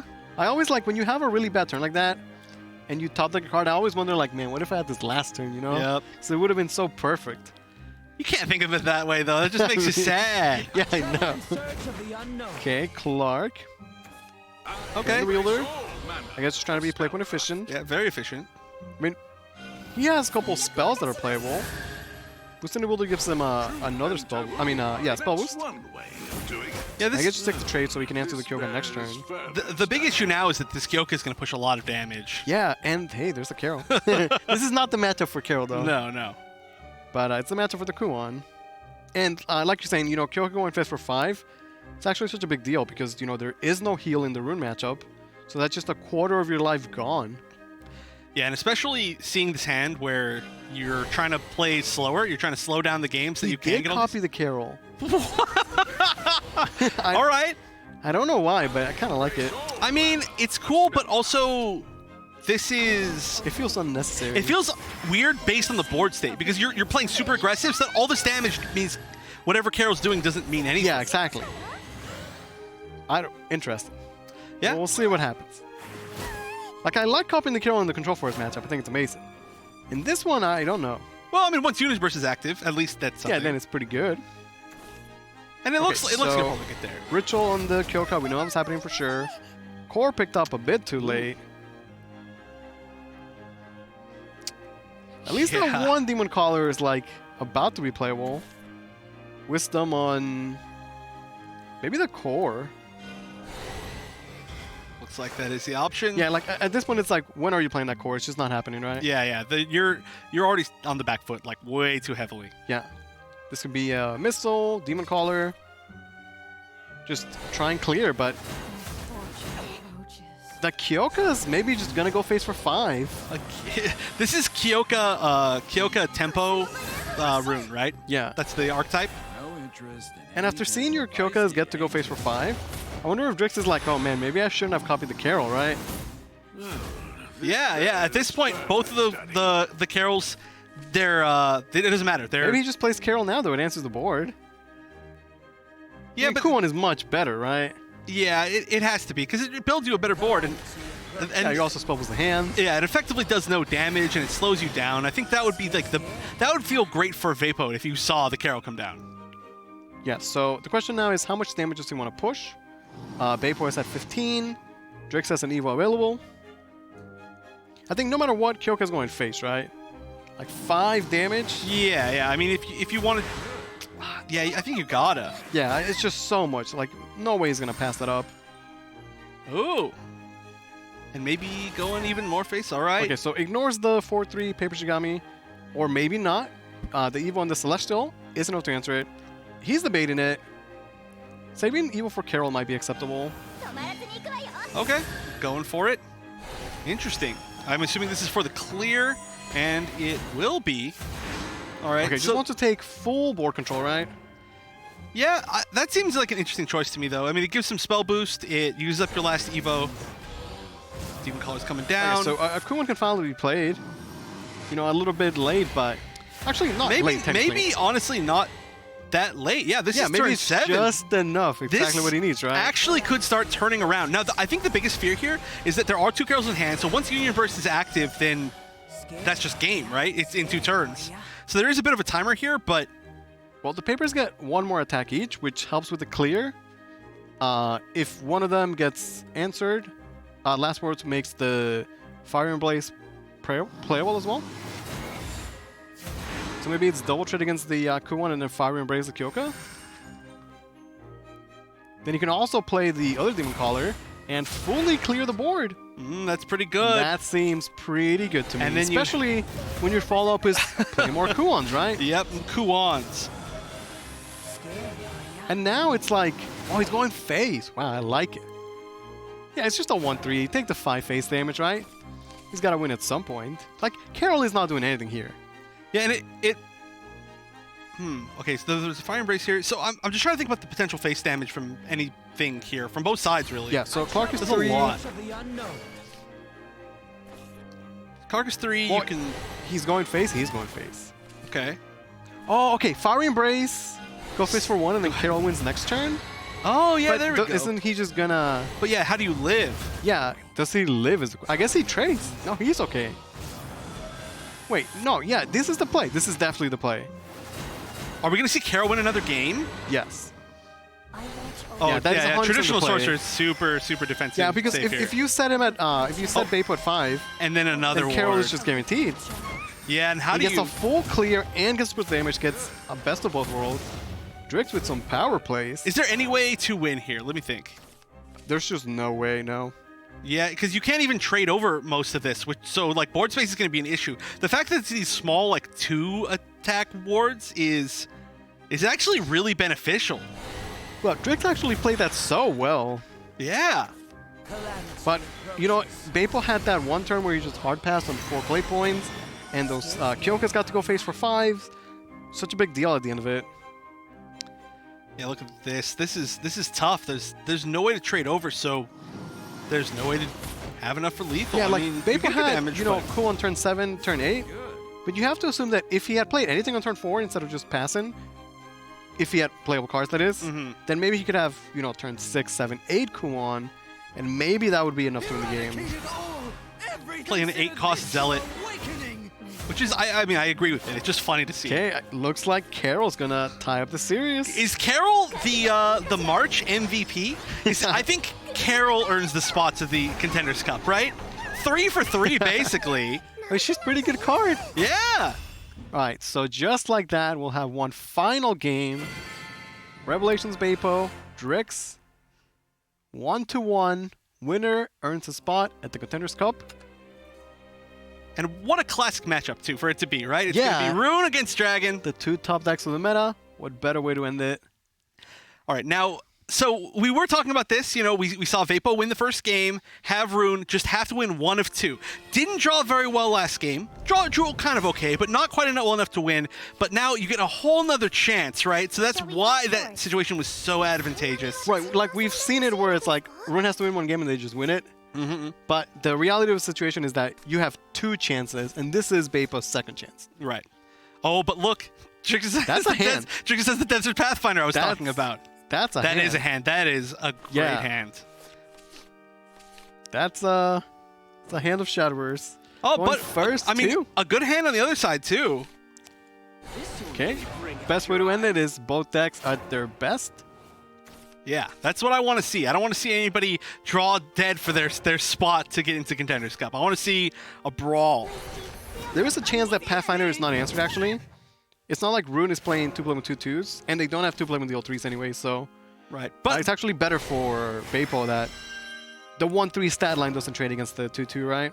It is, but also, I mean, in the worst case scenario, which is this, you're still pushing 2 more face damage, which is very important, right? He plays the Petron anyway. I wonder if, like, what if he played Inori Marion then? Just go full aggro and then hold the Petron for next turn. But, you know, this is the on-curve play. Although, I don't know. I don't know that I like it. Yeah, I mean, you were talking about how Inori can be saved for that like, really necessary face damage right after Yeah, I mean, Kuon swing. it can be good. But by playing the Petron there, you lose out on the value of the Petron because you have a 2 on the board now, so you don't do that. You don't get the play point either. Oh, this is also an awkward turn still. What do you do here? You can't... Well, I mean, now you Oracle, right? Yeah, you have to Oracle, but then you have to play Nori as a 2-2, and if you're going to play Nori as a 2-2, why not do it last turn, right? I guess so. 3 more damage to face. Okay, That's he's already really down to just 13. set on holding an Nori for Uniburst. Okay. We'll see if that pays out for him. Because right now, Drix just doesn't have cards. And part of that is because he got no card draw out of the Petrodome. Yeah, that was... And both the Marions as well.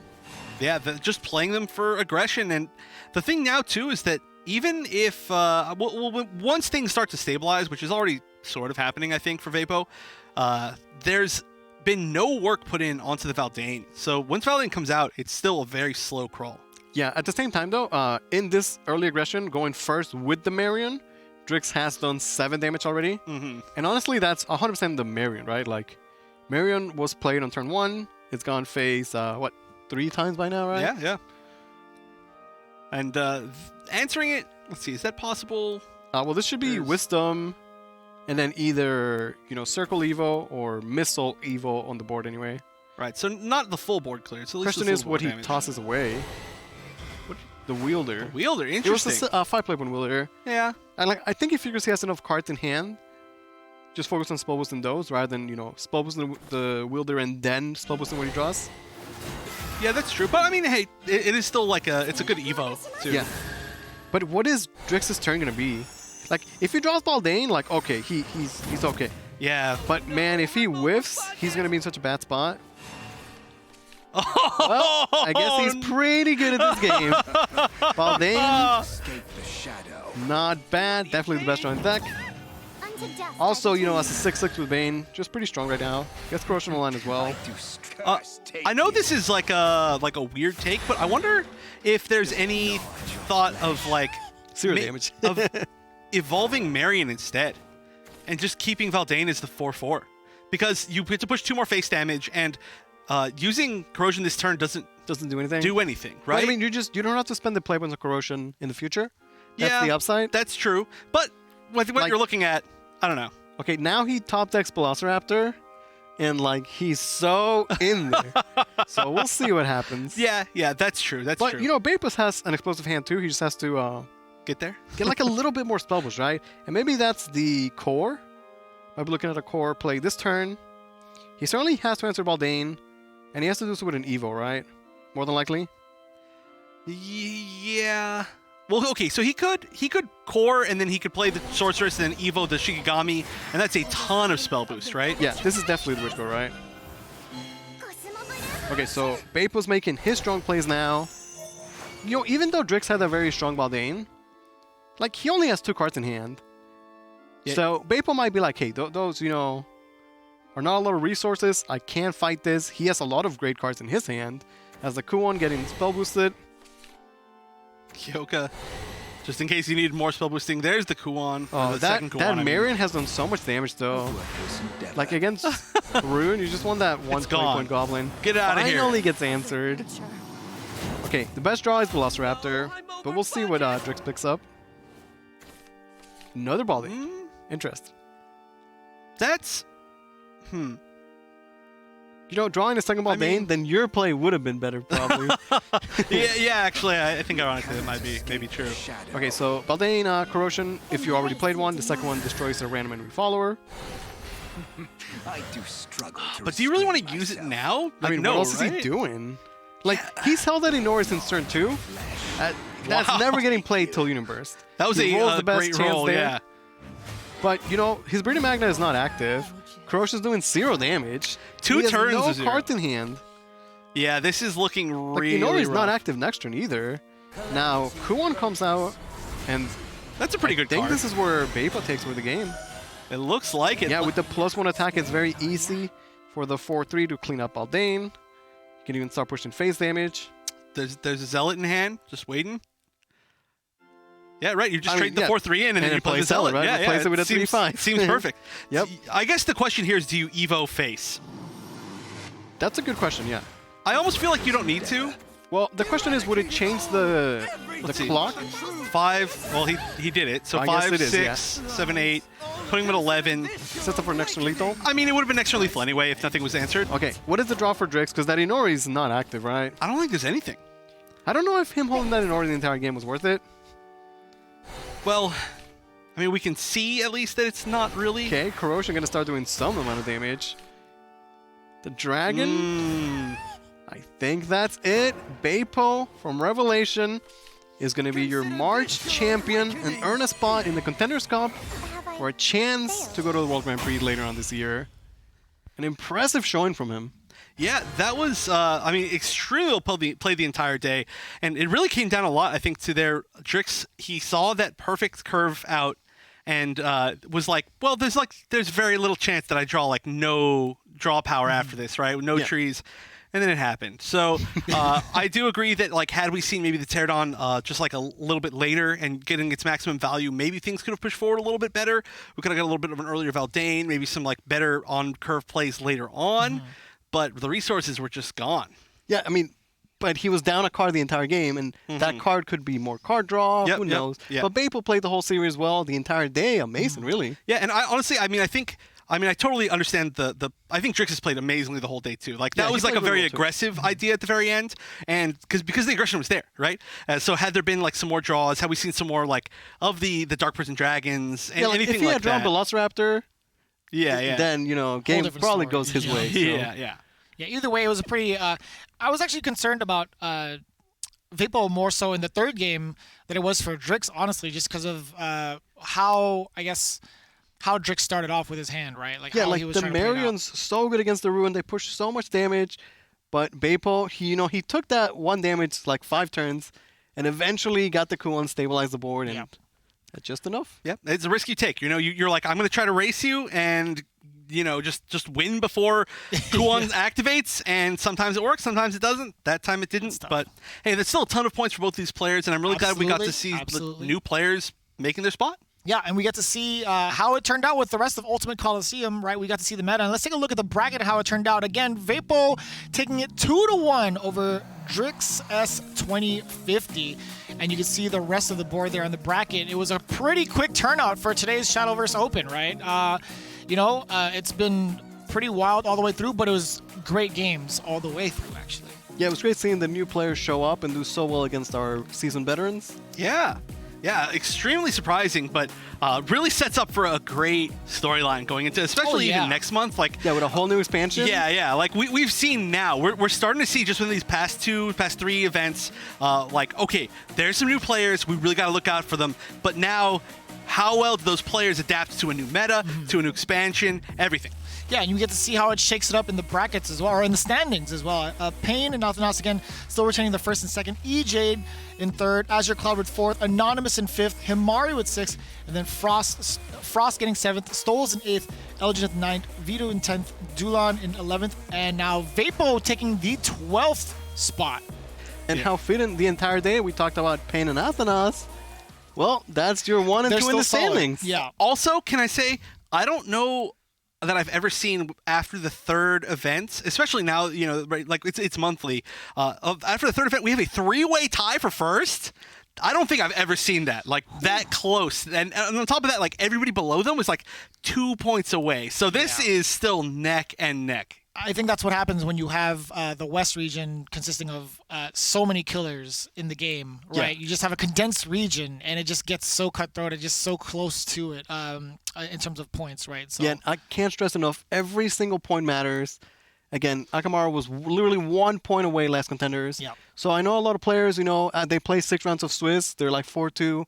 They can't make day 2, but then they don't play the final game. It's like... You should play it out because that point could make the difference, Yeah. We saw tiebreakers and in points matter for actually like who qualified for Worlds last year, right? Like it ended up or not. Sorry, it was last year. Like it ended up moving down. Like who went to? Well, no, it was like first it decided who went to Contenders, then it decided. Then that mattered as to who went to Worlds because one of the lowest players there did, and then there was so much just play, get all your points every single round, just play it. You hear it, hear from them too. Play it out. Be sure to hit up SVO.gg to log in for the next one, the next Shadowverse Open West. You don't want to miss it. And in the meantime, we do hope you guys tune into Shadowverse Open SEAO. That's going to be happening shortly. And again, we appreciate you guys tuning in. And until next time, take care.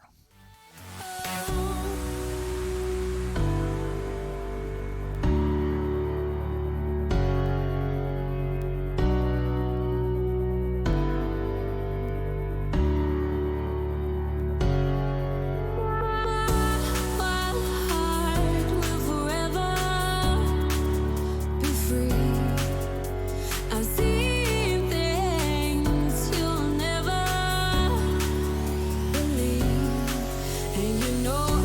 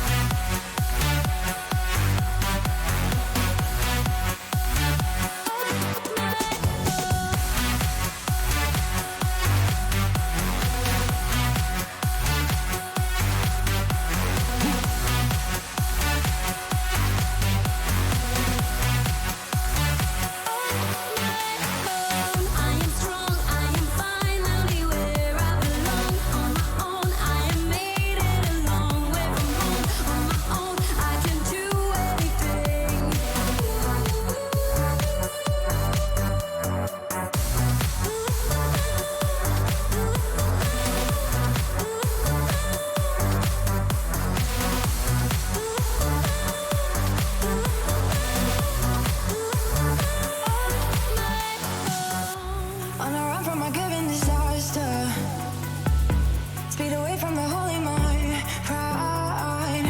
That's where I never thought it would matter. If I'm gone.